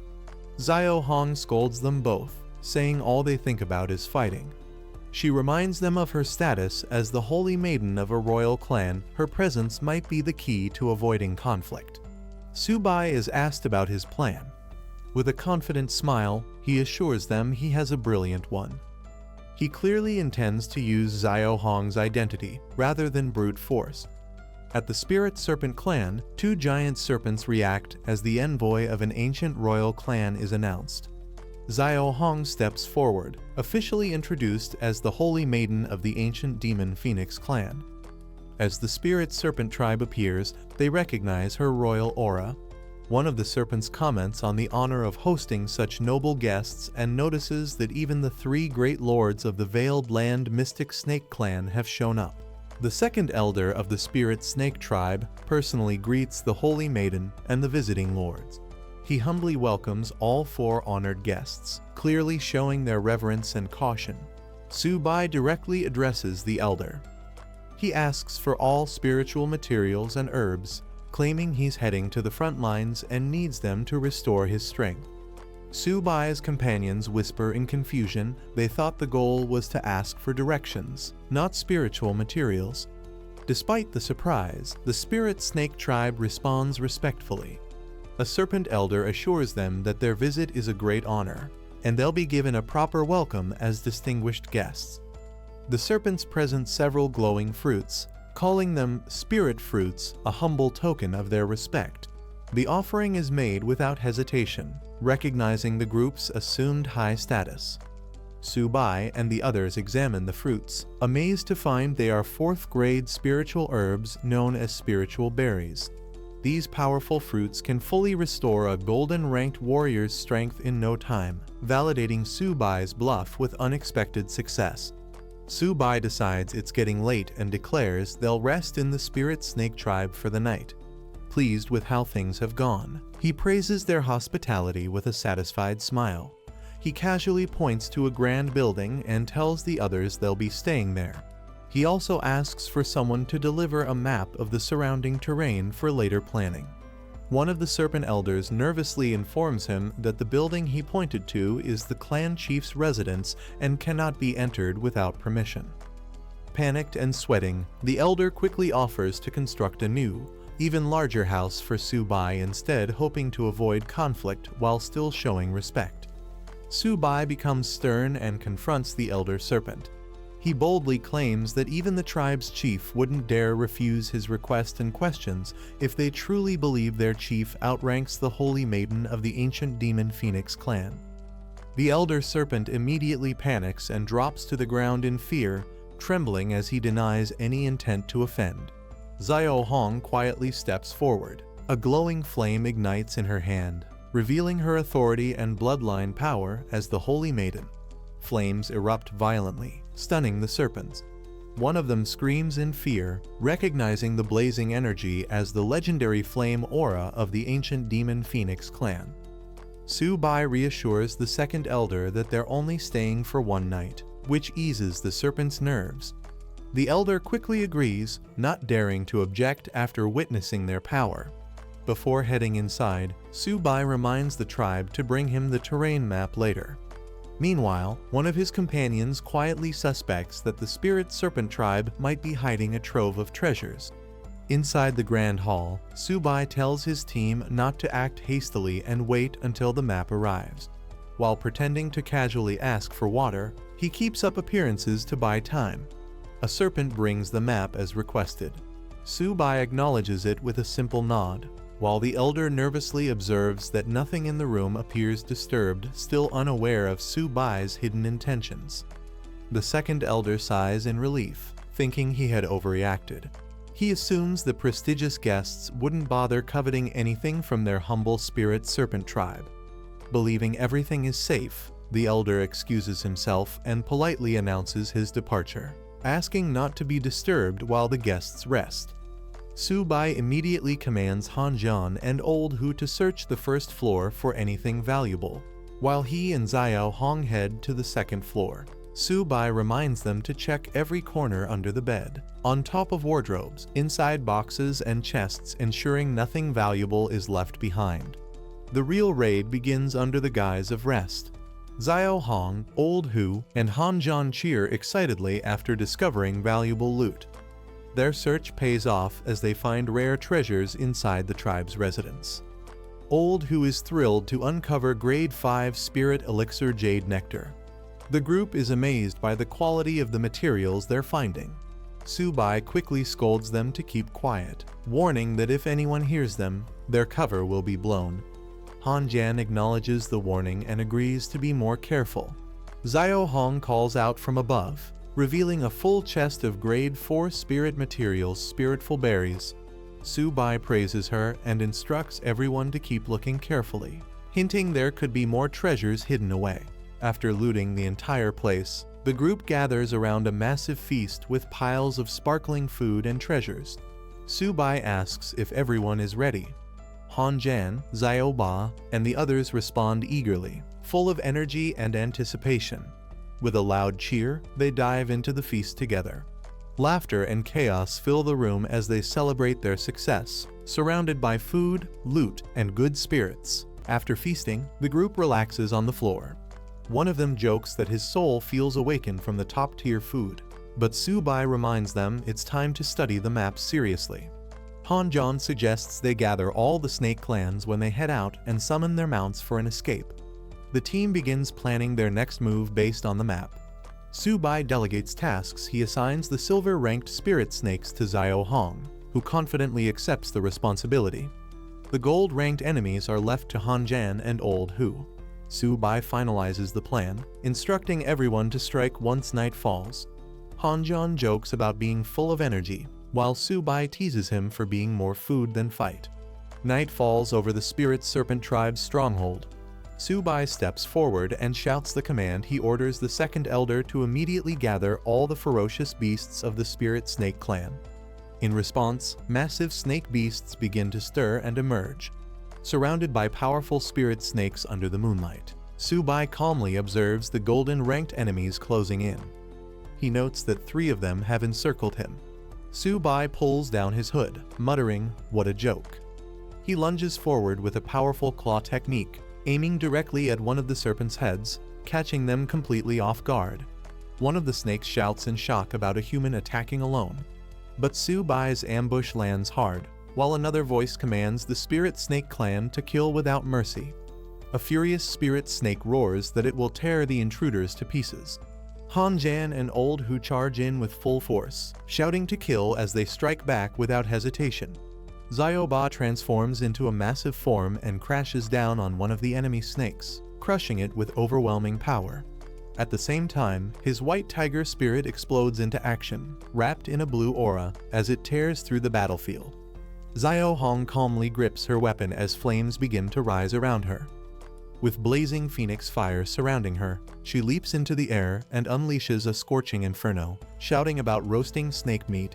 Su-bai watches from afar, stunned by her overwhelming power.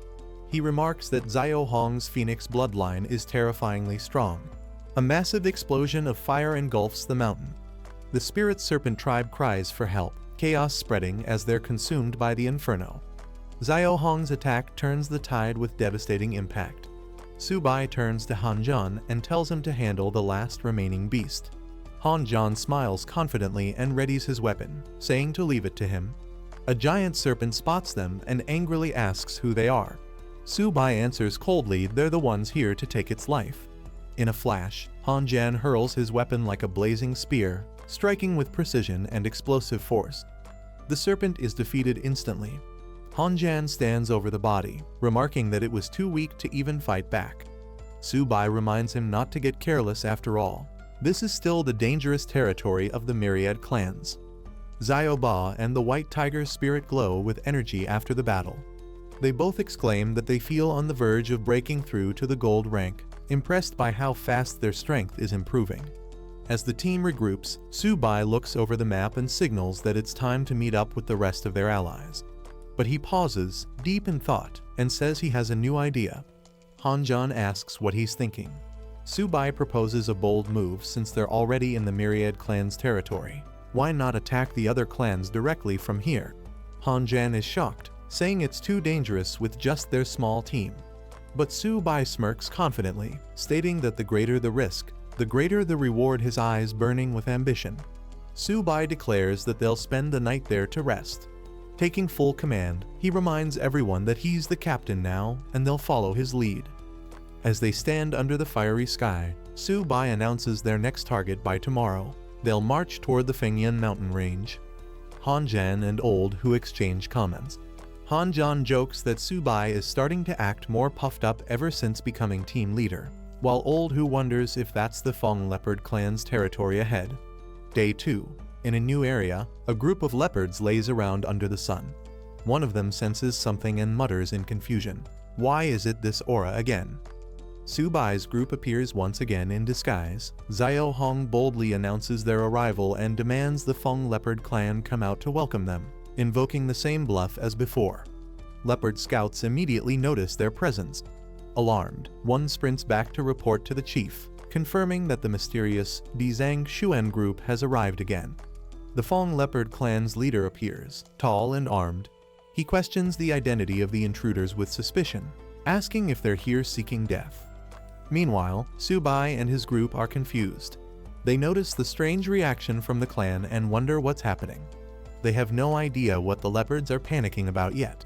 The leader of the Feng Leopard clan snarls with rage, declaring that they have an irreconcilable grudge against Dizang Xuan's group. Today, he vows, is the day for revenge. Without warning, the leopards charge fiercely. Their leader roars for his warriors to kill the intruders. A barrage of attacks rains down on Su-bai's team. Han-jan yells at Su-bai that his trick didn't work this time. As he swings his weapon, he adds in frustration that no one told him the Leopard clan had a vendetta with Dizang Xuan. They walked right into unexpected danger. Su Bai sees no point in holding back anymore. He shouts to Xiao Ba and Xiao Bai, ordering them to go all out and bulldoze everything in their path.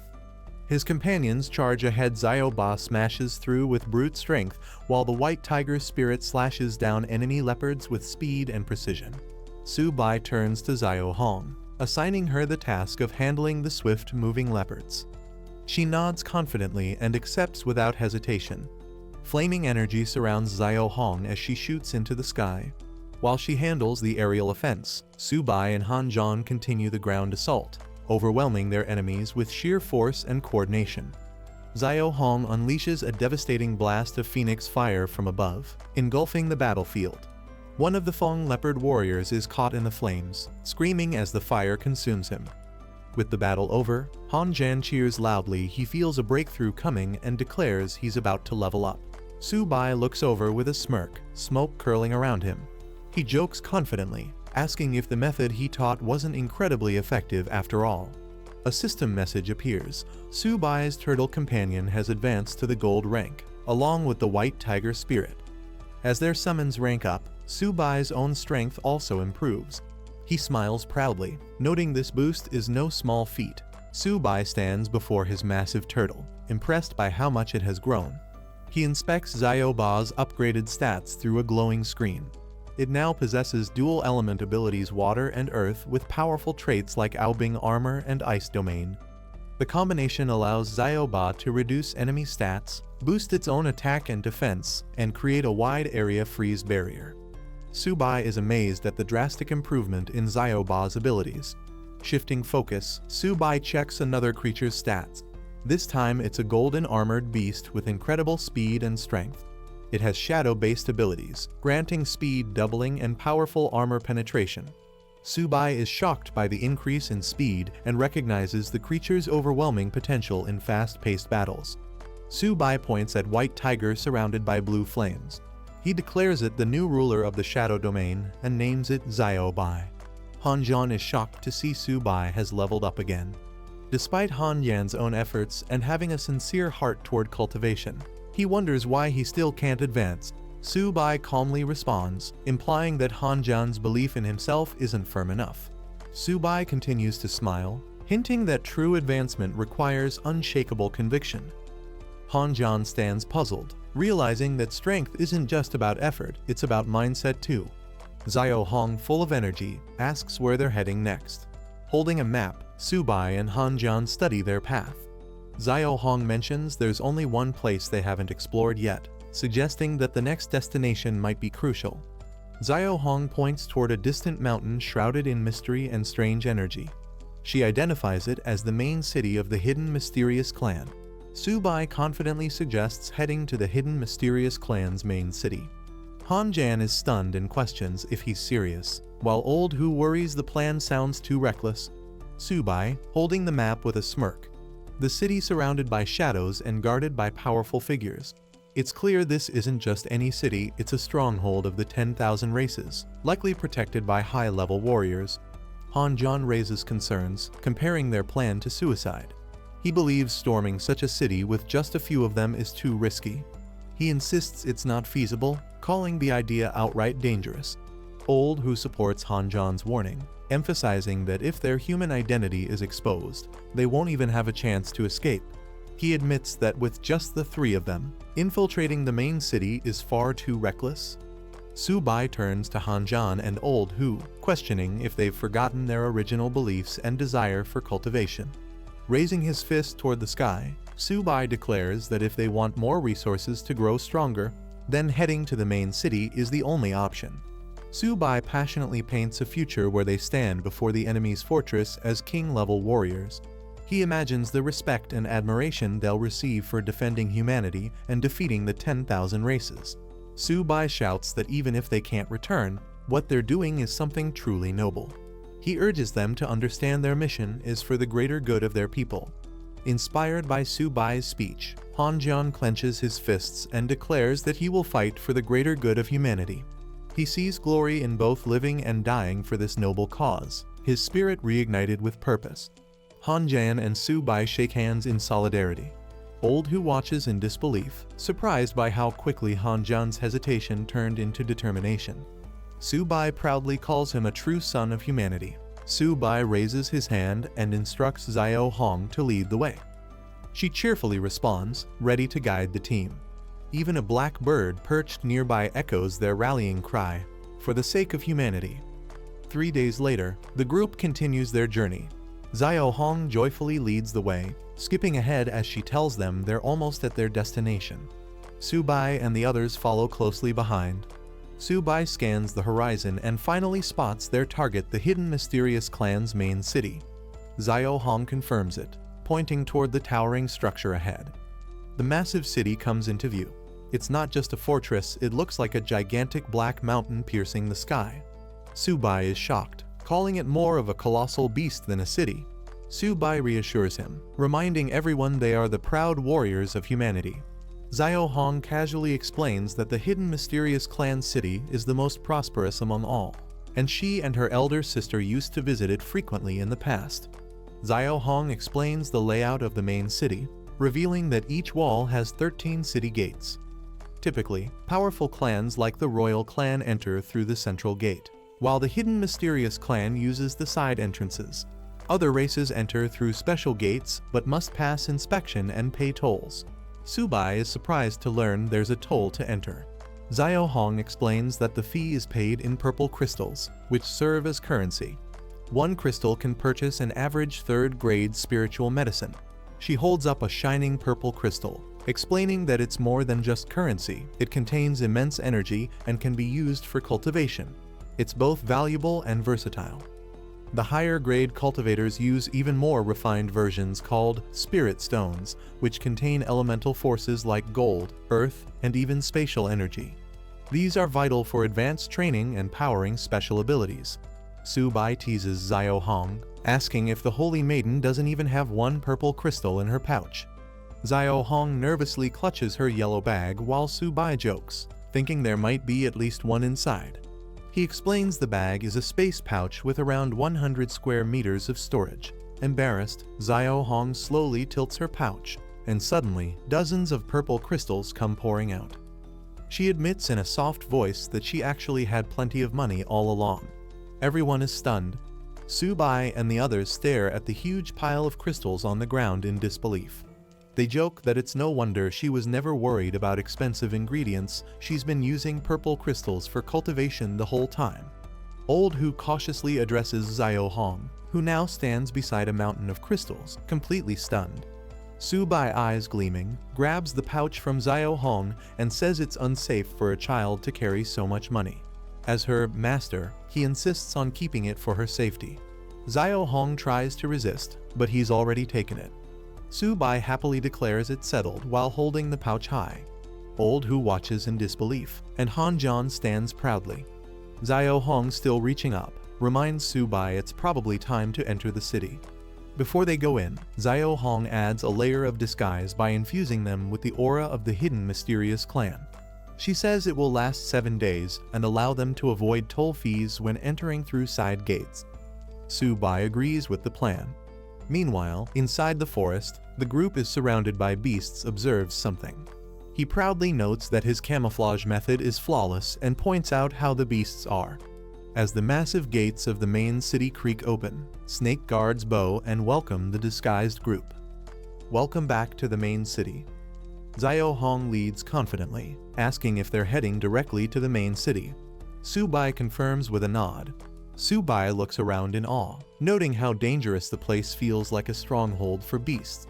The city is teeming with all kinds of fierce beast clans, giants, dragons, and other intimidating figures. Old Hu remarks to Su-bai how unexpected it is to see so many beastkin living within the city walls. Old Hu and Han-jan observe the beast race residents and realize their strength is far greater than expected. The foundation of the 10,000 races runs deeper than they imagined, and the 3 major clans wield serious influence. Xiao Hong explains that the 3 royal clans tightly control the lower bloodline members. Most of the so-called million-strong army are weak cannon fodder. while the true threat lies with elites like the Jiayu clan and the hidden mysterious clan's royal bloodlines. Subai and the group now understand why some powerful figures didn't even consider the army a threat. With so many elites hidden among them, a direct battle would be impossible for humanity to win. Subai suggests they blend in and explore more of the city. Suddenly, Subai receives a message from Xiaoba through his system. Xiaoba reports discovering something unusual about 10 kilometers southwest.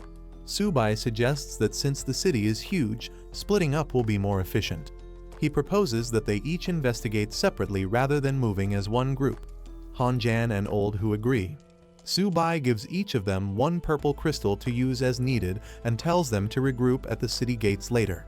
The two joke about how stingy he is, especially considering how full Xiao Hong's pouch still is. Subai waves them off, saying there's no need to thank him as long as they remember who gave it.